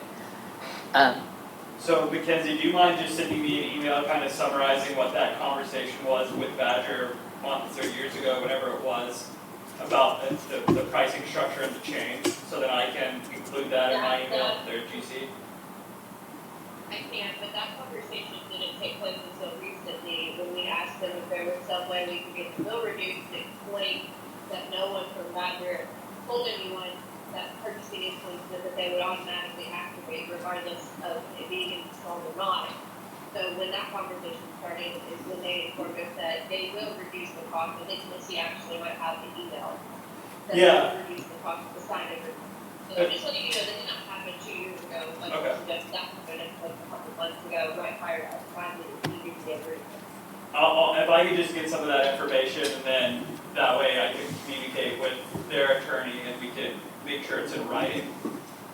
Yeah. All right, thanks. Missy, can you forward that over? Yes, I'm looking for it right now.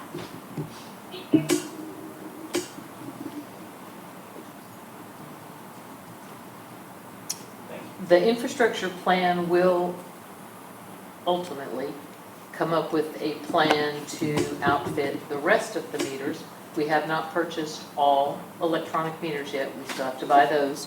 We have to buy another 1,300 endpoints. The first batch, 600, cost $81,000. So you're gonna have to do that several more times. And then the meters, I have all those prices written down. That's gonna be part of the plan, but we're obligated to pay for what we have. Well, the endpoints have been paid for. At some point, we have to make it right with Badger. We've got 12 months of outstanding invoice.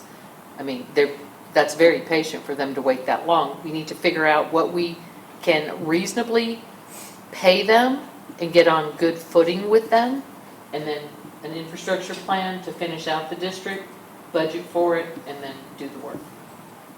I'm just wondering how much, like budget-wise, to sustain that, It's gonna be a lot. It's gonna be over 250. For meters and endpoints, and lids. And how In many theory, we've installed so far, again? You have 37. 37 Why are we moving endpoints, forward with this then? because we're stuck with the meters. We're stuck with the endpoints. How So many whether do we we have in stock right now? 600, Oh, gosh. $81,000 worth. They need to go in. Even We if pick we one. don't turn them on and use them, unless maybe we could sell the endpoint, well, so here's the thing. You pay the operator to read the meters. If you have smart meters, we don't have to pay that charge anymore. Eventually, in enough time, it will be a break even. And there's a lot of benefits of a smart meter. If you've got leaks, they can see them versus, hunting in the blind for them. People can tell if they get a message that says, oh, your water meter's spinning, and they're going, I'm not running any water. And then they find they have a toilet with a flapper that needs to be replaced. It can help conserve water. There's pros to it, but it's a big expense. And the board that decided to go down this road was 3 iterations ago. We have a meter replacement program. They were doing a little bit of purchasing, 50,000 or so a year to buy meters. But they didn't finish out the meter purchase, and then they started buying endpoints. So we're gonna have a mix in the district. Now, MOC's already said any smart meter that they can read remotely, they won't charge us to read. Every meter that they read, they have to send out somebody to read. It's in their proposal, we pay for that. Again, I don't know, maybe that's the discussion we need to have, is do we continue with this project or do we stay? I think we need to make I it think part of the infrastructure plan. That, Here's the and deal. also with The- MOC, I think should be in that conversation as well. I agree, yeah. We're in 2024. Sooner or later, these are gonna have to go in, because people want the smart meters. They wanna know if they've got a leak. They wanna know how much water they're using. People have been waiting for these for a long time. All I'm saying is, I think we need to look at the large picture, and we need to get MOC And then involved. We prioritize. need to get the engineer involved to see if these really make sense, because what I'm hearing, this is gonna be a lot of money, not Well, only to. What's already been a lot of money, Well, so you need to but finish change it. the system. Here's the thing, Yeah. Technology changes, I don't know. Here's- What's the life of this technology? When do we have to yeah, that's. change it out again, Well, here's something to consider. Installing the 600 endpoints in storage is free, effectively, for us, as long as Infomark's on board, because it's part of their base fee. It's the meter replacement program. No charge. I'm guessing that we can't sell these endpoints because they were assigned to us. I would imagine. No, that because until you Badger have a would say- contract. Badger would say, nah, these are yours, dedicated to your No, I don't district. think so. I don't think I think once the contract's in place, they'll create a URL that we'll communicate to, and then. I don't know how it works. I don't either. It's technology, but surely, they're all the same. Every box looks the same, so I don't But think yes, that it's would be something an we need issue. to discuss in the infrastructure But and if we MOC. wait until MOC, they're gonna charge us for every one of those endpoints they install, because it's not their program. Yeah. So either take advantage of, they have been sitting in that warehouse or in that storage shed now for, I pulled the PO November of last year. Stephanie, can you tell me how many have been installed in the She last just month? said 37. In the last month? 37. They didn't install In the any. last week. Yeah, that was in the last week, we just installed 37. Okay. So we will be able to get all of them installed by September?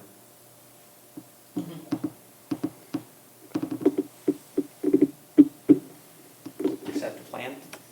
To get them installed? It's effectively 20 total weeks, so depending on where that falls, that's how long it would take.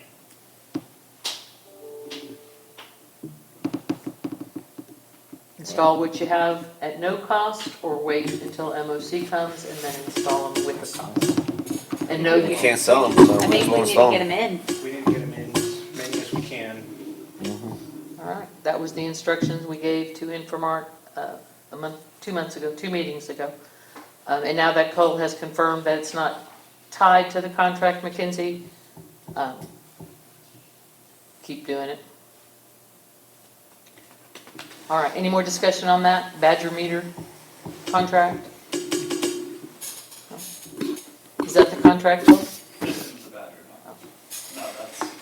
Is that Artesian? Okay, the next item on the agenda is discuss Artesian financial service contract, performance remedies, and notice to cure. And I asked Cole to look over their contract because this provider has been with us for 6 months. And Ashley, after onboarding and 2 months of access problems, she finally was able to get onto our server. And she did a phenomenal job with the bills, and there were very, very few errors. Ashley quit Artesian in February, and we have new bookkeepers that struggle with getting onto the server. That was supposedly remedied today, but they have made mistakes with our invoices every single month since Ashley left. We have been paying late fees every single month since Ashley stopped handling our invoices. And they are not providing material to the board in enough time for it to be reviewed. Like, for instance, no fees of office forms, no constable timesheets, no deposit refunds, those kind of things. All of that requires board approval. And one of the worst things, and the problem that I have with them on a monthly basis, is they're adding charges to their bills that have not been approved by the board, and it is required by their contract that they don't perform any services for this district that are not pre-approved by the board beyond their base fee. And Lisa explained it to me yesterday. I talked to her for exactly 31 minutes, and she said when she bids out a district, she calculates how much time she thinks her bookkeepers will need to handle our books. We have 13 reoccurring invoices every month, the water, the electricity, etc. And then we have however many people move, deposit refunds. We have, can be anywhere from 2 to 5 checks for fees of office, and 2 checks per month, 4 checks total, because 2 constables, that payroll checks. That's what they do for us every month. Their base fee is $2,200. And everything they need to do that job, they want to bill us for. For instance, if you need access to CubeSmart to look at their bill, that's a function of paying that invoice and managing that bill. Why are you charging us to gain access to CubeSmart? It doesn't make sense to me. That's been, again, every month since February, they've had to issue us a credit the following month because they have double charged us for FedEx. This month, they charged us for 4 months of record storage that they had already previously charged us for. That is the kind of mistakes that they make. That's concerning to me, If a bookkeeper is not even capable of managing their own invoices to make sure they're not duplicate billing us, then what's happening with all the rest? And then I don't know how the snafu with your fees of office occurred. I don't know how they got all those forms, but you can look in the board packet and see they had from January all the way up to, not this month, but last month. So they had to correct it. They had overpaid you considerably. If bringing to their attention their mistakes is bothersome to them, then they're the wrong bookkeepers for this district. Because this district checks invoices and looks for mistakes and looks for errors in accounting and payments, and we don't pay tax, and does it have tax on it, and that kind of thing. I looked at their contract and I see no avenue to give them a notice to cure, but I do believe that they need to be given, they've had 3 months. I have bent over backwards to help their bookkeepers know what to look for and what to expect in paying bills for us each month. Provided them with a list of all of our service providers, the frequency of the invoice, the amount if it's fixed. I don't know what more I can do. I upload all their material for them. So what do we do?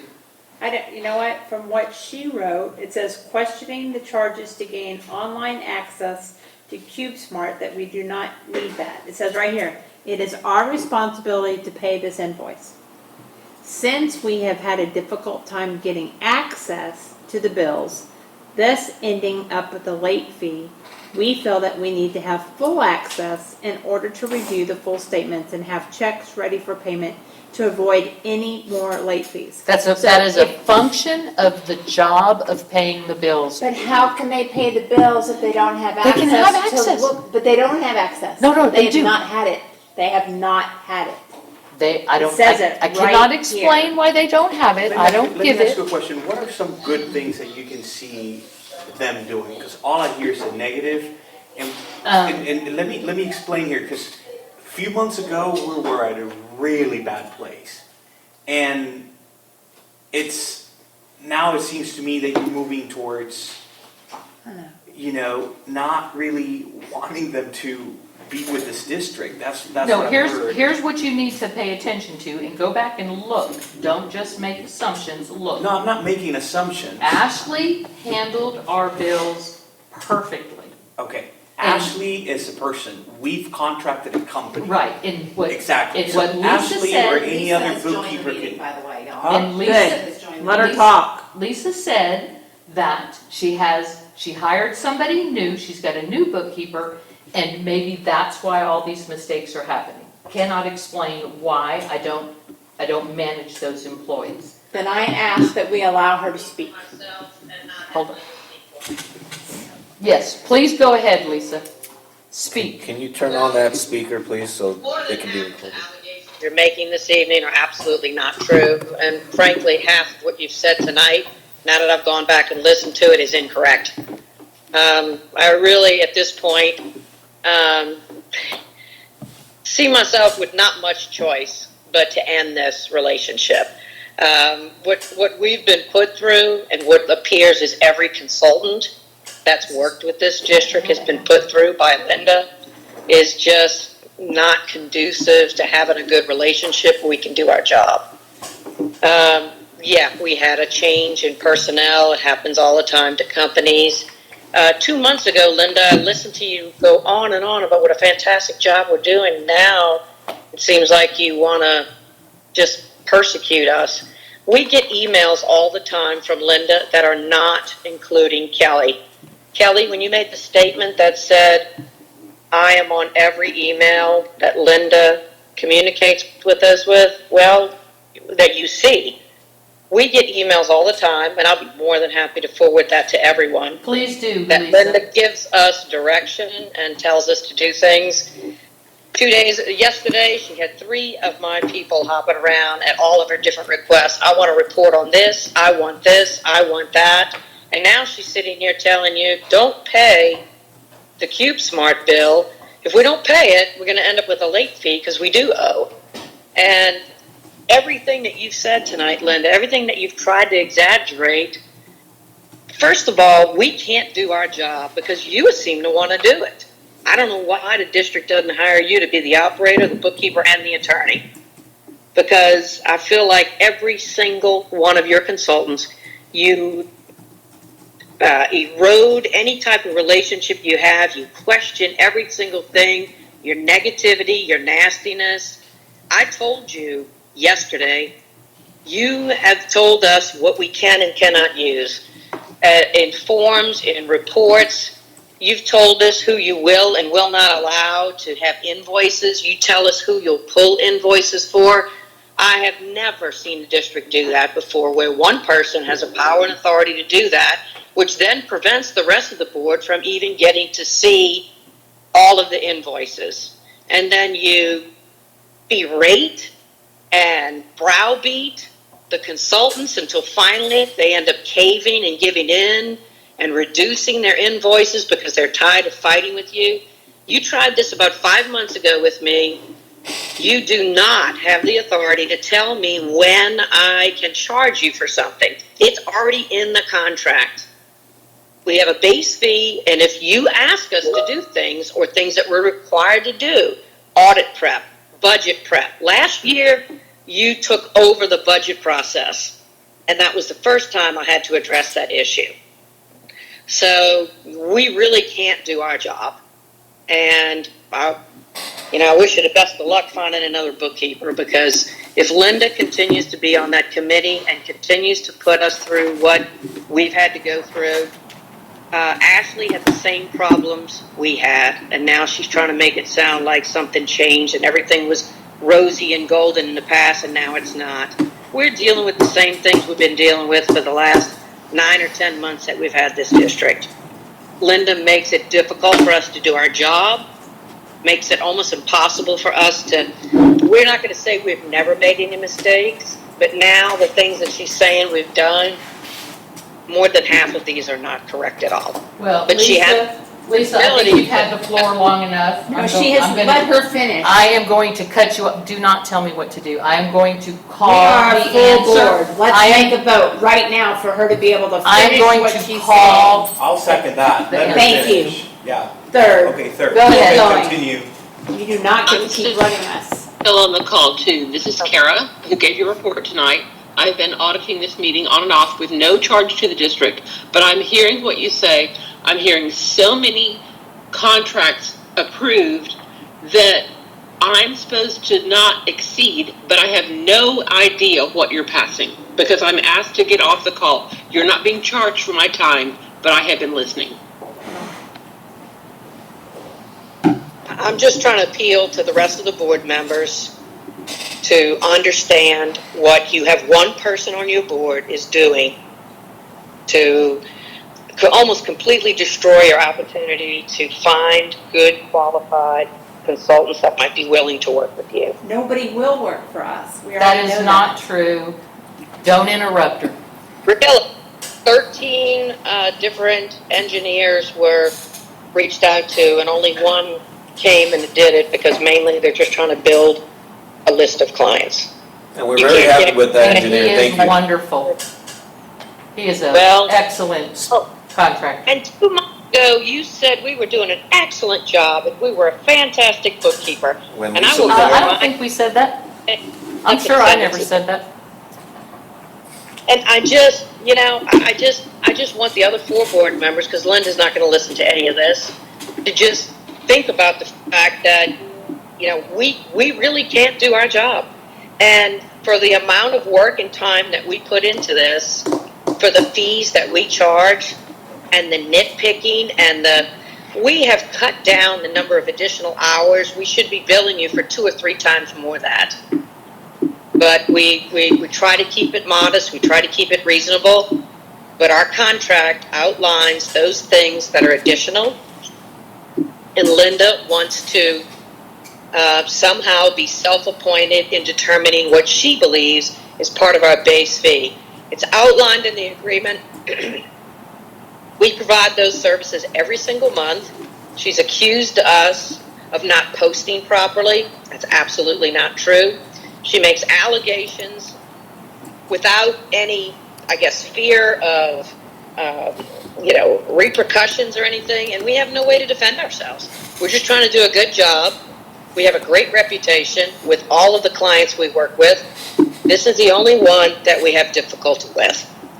And while we try and stay here because we really feel like we know there's not a lot of options out there for bookkeepers, and I'm afraid your reputation precedes you now. Anybody looking to do any bids. So if Linda wants to, call for cure, I don't know what she's looking for. I admitted to the mistakes that we made. We're fixing them. There's not one consultant out there that's ever going to be able to say that they didn't make a mistake. First thing we do is immediately correct it and fix it. And I've outlined why we're having so much difficulty accessing Google Drive. We have done everything we can. Every single month we try to find out what can we do differently to try to gain access to this. And frankly, it's very frustrating for us. If the other 4 board members are interested in continuing to do business with us, then I feel very strongly that, we don't need to have a board member. You don't have to have a finance committee. You can just let us do our job. We review the contracts. We go through everything. But having her just at any moment can contact us, call us, email us, tell us what we can and can't do, what we will and will not change. It's brutal. I've watched the operator go through it, and frankly, I don't know how they lasted as long as they did. It's absolutely brutal. And you guys need to seriously think about what your actions are going to be here in the future, because we can't keep doing this under these circumstances. Well, Lisa, we've terminated the operator, so they don't need to worry about it. And your invoices and your history in this district is proudly displayed on our Google Drive in every board packet since we hired you, and it outlines every mistake submitted in bills and invoices. And this district is unique, I'll give you that. We actually look at those invoices and those bills, and we make sure that they're paid properly. And mistakes brought to your attention should not offend you. And every email that you claim you have that doesn't include Kelly, please forward those as well. I'd like to see what you're seeing. Absolutely. I would absolutely appreciate it. And your contract says if you bill us for anything that is not in that base fee, you need board approval. It's written in the second paragraph. Cole, can you find that? We are not able to operate that way. Absolutely not. We have never done anything other than what we said we need to do and what legally needs to be done, whether it be an audit or a budget or any of those things. When you send us a directive, then we're going to charge for that additional time. Our base fee is just over $2,000. Do you think that means that we're going to spend 30, 40 hours a month just responding to anything that you feel that you have a question about? Well, you'll show me all those emails that are consuming your time. Oh, I'll be happy to send them. Yeah, I'll be happy to look at all of them. Can you send it to all of us, please? Absolutely. Absolutely. I'll be happy to do it. And the other thing is, I just want to ask you personally on this, because I'm looking at it right here. It says that you've had a great difficult time getting access to the district's invoices and information on the Google Drive. We have spent a great deal of time getting access, then finding out that we do not have full access. So if that's true, you haven't been able to fully do your job, correct? That's correct. And like today, we had to send the report to the operator and ask her to please upload it because we couldn't upload it. So these are the things that we're constantly dealing with. And we've made this clear that we're having a problem with it. And then we turn around, like the CubeSmart being late. Okay, we own that. You know, we said, okay, well, we can pay the late fee. I don't see many bookkeepers who will do that, but we will. And then we get chastised because it took us almost 2 hours to get fully set up on CubeSmart online. Linda proceeds to tell me on the phone yesterday, that's not my place. I should not be getting online access. Well, how am I supposed to make sure that the bills aren't late? Most districts will do holding checks for those kind of recurring payments to make sure they're not late, whether it's utilities or whatever. So my hands are tied. Don't you charge us, don't you get online access, because that's not your place. Then she's trying to tell the operator it's their obligation to get those invoices, review them, and then present them to us, which I don't agree with at all, and nor does your operator. And then, but you're late. You did something wrong. You paid it late. We grossly overpaid the director, Hanoi. Okay, 2 per diems, and I explained to you, when we have to go back almost a year to verify per diems, you may not be legally bound to turn in your per diems monthly, but it is proper procedure. And that way you don't have problems. It gets coded in the correct year. It gets done on a monthly basis. When you drag it out and it goes on for 9 or 10 months, I've never seen a district like yours that does this. And yeah, you like to say you're unique and how great it is, but guess what? It's not all great. A lot of things you do make our job more difficult, which is why it's easier for us for consistency. Any organization that exists has efficiencies in organization.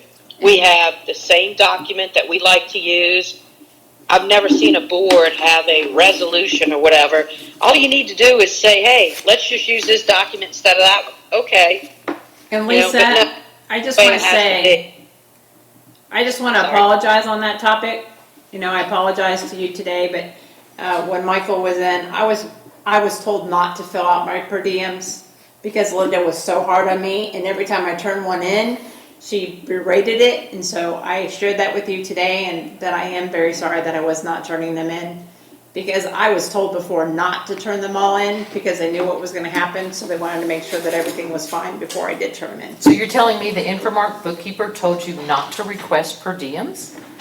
We just had to make sure that we had all of our ducks in a row because you like to make sure that my checks never got I do put out check. there. I do check. Yeah. Oh, only mine though. No, I checked everybody. Oh, no, you didn't. You only did mine. And there's proof on that. It was Are you done, Lisa? harassment. Are you done? Yeah, I am done. Okay, good. Cole, have you found an avenue in this contract where we can give them a list of items that they need to correct going forward, if they're gonna stick with the district? If you'd like to tender your resignation, Lisa, I think your contract allows 30 days notice? Yeah, there's no specific notice here, so in situations like this, if the relationship is to still exist, obviously, both parties have to be agreeable to it, but Well, they can't do their job unless they can have full access. you would simply just write a letter stating, the contract doesn't have, contracts like this are easier for all parties because it's a short, easy 30-day termination. So if you want to offer a cure, it's just sending a letter with, these are the things that we're pointing out that are errors that we've seen, X, Y, and Z, whatever it is, and give the consultant the opportunity to respond to those. Okay. I mean, that's the avenue. It's not in the contract, but that's the avenue to do that. I think that's the avenue that we should take. And then I will put together every one of their invoices since they started, and we will look at them closely, and I will pull them together for next meeting, and then we can decide whether or not we want to continue with their service. I think we need to decide as a board to allow them to have full access. They have full access. They do not have full access. And Linda stops them from having full I access have to no Google control Drive? over that. Well, here's the thing. Linda doesn't I don't have the have ability to control over restrict the somebody Google from Drive. Google Drive. I feel like we have been in the same position for the past 3 years in this district. Yes. No. Yes, we have. Well, that's I can what you get a did. letter, I can get a It's letter from different anybody you've ever contractors. worked for, Linda. Over and over and over little things. And I think we got to focus on building relationships that are going to last and it's going to provide stability for this district. Me too. I feel like No. Me now too. tomorrow we're going to get another bookkeeper. And the next month we'll get another bookkeeper if we can really hire one. Oh, of course, there's plenty of bookkeepers. We just got to be careful how we're leading. Linda, there's not enough bookkeepers because people understand this district and the whole state. Nobody wants to be a part of us. That is so not true, but I will let you entertain your own thought. You think you need to hire MUD contractors, you don't. No, what I'm saying is I'm seeing the same pattern over and over. Now, And it's always the probably same the person. attorney's gonna be next. You know, it's. Why? He does a great job. Well, But does he think you're doing a great job? Oh, well, I don't know that he gets to measure that. He doesn't vote in this district. all I'm saying is we just gotta be careful how we deal with our contractors. We wanna build relationships that are healthy and steady. So how do we I deal don't with see our that. contractors that don't perform? Well, I see them perform compared to what we've had before, for sure. Oh, no. Now, are they perfect? No, for sure not. And I'm not expecting perfection from anybody in this room, but I think they've done a great job. Really? Yeah, I think they have. No, I have not. I don't see Okay, that. well, We can disagree. It's of okay. course we can disagree.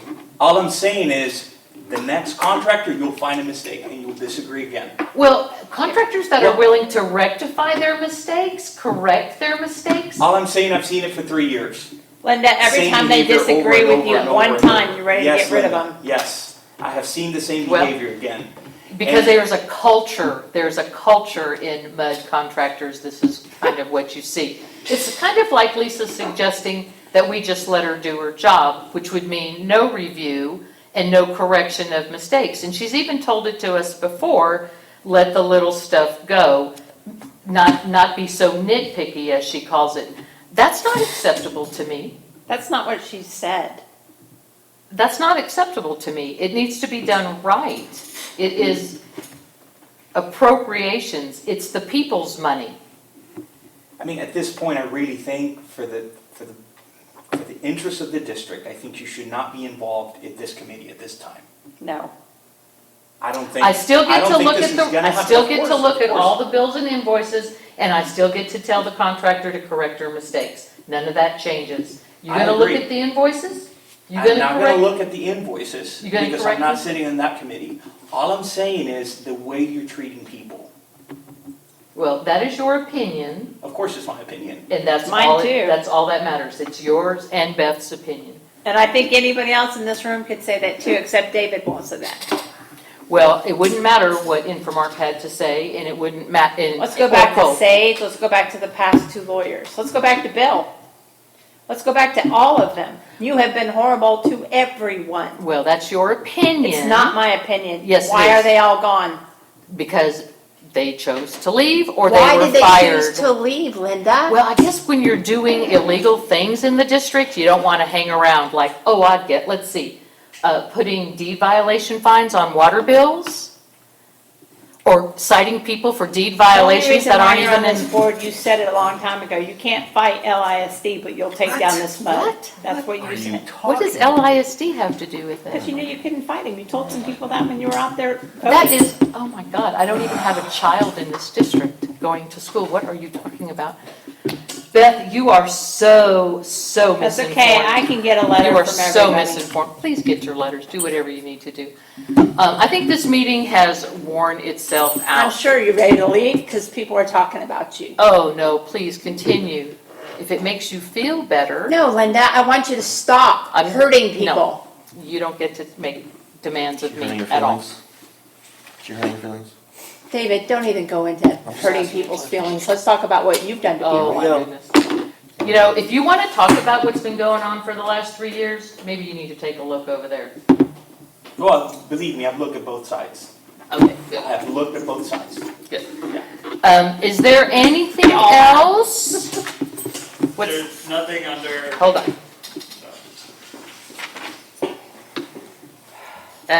We got All I'm saying, I do not want to starting a new bookkeeper again.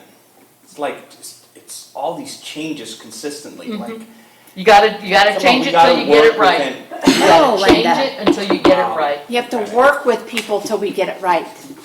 You can't keep firing everybody. Have that conversation with Hanoi, because you guys are on the exact same page. Yes, we are on the same page. Good. I'm not in agreement with you at this time. That's fine. And I believe we ought to work with what we have right now and fix it. And if you don't have the flexibility to do it, I'm sorry, but I'm not not gonna put up with changing another accountant again. For sure, you're not gonna have my vote. Or lawyer. That's fine. Well, let's be clear, every consultant, it's 50-50. The board can terminate and the consultant can resign. That's the nature of the business. Well, it's the reason why they're all leaving. Well, I can't speak. Well, you know, because they've all talked to you on why they left. I know because I have relationships with all the contractors. And all the past work in this district, contractors. The past contractors. But And you know where it's all that's coming my from. business. I Yes. work with these people all the time. Doesn't mean we agree on everything or not, but I do have relationships with them. I'll speak for myself. You know, if I have errors in anything I give and they're pointed out, yeah, I will fix them. If it's stuff, I don't have a flat fee contract, so that's a difference between me and most contractors. Is I don't have a flat fee contract. So every 30 minutes that you all spend talking about whether or not to refund a $100 charge or why the gazebo is mislabeled on a contractor's invoice, that's just money that you all are paying to an attorney to sit there and listen to that.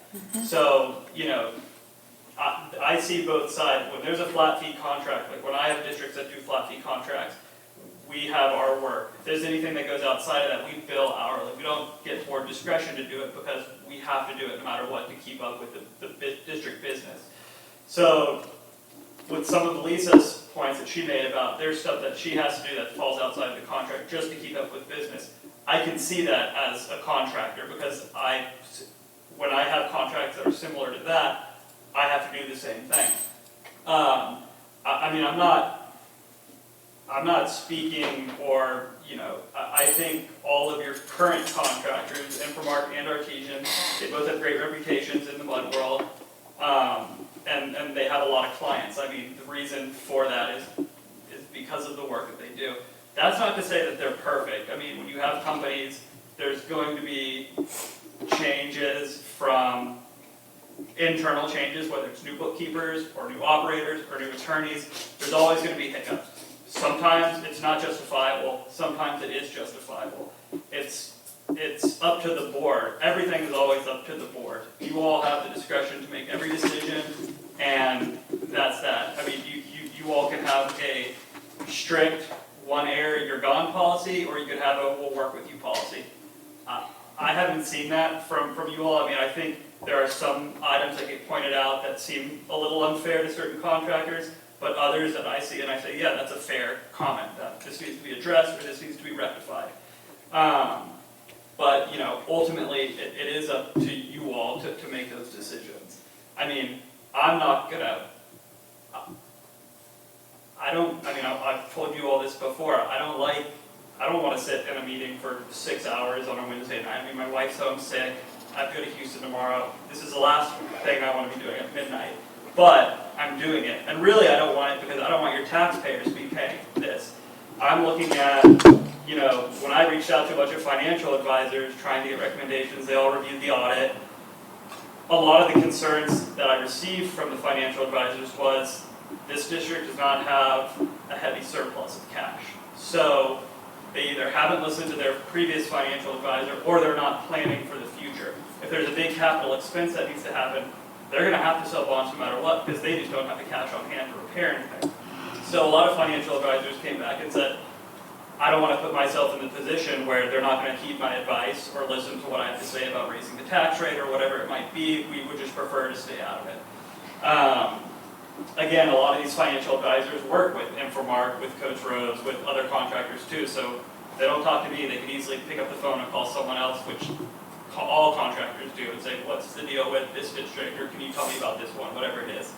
That's not uncommon to you all. I mean, or that's not specific to you all. Everyone does that for every client. So, I mean, I think, you know, in my mind, what I'm trying to help you all with is, you know, I mentioned a few months ago getting that CIP together. You all voted on having Westwood do that. To me, that's the stuff that comes up because I don't want to see you all run into a situation where, you know, summer rolls by and you've got two water line leaks or a bust in a water line and 30 houses can't get water and it's 102 degrees outside and next thing you know it's a $1.2 million project. how are you gonna fund that? You don't have the cash on hand to do that. So you're gonna be selling emergency bonds. I mean, your tax rate's gonna get jacked up. That just is what it is. So I'm really hoping to help you all and make sure that you have consultants on hand that are able to guide you to that greater goal, for lack of better words. I think all the consultants that you have and that you have had are capable of doing that. But again, ultimately, it's up to the board to decide on their relationships and how they want to move forward. So I don't speak to the board. I mean, I'm not defending anyone or advocating on firing or terminating or keeping anyone. You all have the right to do that no matter what. That's a board decision, it's district business. I'm just simply saying I think that in the contractors, I'll use Infomark and Artesian, because Artesian seems to be resigning, is, they do good work. Mistakes have been made, I've seen them, you all have seen them. You all have seen them from Infomark more than me, just because I haven't been here for as long as you all for the most part.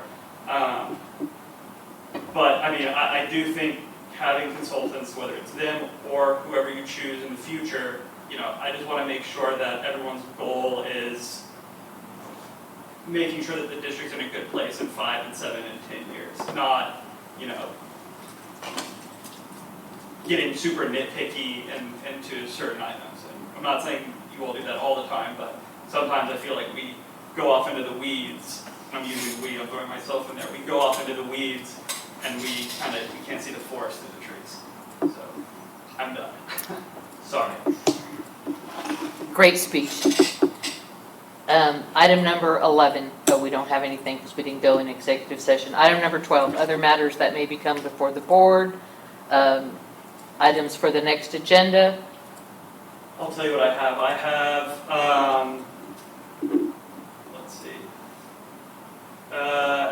June asset list, asset management list. That was a request for McKinsey, from, I believe, Linda, for McKinsey to do. I have streetlights in the district, Beth. I have adding Cynthia Kimball or a discussion about Cynthia Kimball onto committees, potential committees.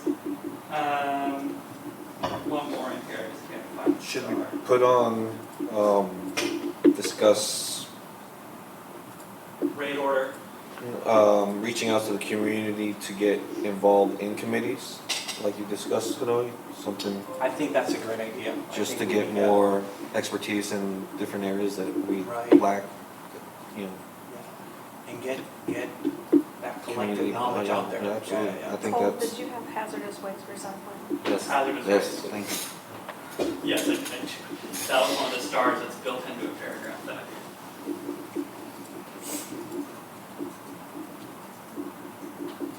Battery meter, all those lingering ones. Next meeting date is June 19th. Anybody have anything else? I adjourn this meeting.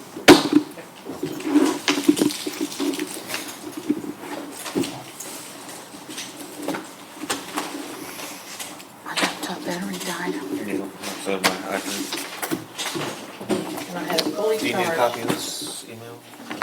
Did he bring several copies? You have this email, Cole? Would you like this copy? I do not.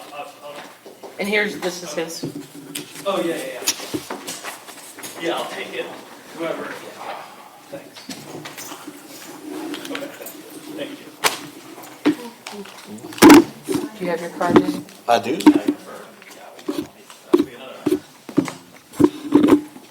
Did the video stop? Did the video? Oh, not yet.